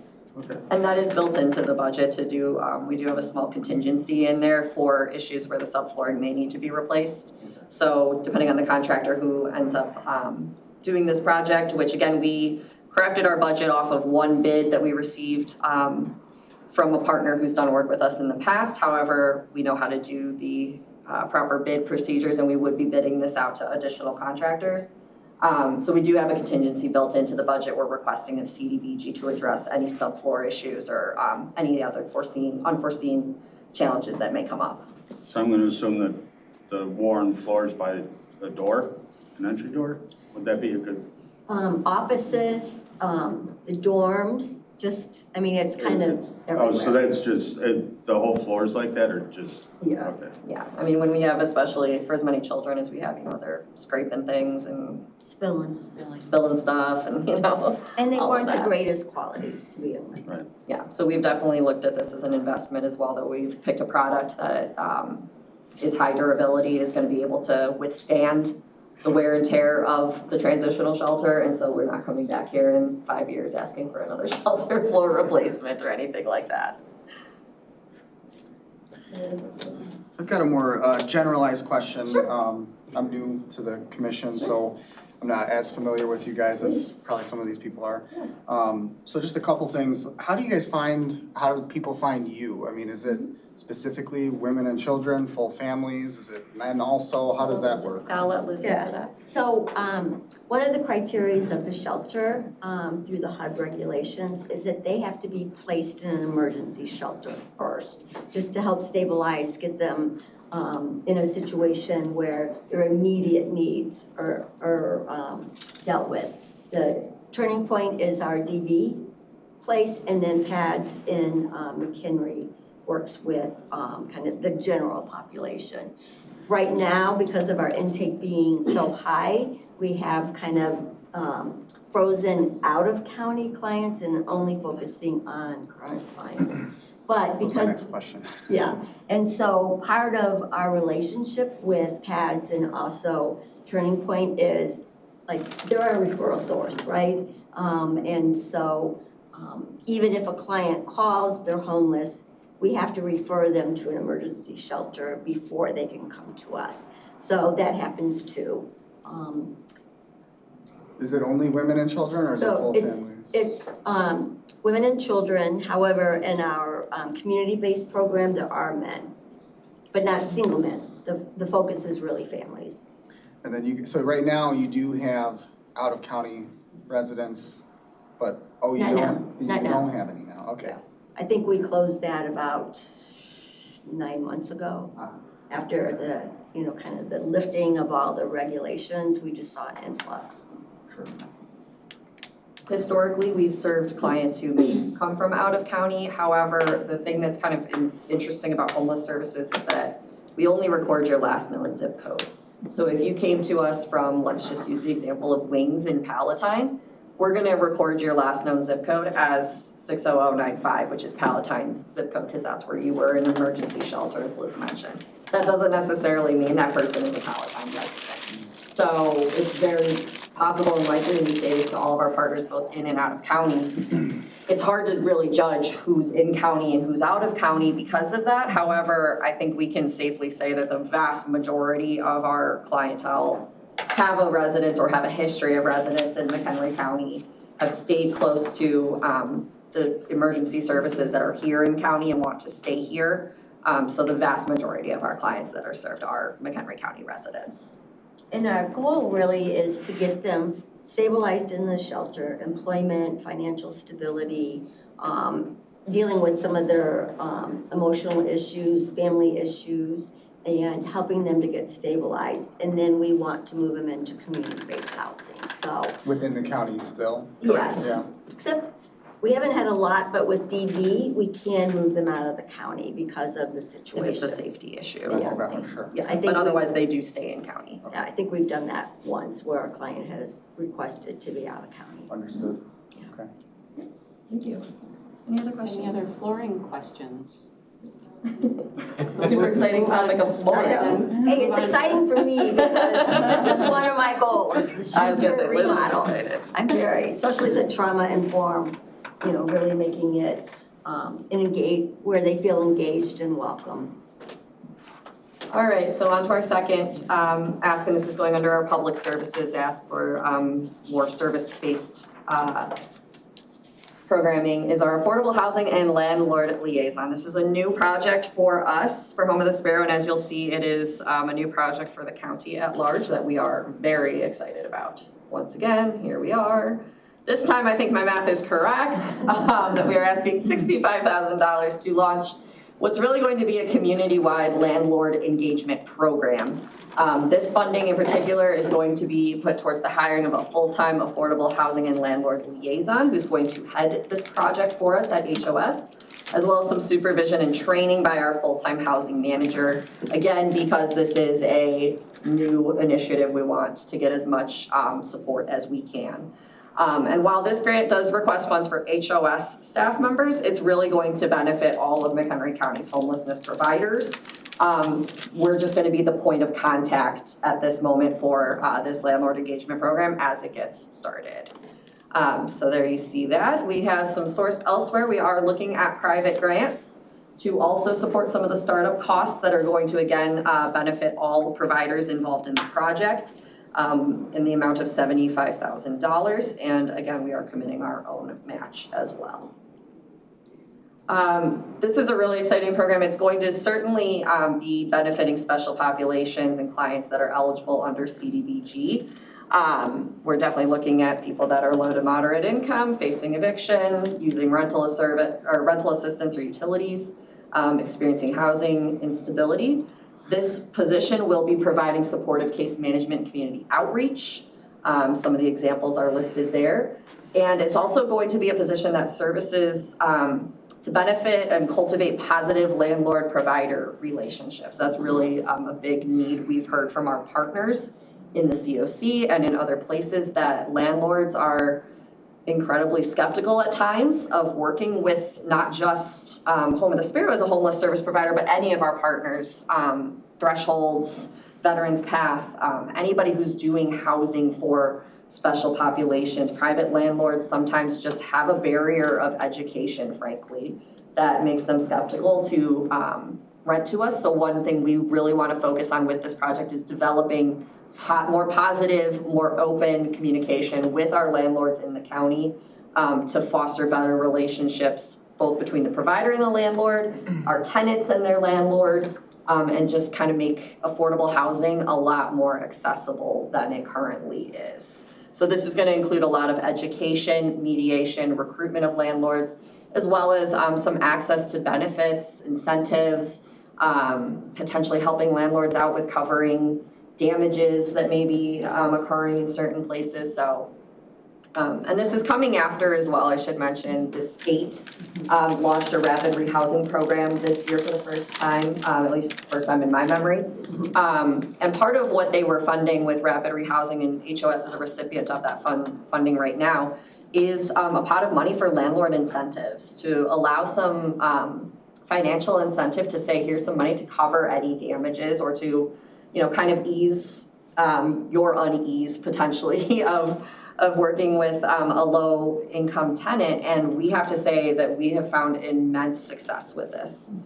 This has allowed us to place, I believe in that program, we have 30 households. Right 20 now, 20 was the goal. 20 was the goal. We have about 30, and it's night and day compared to our other rapid rehousing programs that don't have that incentive piece. We're just able to place clients a lot faster, and landlords are a lot more willing to hear us out and talk to our clients and lease to them, which is great that we're getting people housed in the county. I just want to say too, in terms of not only the new program that we're working with, it also grew out of the McEura program. Yes. Especially when there was a hold on evictions, then all of a sudden it wasn't. And a lot of our staff, what they were doing is developing relationships, with these landlords who, quite frankly, were very hesitant. And we did have the McEuroch funds to help support these families that were in trouble, but also the landlords. They have a mortgage they have to pay. And so we did a lot of work with our landlords, and the caseworkers spend a lot of time doing that. I'd much rather them be able to have a list of places they could go instead of securing it, so that they're really dealing with the case management. So Kristen mentioned this is a priority within the county. There's already a COC subgroup that will be looking at kind of the housing, and I've talked with veterans, Pathway to Hope. They're on board. They're going to be working with us. They have a person that kind of does a little bit of case management and the landlord. So this will really be a county effort. We feel like, given our experience with the rental program, our rapid programs, and now the sudden increase in state funding where we were successful in being able to house that many, that we want to keep this momentum going. Yeah, so that kind of speaks perfectly to what's on this slide of our financial and staff capacity. The one I want to highlight, again, is that third bullet, that we're an active member in the COC. This is kind of where, we've been tossing this idea around for quite a while of having some kind of committee or a formal program to work with the landlords. And so we're going to be relying on the expertise, collaboration, and resource sharing of many partners. As Liz mentioned, it includes Brandon's our head for the Community Awareness Committee at the Continuum of Care, and so they're going to be heavily involved. We're going to have Veterans Path to Hope has already, as Liz said, signed on. Consumer Credit Counseling Services of Northern Illinois has signed on, and we anticipate several others will as well as we go through. Again, Home of the Sparrows piece in this is to be the lead kind of point agency for the kickstart of this program, which is why we're asking for the funding for this position from CDBG. Again, bottom line, why this project? It's going to be an efficient spend of the funds. We've done public service grants for several years. We spend them on time, we spend them down. We make sure that we will use the funds appropriately. This addresses our county's dire need for affordable housing. We anticipate that this is going to help best prepare our tenants to be successful in the county. It's going to benefit our county landlords. They're going to be having rented up units. We're going to increase the ease with which people are getting placed. And this is really a truly sustainable effort. That's another piece of this that's critical, is that we're looking to build this into a program that is long-term, that is sustainable, that, again, relying on all of our partners, we're going to eventually get to the point that we can all chip in and continue this moving forward. We're, just getting it started, though, which is why we're here asking, again, for those funds. Again, short and long-term benefits to the county, and it will benefit several of our nonprofit housing and homelessness service providers along the way. Any questions? Sorry, I'm very excited about this project, so I could talk ad nauseum about it. I really am. And I'm not even a case manager. I'm really excited about it. And just if I could add a little bit to this one also, being a part of the COC, we just finished our COC strategic plan for the next 3 years. This was identified as our first priority within that plan for the COC. And that's a group of 40 or more agencies that attend, that are part of that group. And so Home of the Sparrow identified as being the lead agency to help tackle that prioritization that the COC created for the next 3 years. And many other communities and counties near us, like Lake and DuPage and things, have this program already, and McHenry County does not. And that is, as they spoke, has been very successful in those communities as well. And so that's why they're also here. And it's very hard to find affordable housing, people who want to rent. And so that's the challenge to begin with. And then finding landlords where it is affordable to be able to work with us. So it's only getting harder. More people are coming in, and we really need to have that resource developed so that we can move people in quickly. So you've sold the need well, and Brandon put the cherry on top. Thank you, Brandon. What happens if if it's not funded or only partially funded? What's the future of the program without, just say without this funding? Absolutely. So obviously, as Brandon mentioned, I mean, it is a priority for the continuum of care, so we will push through to do this somehow. I think as Liz mentioned, what we would have to do in the event of non-funding or partial funding is it's just gonna take more input from HOS's current staff who are working in our rapid rehousing program, which isn't ideal, just as she mentioned, because it's gonna take time away from what they're able to do. You know, we only have so many hours in a day. It's gonna take away a little bit from what they're able to really provide to clients or to other activities in our rapid rehousing program to grow and expand. So I think what we're looking at is we wanna have a dedicated staff person that can take that burden off of all of our case managers, allow them to do what they do best. This person can do what they're gonna do best, and just kind of maximize the impact we can have. So I think that's kind of what we'd be looking at. So the show goes on. Indeed. Follow-up question. And I know you have two separate and distinct asks. Yes. What would you prioritize, floors or this position? I'm gonna let you answer, you're the program VP, I'm not gonna answer that, that's on you. That's really a hard question because the landlord engagement is needed in order for us to be successful. But I'm really passionate about the shelter really being a trauma-informed, friendly place. Gosh, you put me on the spot. Can I do like You put us on the spot every time you come before us. How about, How about? I'm gonna say this, and I hope Liz doesn't. 50-50. Yeah, there you go. I hope Liz doesn't, I will, I know you're gonna say something about it, but it's okay. I would say, you know, understanding that the commission only has so many funds. I think the reality is, and you probably can deduce this for yourselves, that the landlord engagement project has a greater impact overall in terms of what it can do, what it will do. There's kind of a residual benefit to other providers, and I know that that's something as well. I know that we know that other partners are coming here asking for public service funds as well. This project will benefit them as well. It may not be with direct funding, but it's going to be through the resource that we can provide as we get this project going. They're going to benefit from the cultivation of these relationships with landlords, with the education that we're gonna provide and with that outreach. So there's kind of that residual benefit to them as well.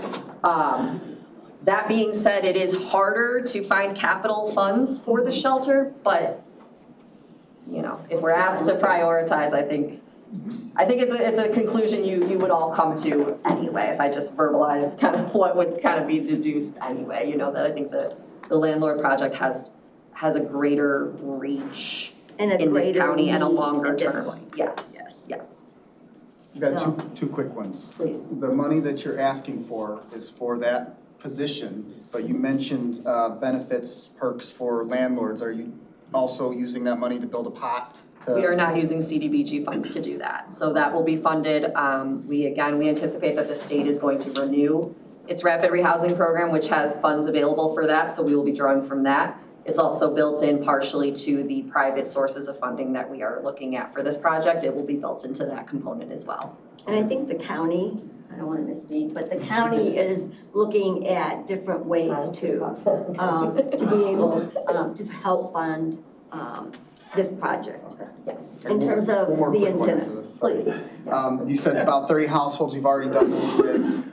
Are those your households or are those other, like 30 private, separate landlords? Good question. People? Those are our clients under our IDHS or Illinois Department of Human Services grant that we're getting the funding directly for rapid rehousing. So that's 30 households that we're currently providing rental assistance, security deposit assistance, and case management for. Whose houses are they though? Oh, they're privately owned. That's what I was wondering. Yes, Are they someone I'm else's sorry. houses? Yes, they are private, they are all privately owned. So you're helping them out as well? Or corporately owned, Got yes. it. Thanks. Yes. And that's not our only rapid. We have 3 other rapid programs.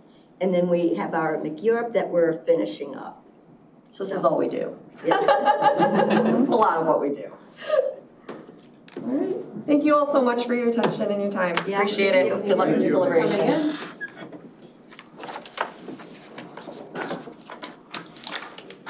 the work core. Work core is next, right? Yep. Yes. And then a break. We have them? The bio. Just let me know when you want to advance the slides.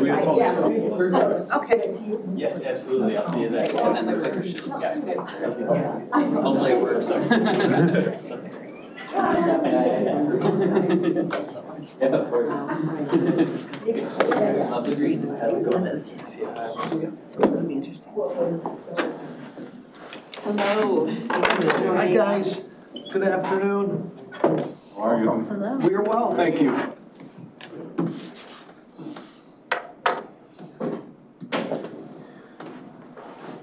Let me just go right into that next one for you. So as you all know, we are Warp Core.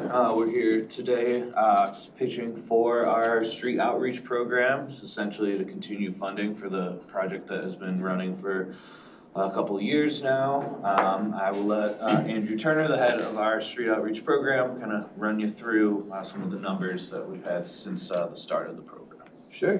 So February 2022 is when I came on and kind of when the Warp Core Outreach Project took the shape that it's in now.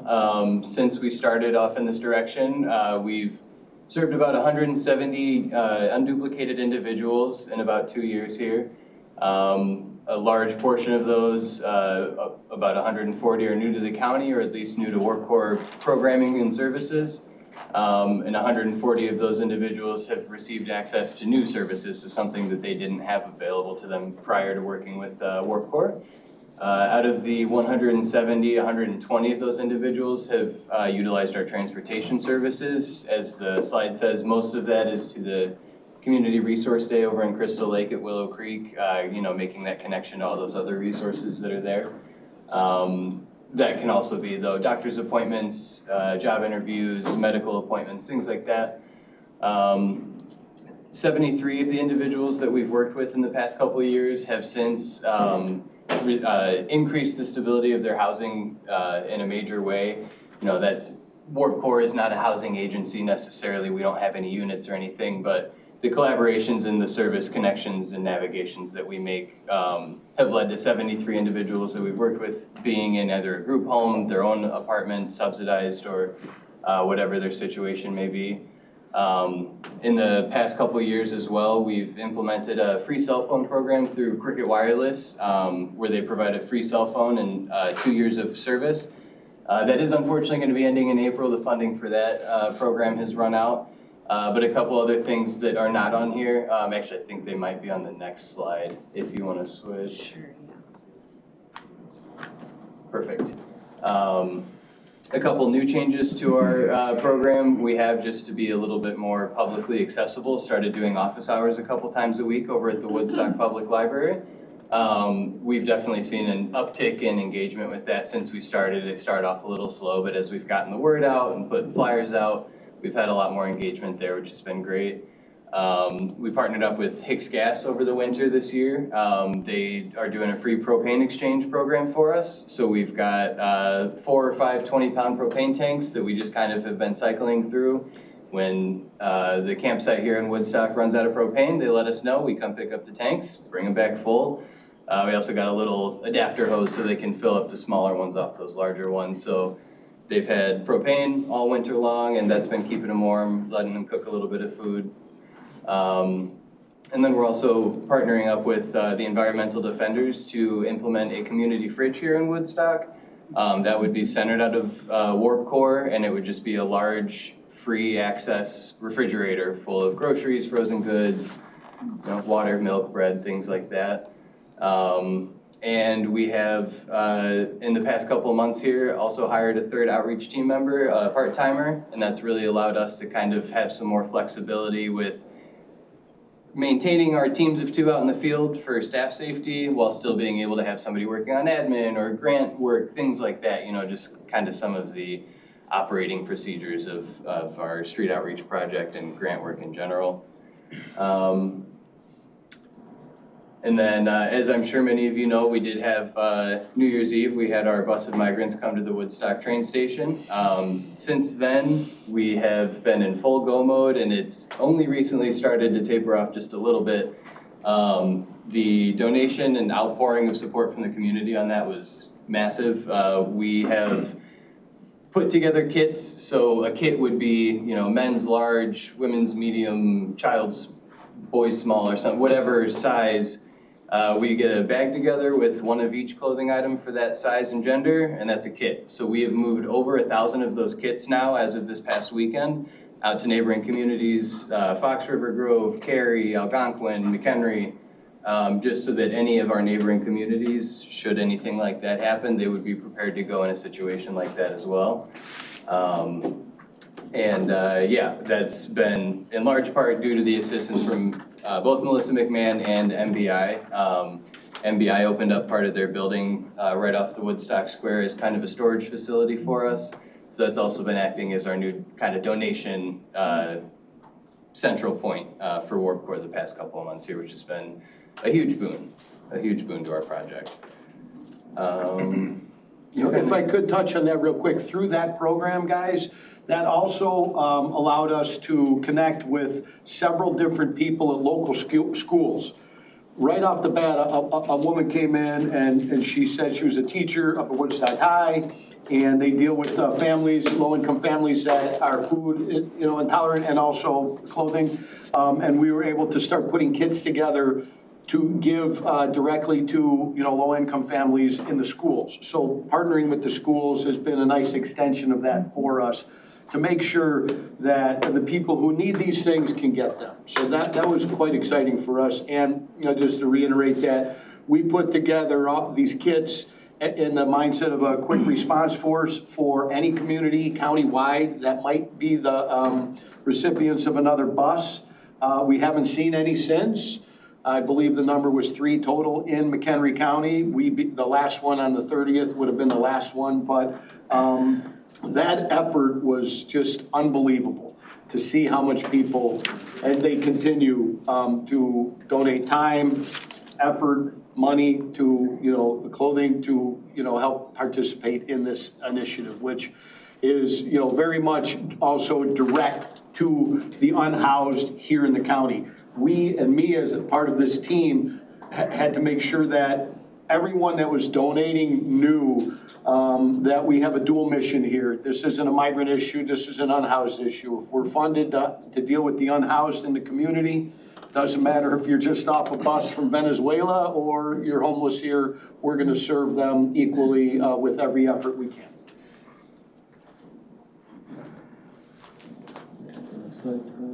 Well, that actually kind of sums up, our presentation portion, so I think unless y'all have anything else you'd like to know. Well, we didn't touch on the Thanksgiving event. This was our second event we did at the train station, again, in partnership with MBI Cares.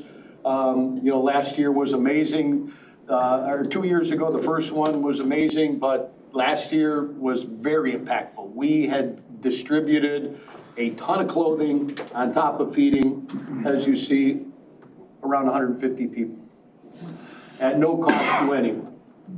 So that was huge. And so that's what the outreach project, our outreach program has been working on and for the past year or so. Looking at the CDBG application that we put in for you guys, that would be strictly covering payroll for the street outreach team. That would be the 3 of us here, and then also John Durden as well, who's one of our street outreach coordinators. We have since the last round of CDBG, we've received mental health board funding, and that's doing a lot to shore up our both salary costs as well as gear and equipment for the programs that we run, both our outreach as well as our youth prevention programming. So that the mental health board has allowed us to really bolster our camping gear and our training regimen as well. We've got access to a whole new load of trainings that the outreach team and prevention team is going through. So it's been a massive help in letting us get to where we know that our project can go. And this is just one more piece of the puzzle of, getting us the funding that we need to make sure that we've got the staff and the training and the capability to carry out our program. We do feel, Warp Core kind of fills a unique niche in all these amazing efforts that countywide to help the homeless in our community. And, you know, in order to do that, you know, it's a lot of the clients we serve have already been through the system. They're unfortunately in a position where they can't go to PADS anymore. They've been kicked out. They don't qualify. You know, they might have already got an apartment through the Housing Authority and blew that. So, you know, a big portion of the people that we deal with are kind of, you know, I hate to use this word, but permanently unhoused, that really have nowhere else to go and no other resources beyond going to the power shower event on Fridays. But, you know, the biggest niche, and we've seen an uptick in the numbers of new people coming, you know, to Woodstock. We see that traditionally, I think a little more in the winter. But you know, there are new people coming as well. We can't control that. We just want to make sure that we can safely and adequately, you know, provide the services needed for this underserved population that is just what it is. And it can be very tough, guys. You know, these folks are not waking up happy ever. So, you know, it's tough work. So yeah, I guess that's kind of it. No, just lastly add, you know, on top of that, you know, for those kind of permanently unhoused, you know, when we do identify, you know, clients that we see potential to, you know, kind of quickly move out of that situation, you know, I would say our team has created a pretty efficient system to, you know, sit down with these folks and, you know, get them started with the process of, you know, getting whatever they need, whether it be IDs, kind of these roadblocks that, you know, prevents folks from being able to take the next step of moving through the system, right? And so, you know, I think Andrew and John, our other outreach person, you know, have created a good system in which we can get people connected with the right resources within the county to, you know, become housed or at least, you know, better their current situation, so. And if it's not known, I don't know if that was reviewed, we do act as a receiver for mail. You know, one of the most basic things that unhoused people need is a mailing address. Yeah, so if we have to help them get certified as an unhoused resident, we allow them to use our address to receive mail, you know, their first Illinois state ID, you know, access to their social security. They gotta have a mailbox. And so we've been doing that for a couple of years now. And that's also a very important key component to helping these people, because if they can't get mail, they can't go one step forward. Mm-hmm. It's huge. And that process it gets them their Illinois state ID, it waives fees for it with an attestation letter that we utilize. And then they walk off with their paper copies and ID, real copy comes to us, and from that point on until they decide that they want to change it or have a better option, Warp Core is then acting as their mailing address. The state will accept that. They don't say, oh, we know this is not really a house, so. Right, they're good with that? it's known that it's not a residence. Interesting. Mm-hmm.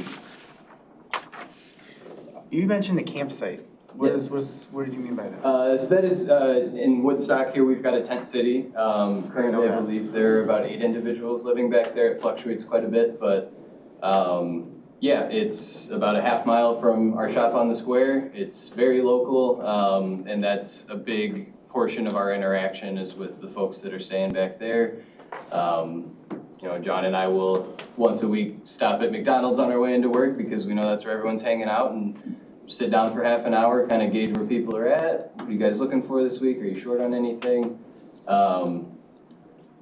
Yeah. Is it on private property? Mm-hmm. It is.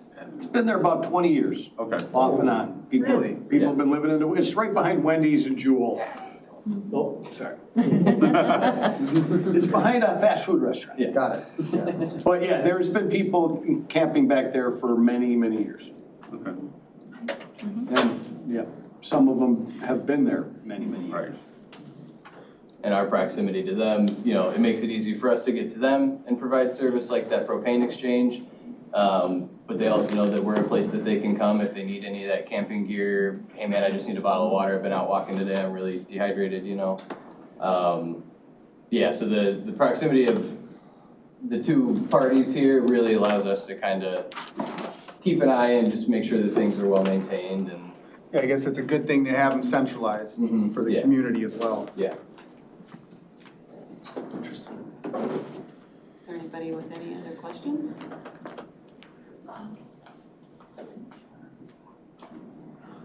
That's all I got. Mr. Adamson? Well, thank you for coming in. You guys certainly serve an important need, and we appreciate that. Thank you. We appreciate the opportunity to fill that need in the community. You know, we're stoked to do this work, and we can want to build an organization that can do this for many years to come. Yep. Thank you. Okay, thank you guys. You guys, appreciate it. We'll be in touch. We want to do a quick break. Bye.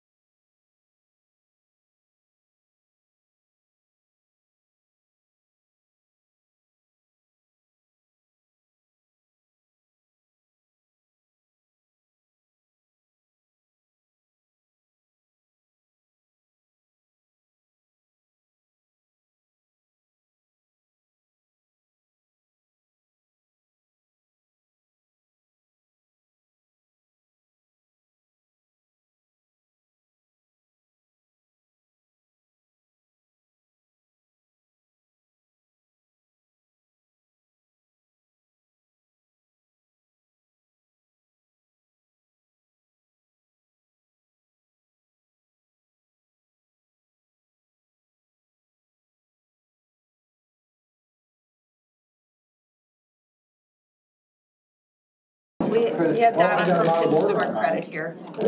Yes. And the clicker should work for you. Okay. You're fine. Got it up and running this time, so. Tell me when to start. Welcome. If you'd like to take a few minutes and tell us about your project. Sure.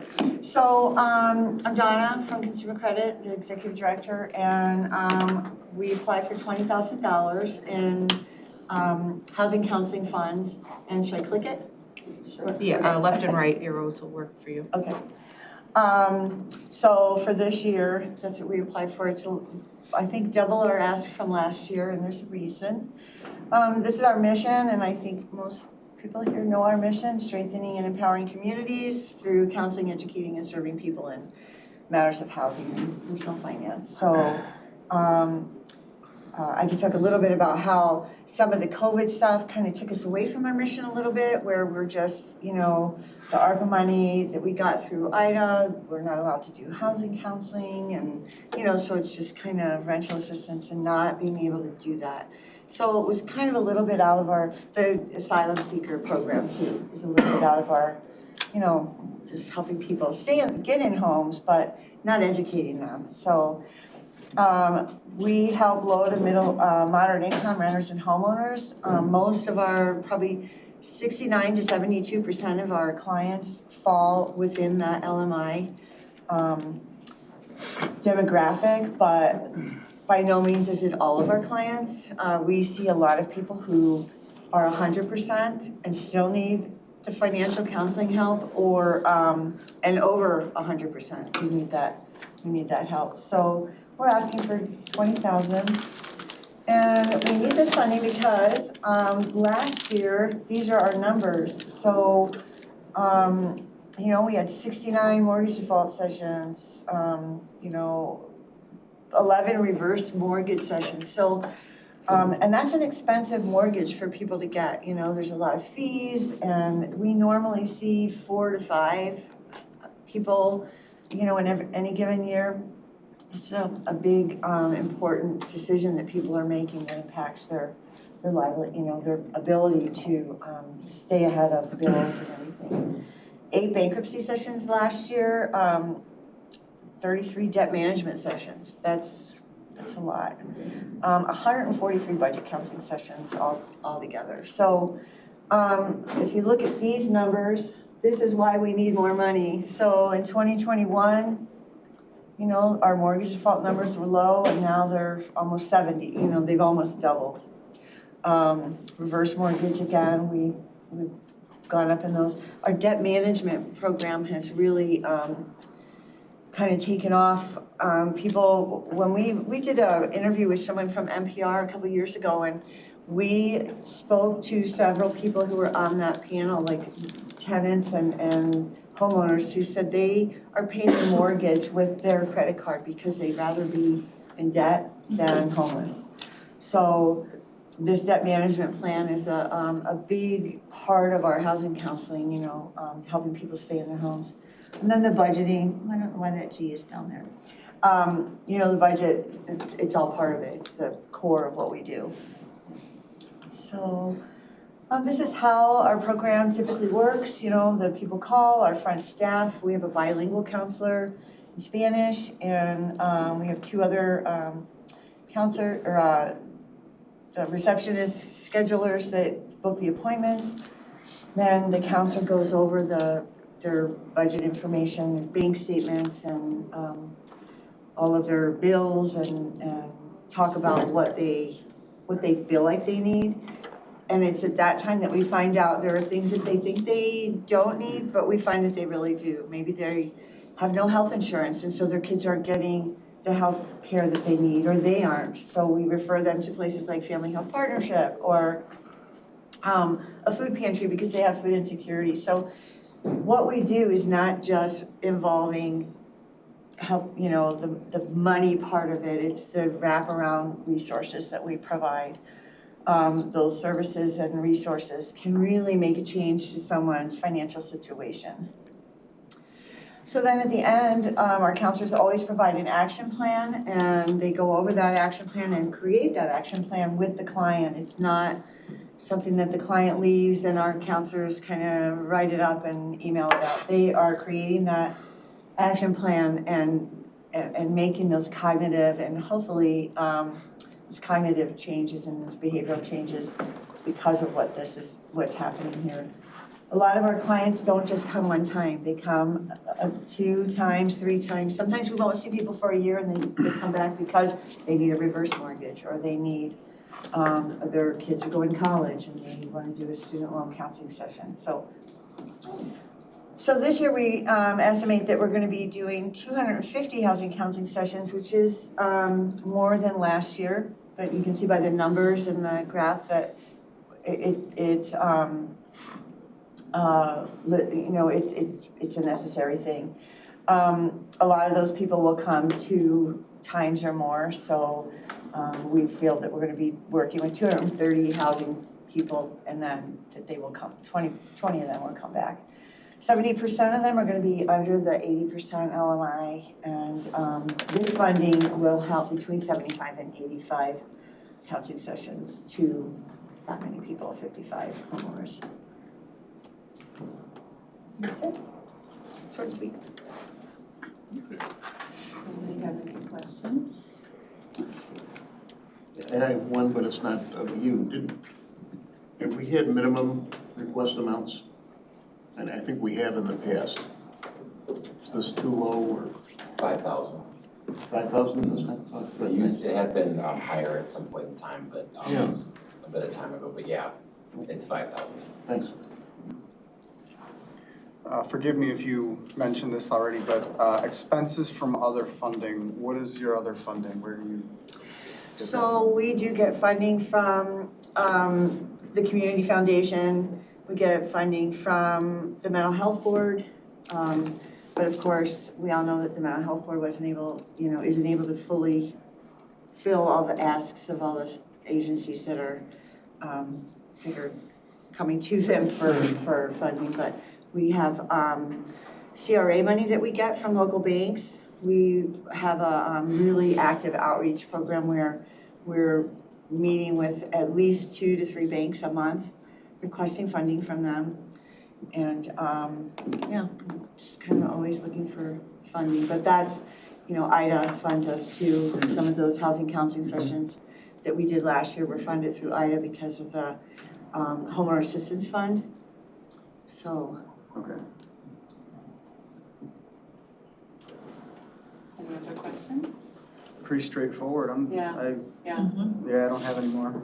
Well, thanks. Thank you. Well, thank you for coming in. Appreciate it. And don't forget to vote right around the corner. We've been doing that all day. Everybody. Good mind. Okay, Compassion for Campers. Like to join us at the table? Take a few minutes and tell us about your program. I'm Andy Myers, and I'm here with Compassion for Campers. We have been in existence for 13 years.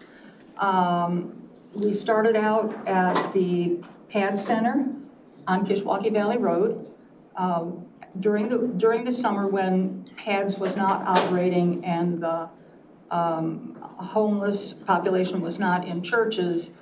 They were camping out. So we supplied meals on Monday, hot lunch on Monday, and also supplies that were necessary for the people who were sleeping rough. PADS sold that property, but during COVID, we moved the operation to church parking lots and handed out supplies outdoors throughout the year.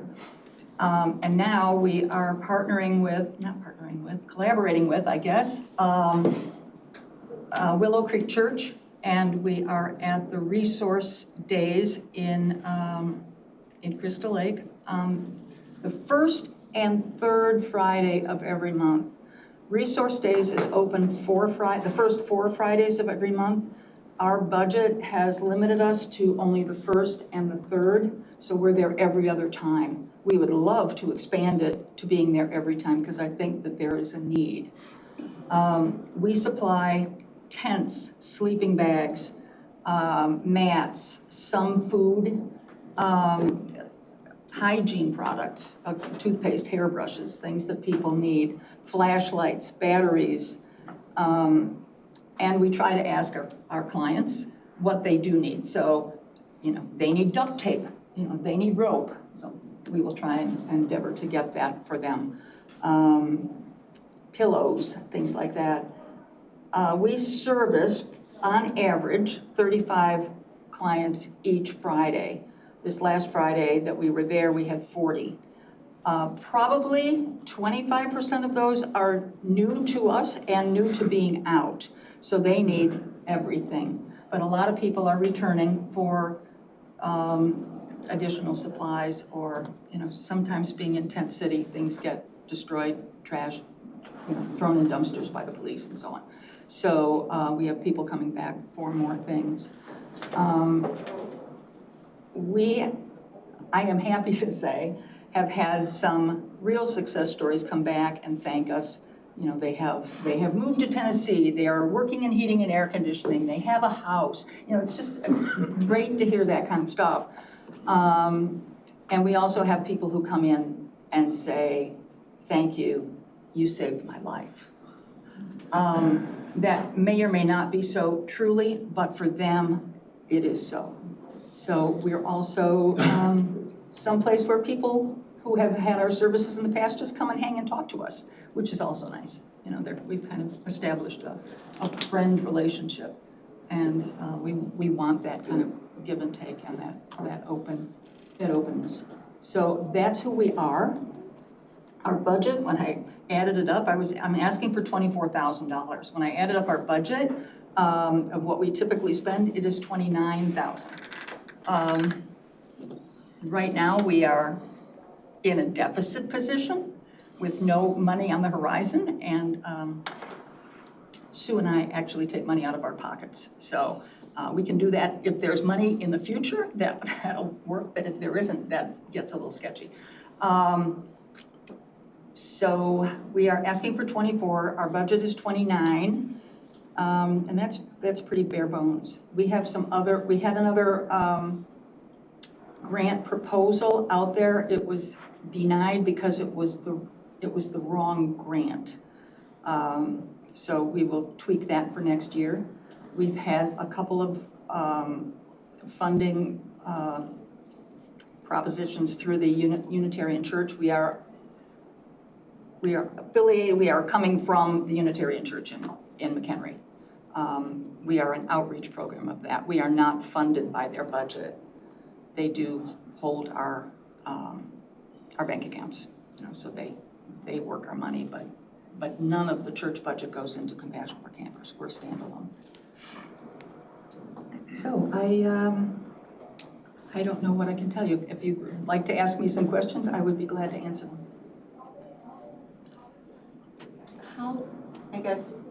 So this doesn't, you're in your budget, that doesn't include any donated items. So do you guys go out and purchase these things? We purchase, what's on the budget are items that we purchase. We go through Amazon, I go to Walmart, I take a look, we'll go to Harbor Freight because the tarps are cheaper there. So we will seek out wherever we can get a deal. Sue goes to buy all of the hygiene products and things from the dollar store.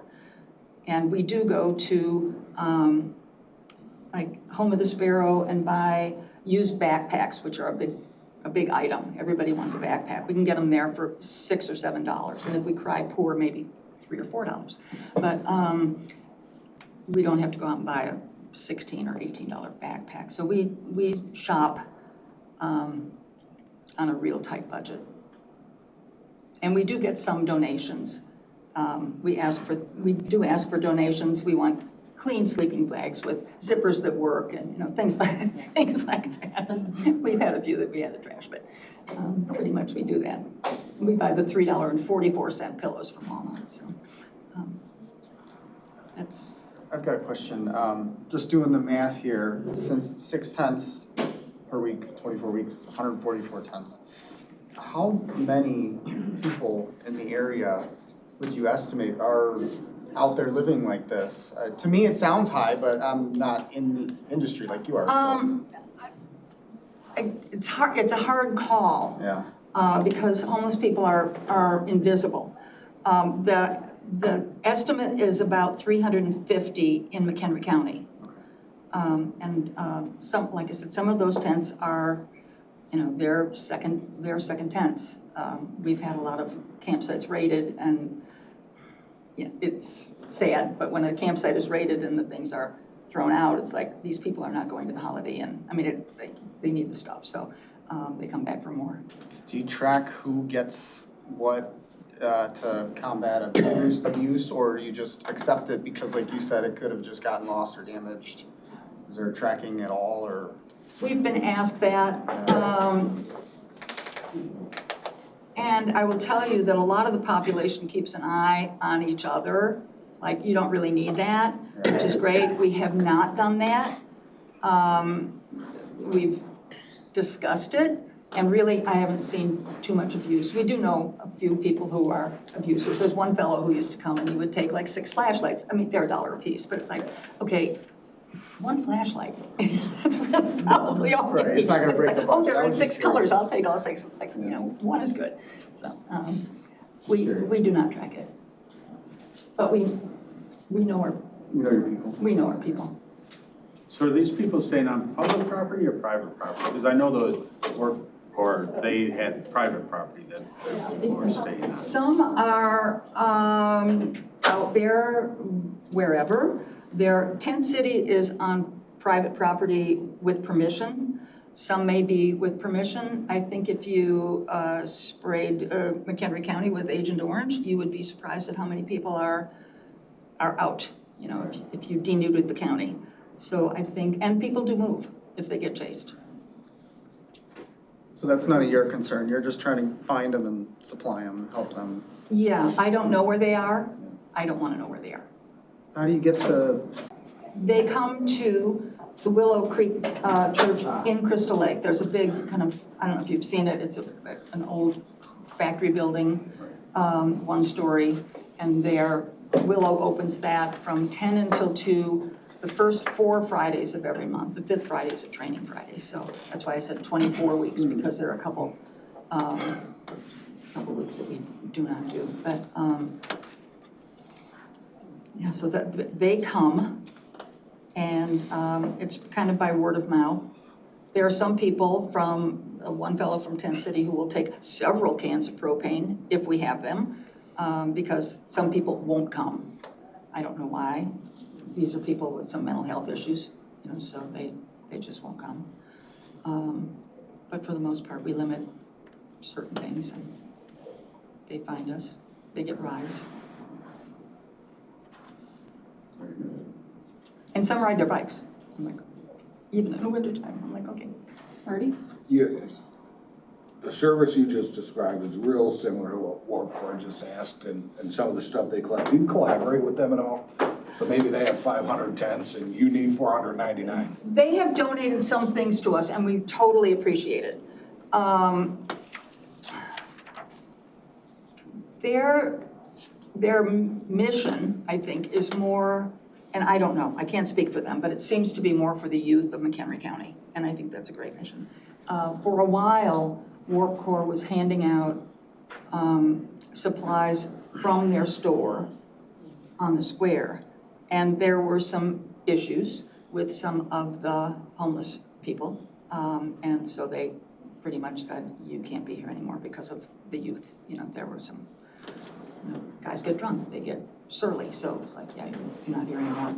I know that Rob now said he would take care of the propane for Tent City. So we have cut back on our purchase of propane bottles. We hand out propane to those not in Tent City and suggest that they go to Warp Core and get them there. So that'll save us a little bit. And we're friends. Yeah, I'm just trying to see if there's any duplication of service or. Not really, no. They are friends, and they are, love Andrew, love Rob, good people. So but we are doing a separate. Clientele. Well, same guys, overlapping clientele. I think they're, not sure. Some are the same, certainly, from Tent City. Plenty of need. Pardon me? There's plenty of need. Yes, yeah, and it's not going away. It will be here. It's not something we will put an end to. Okay. If I could just add, oh, please, one. No, please. I should call the lifeline. That's why I'm here. Yes. I am Sue Reckenthaler, and I have been part of this Compassion for Campers since it started. It was my baby with a couple other people from church. Our clients are the folks that are not served through PADS and Pioneer Center. They maybe have a ban at PADS. They maybe are dealing with drug and alcohol issues, so they can't take advantage of what PADS offers. When they come to us at Willow Creek, you were asking about, do we keep track? We want them to feel welcome. We don't ask, how'd you get in this situation? Didn't I just give you a tent a month ago? We want them to feel safe and cared for. Only once have I said, was someone taking too much stuff? Don't make me put my hands on my hips. Put that stuff back. So I think our, like Andy was saying, the people that we serve watch out for each other. We have had homeless guys meet somebody, a new homeless person at the door saying, I know you're living in your car. Come to Compassion for Campers. They can get you a blanket. They can get you a pillow. They can get you a pot to cook your food in. So that's why we don't ask. If they want to tell us, and we've had a lot of folks tell us how they got into that situation. We are a group of volunteers that just welcomes them into our room, and if we can help them, we help them. It's just how we've always done it. If we can make their day or their week or their living situation, it's amazing how excited somebody will get about a Dollar Tree jar of instant coffee. And, it's the numbers in the county of, I think they do once a year, a count of the homeless. But if you can't find them, and they keep a very low profile. When they come into our room, we will give them whatever it is that they need. The only thing we keep track of is numbers of bodies who come in. Just because it's a statistic. And we do periodically get financial donations, but it's not on a regular basis. And it's we try to be very frugal. We put out a plea to all the churches that we have worked with in the past, but money's tight everywhere, and everybody's mission is going in a different direction. We have some plans, not firm, to reach out to the different churches in the area and see what their outreach programs are and see if they would mesh with ours. I would love to expand this to 48 weeks instead of 24. We have to see. So I think there's a need. definitely be more. Thank you for what you guys do. And thank you for allowing, Yeah. thank you for allowing me to jump up out of the. No, thank you. Anytime, Sue. Anytime. So we're almost to the end of the day with hearings. We have a few in the morning tomorrow, and then we'll work on allocations. So you should be notified shortly after that. It still has to go to county board approval, but you should know shortly on kind of what we do at our allocation here. Thank you. Thank you. And I would invite all of you, just as residents of McHenry County, to stop in on the first or third Friday, sometime between 10 and 2 at Willow Church, and just see what we actually do. I think we're one of those programs where we're run all by volunteers. There's not a lot of, but you can see what it is that what we do. We'd love to share that with you, even not in your position as a. Are you part of their food pantry too on Fridays or? No. Okay. No, Crystal Lake Food Pantry puts out bags of food. The clients know about where the food pantry is, and they are invited to participate there. We have some food that they will grab, like ravioli in a can and things like that. But the food pantry does have some bags. And there is always hot lunch at Resource Days. Resource Days we have had people come in. A woman came in who has 2 kids. She was kicked out of her apartment because she didn't put out for the landlord, and so he was going to evict her. That's not legal. But then he took a restraining order out against her. So she's there in tears, and I said, you cannot go to Tent City with the guys, with your kids. So the nice thing about Resource Days is that you can take her and walk her over to Home of the Sparrow and say, maybe these people can help you. There are probably between 15 and 20 different agencies there. So it's really a good place to be. And it works well. And yeah, if you have time on any Friday, particularly the first and third, come and see what goes on there, because it's really impressive. Even with the kids, we always have a big stack of coloring books and crayons. So when these children are there and their mom or dad is, I need a pen and I need a pill and I need this, we've got something we can give those children too, because the parents have that deer in the headlight look, and these kids have no idea what's going on. So we help them out too. So. Thank you. Thank you.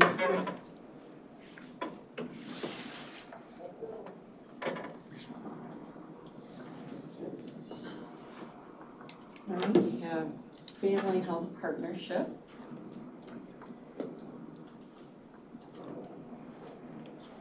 It's good to see you. Hello, nice to see everybody.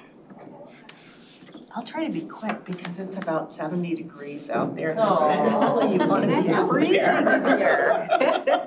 It's so gorgeous. I'm Suzanne Hoban. I'm the executive director and the founder of the Family Health Partnership Clinic. And for 27 years, we've been providing high-quality health care to the uninsured in McHenry County. Quick facts about us. We opened in '96. It was really a community response to a community need. There was no other place in the county at that point that was focusing on uninsured residents. We see about 7,000 patient visits. All of our physicians and our dentists are volunteer, but in reality, that method has shifted a little bit over the past few years. We do now have 3 almost full-time nurse practitioners who are doing a lot of the care. With the consolidation of medical practices, it's harder and harder to be able to get some of the volunteer docs, but we've got about 13 of them who rotate through. We provide primary health care, mental health care, dental health, as well as specialty care for folks. And we don't take Medicaid. People ask us why, and it's because there are other clinics in the county who do take it. Our program is really for people who have no other access to care. That's really the focus for us. We're not a free clinic, like people like to call us that, which is fine, but we're not. It's a sliding fee scale based on income and family size, but no one's turned away if they can't pay. People like to feel like they've got some skin in the game, and it does help. So how do we work? So it works just like your regular doctor's office. People make appointments, they're screened, their income is screened. We ask for either paycheck stubs or tax forms or a letter from their employer, something like that. And really then at that point, that's where it stops being like a regular doctor's office. Because if you go into your doctor's office and he or she says you need labs, they're usually gonna write you a script and you have to go to the lab or you have to go somewhere else to get the lab. And then you've got the prescription and you gotta take it and then you gotta go somewhere else for the prescription. Every time you send somebody away, there's a really good chance they're not gonna get that prescription filled, they're not gonna get that lab filled. So our model is really based on that barrier-free care. Try to do everything you can right then, right there, while we've got them. This is our clinic because a lot of people have a preconceived notion of what a clinic for the uninsured should look like. And a lot of times people think, well, it's probably this dark little room in the bottom of a church basement somewhere. So we have a 10,000 square foot clinic in Crystal Lake. That's our waiting room, one of our exam rooms. The other part that's very different from probably your own private doctor is we have a whole lot of other services available for folks because people don't come in just saying, I just have a cold, you know? Suddenly they're talking to you and, oh, we don't have enough food. We've got unstable housing. There's domestic violence, lots of different things. So we really focus on a lot of those social determinants of health as well. So we do have an emergency food pantry for folks coming in. We work a lot with the other food pantries in the area because they have a larger supply of food. But if you need something for 24, 48 hours, we can help. We also have a program in the summertime, which is called our Community Grows program. One of the other big deficits is that a lot of people don't have access to fresh foods as well. And if you're talking about things like diabetes and hypertension, one of the cheapest and easiest ways to work with those chronic diseases is to ensure people have healthy and nutritious food. So we have farmers and community members grow a row for the clinic, and every Monday they bring it in, we weigh it, and we put it out in the lobby in a beautifully little farm stand, and people can just take what they need. Last year, we gave out 4,000 pounds of fresh food. So why does that model seem to work and what backs it up? So I want to show you what some of our latest quality assurance measures show. So it's really important that even though the work we do can provide all these nice warm fuzzies and people feel really good about it, we need to have some data that shows that this is working. Because if you're not providing quality health care, you shouldn't be providing health care. So we track those things. So this is for the 6 months of last year, the last 6 months. Patients who have hypertension, when we look at their blood pressure, 71% of our patients with hypertension had it under control. That compares with 56% of the Medicaid population on a national basis, and then 46% of commercial PPO patients, which is private insurance. So let me just put this another way. Our patients who oftentimes have language issues, very low income, probably have low literacy rates, low education, their outcomes are better than folks who have private insurance. And part of that is because of the model that we use, where we can provide all of those things for barrier-free care. The same with diabetes. 49% of our patients with diabetes have it under control. That's better than commercially insured folks. So what our proposal this year is really an extension of last year. We also give out pharmaceuticals to folks because if you have to pay for your medication and you don't have insurance, there's a really good chance you're not going to be able to afford your insurance. So we have an in-house dispensary, and that word has taken on very different meanings in the last few years, but we can't call it a pharmacy. So it is a dispensary for our patients. So how does that actually work? So last year we gave away almost $2 million worth of medication. We get our medication from a variety of places. We get it, one of our big suppliers is a group called Dispensary of Hope, and you'll see that listed in here in a minute. We get extremely good pricing from pharmaceutical companies, but we also work with them on some of their, they call them the indigent drug programs. So we're able to get some of their drugs for specific patients for free. You probably see it on the TV, you know, if you can't afford your medication, AstraZeneca can help. So we hook patients up with those medication programs so that they can get them. And it's pretty significant. We partner with Walgreens to provide flu vaccines and COVID vaccines. We partnered with Albertson and Osco. We held shingles and pneumonia vaccine clinics. And then we also work with state and national organizations to deploy donated drugs.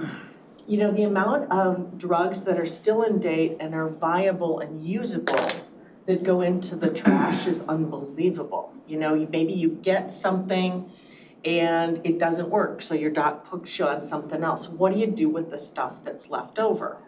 Some of it has to be incinerated, but if it's factory sealed, if it's in date, and there's no damage to it, how can we do a better job of redeploying that? So we're working on those issues as well. And then we've just updated our refrigeration system because things like insulin needs to be refrigerated and we need to have a very tight control of that. So those are some of the things that we've been able to do this year. Talking about Dispensary of Hope. This is a nonprofit organization in Memphis that actually works directly with the pharmaceutical manufacturers. And they offer donated medication to clinics like ours for an annual fee of $7,500. It sounds steep, but if you think that probably from DOH we're getting at least $500,000 or $600,000 worth of medication, it's a very good investment. And we can get insulin from them as well. That's all we pay. We can order whatever we want that's on the formulary, and we order every week, so we don't let medication sit and go out of date. So that's part of our CDBG ask as well. The other portions of it is support for our existing staff. So we have a pharmacy tech and a pharmacy assistant who are able to then fulfill all the medication while the patient is still there so they don't have to go back. And then the subscription to the Dispensary of Hope. That's a picture of our dispensary. Again, it looks like there's not a lot in it, but we try to order not, we don't want to stash stuff because really going out of date is the worst thing that can happen. So we just try to order it on a weekly basis so that we've got enough to cover. And really in the big picture of things, keeping patients healthy keeps them out of the ER. It reduces the healthcare costs for our whole community. It also is a big economic driver. You know, what happens when businesses, small businesses, have somebody out sick for 2, 3, 4 days?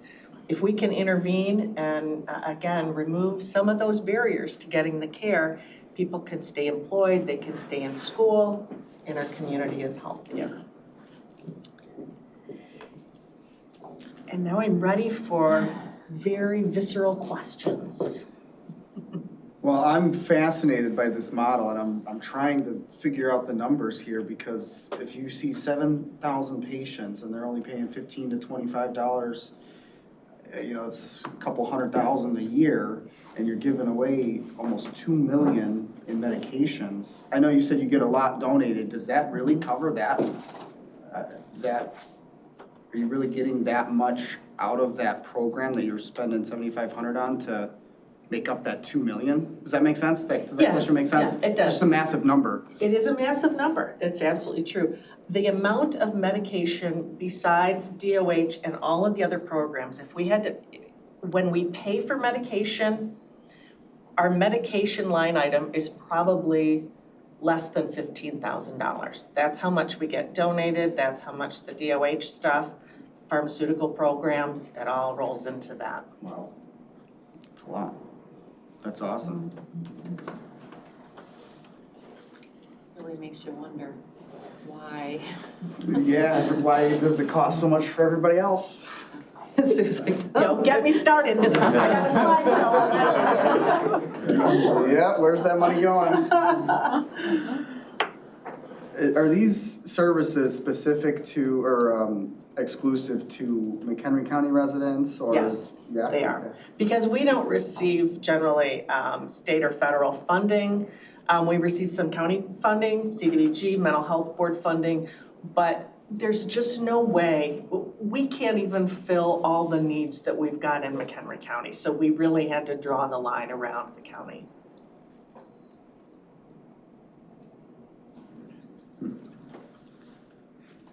Go ahead, Marty. Yep. Do you know what the question is? No. If we can't fully fund your ask, what does it do to the level of care?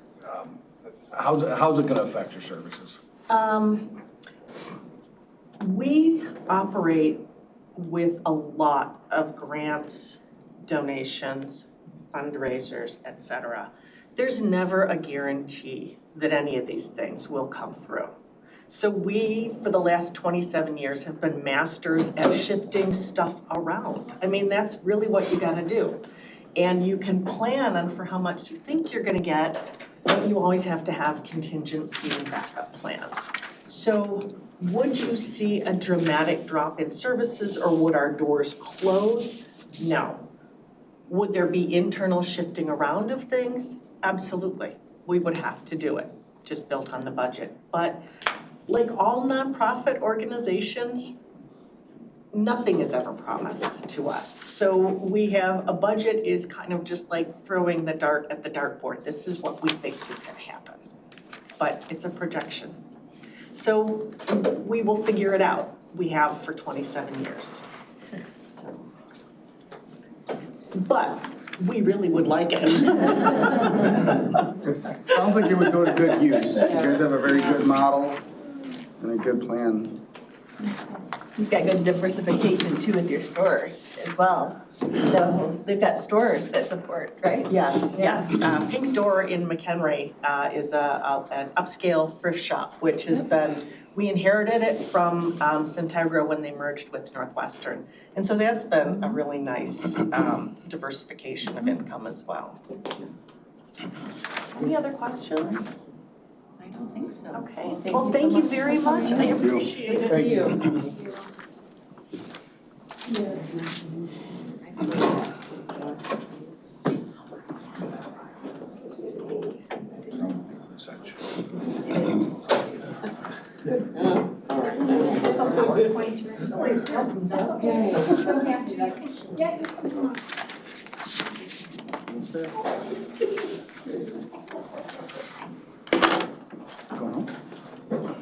Hi there, welcome, good to see you.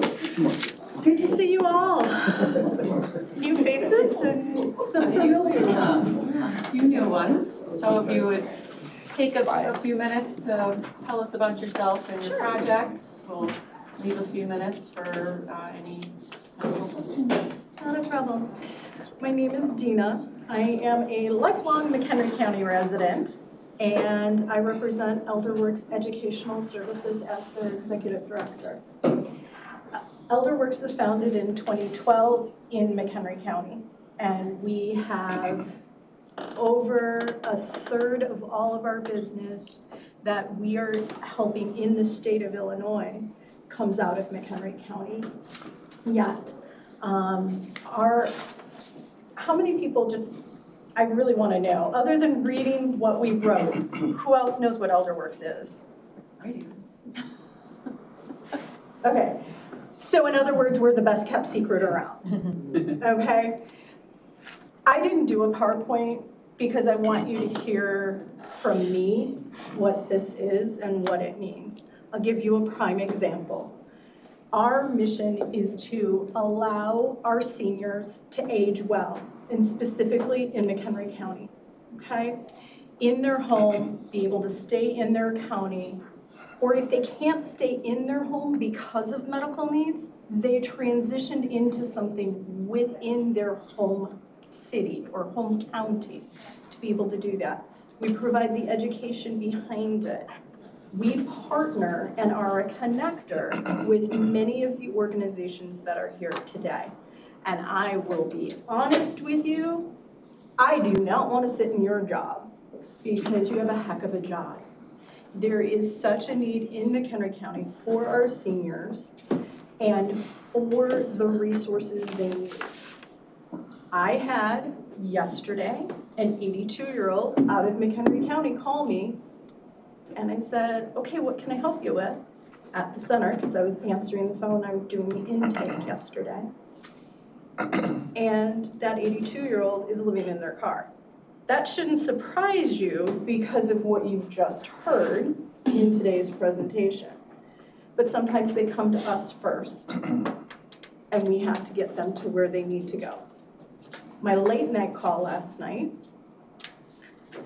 was a 79-year-old woman who her boyfriend of 15 years got lost driving, and it took her over a half hour to find him. And they lived in McHenry County and didn't want to call the sheriff's police and all of that, but we're putting things in place so that they can age well within McHenry County with getting them connected to the right doctors, providing that time and conversation piece for the son and the girlfriend who need to understand how to best have that conversation with their loved one. Because I'm betting each and every one of you, if you were told you can't drive anymore, or you're not taking your medicines the right way, or you can't be up at 3 in the morning because it's nighttime, you would feel that loss of independence. And so ElderWorks, in everything we do, from education, advocacy, the aging counseling, a typical case could be anywhere from 3 hours to, we have one that we have 32 hours in on right now.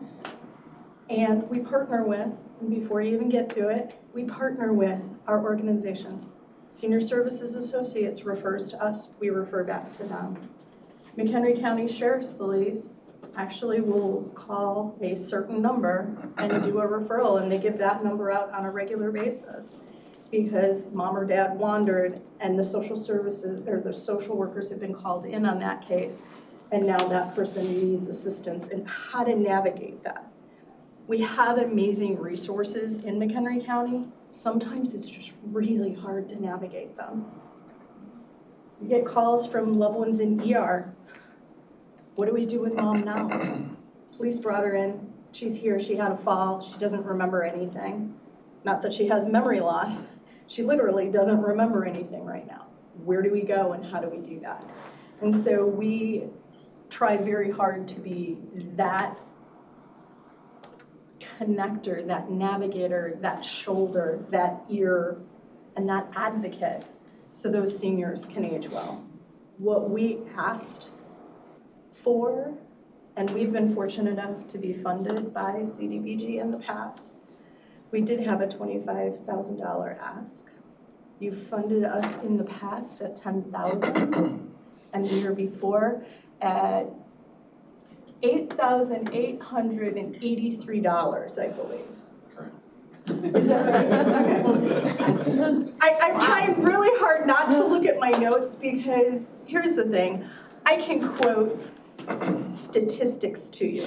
I can tell you that the $8,883 went towards a social services specialist's salary. And those numbers were over 261 seniors that we did case management with.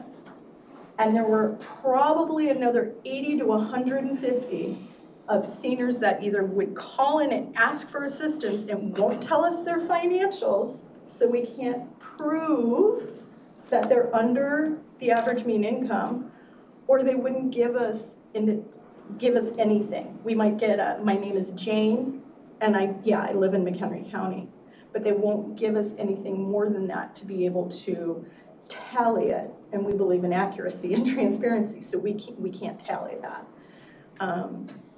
That's our ask. If anybody wants more information, I certainly will provide it. There is a lot that ElderWorks does, but I don't want to go through every program we have. I want to respect everybody's time and go with what our ask was of.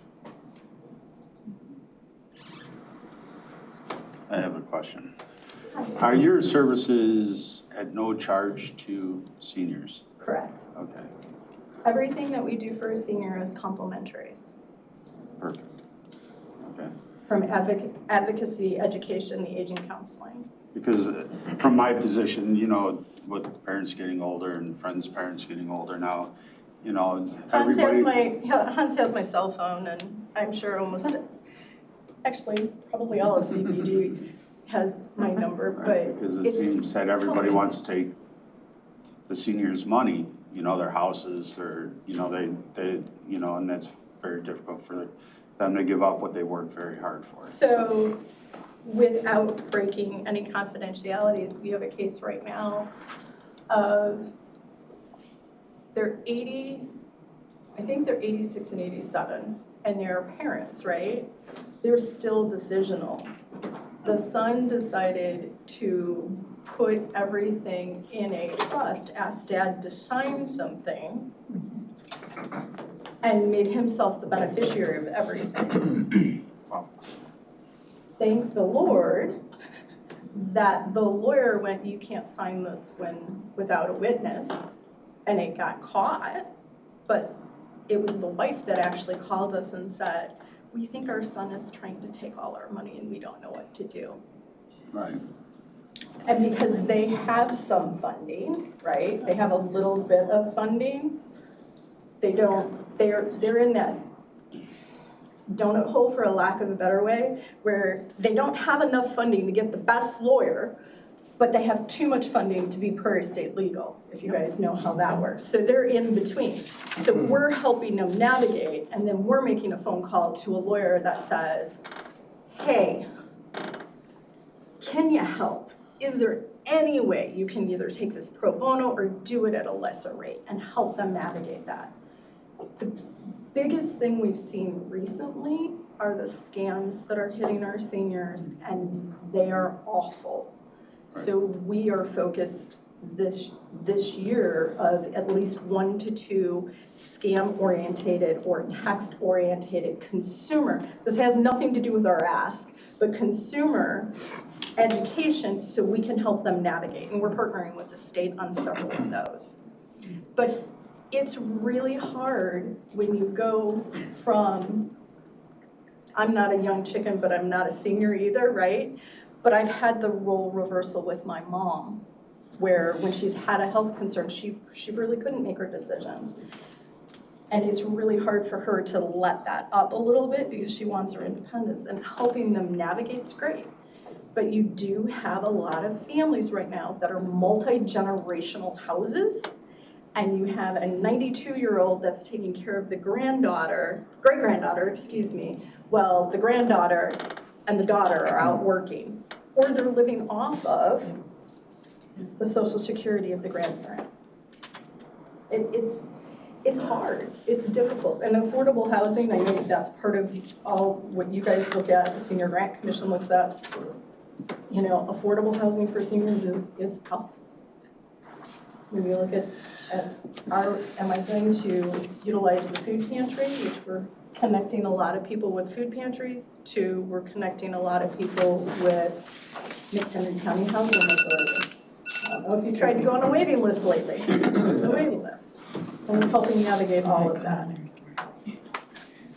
Have you gone in front of the Senior Services Committee also? Yes, sir, I have. Have been there. And we'll go back. We haven't been funded through there. I am taking a different approach as we approach the possible cycle that will be coming to have that discussion. I think for a lot of misconception on how our service isn't a duplicative service for the Senior Grant Commission has been there. And I think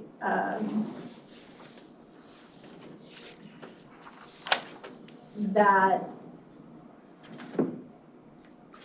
different organizations within different governmental, and I'm going to take it larger than McHenry County, they're used to granting certain individuals, and that's a pattern that they have throughout the state of Illinois. They know this organization and that's where they go through. So we have not been funded through there. A suggestion was to come through to CDBG for funding, which we did in 2022. Yes. I'm looking over my shoulder just because I don't want to misspeak. Senior Services is kind of facing the same thing that we are in allocations. Sure. And they have so much more ask than what they have to give. And that funding until this next year hadn't changed in about 20 years. So it's been a flat funding, so, you know. And the agencies that were funded all do incredible work. Yeah. I will say, because I see the state of Illinois, I'm very proud to say I live in McHenry County, and I'm very proud of this county on what it provides for its residents. Because a lot of counties that we work with don't invest as much as McHenry County does. So does anybody have any questions? No more for me. No more? Good. You're good? All right, well, thank you for Thank you. coming in. Thanks. Sabrina.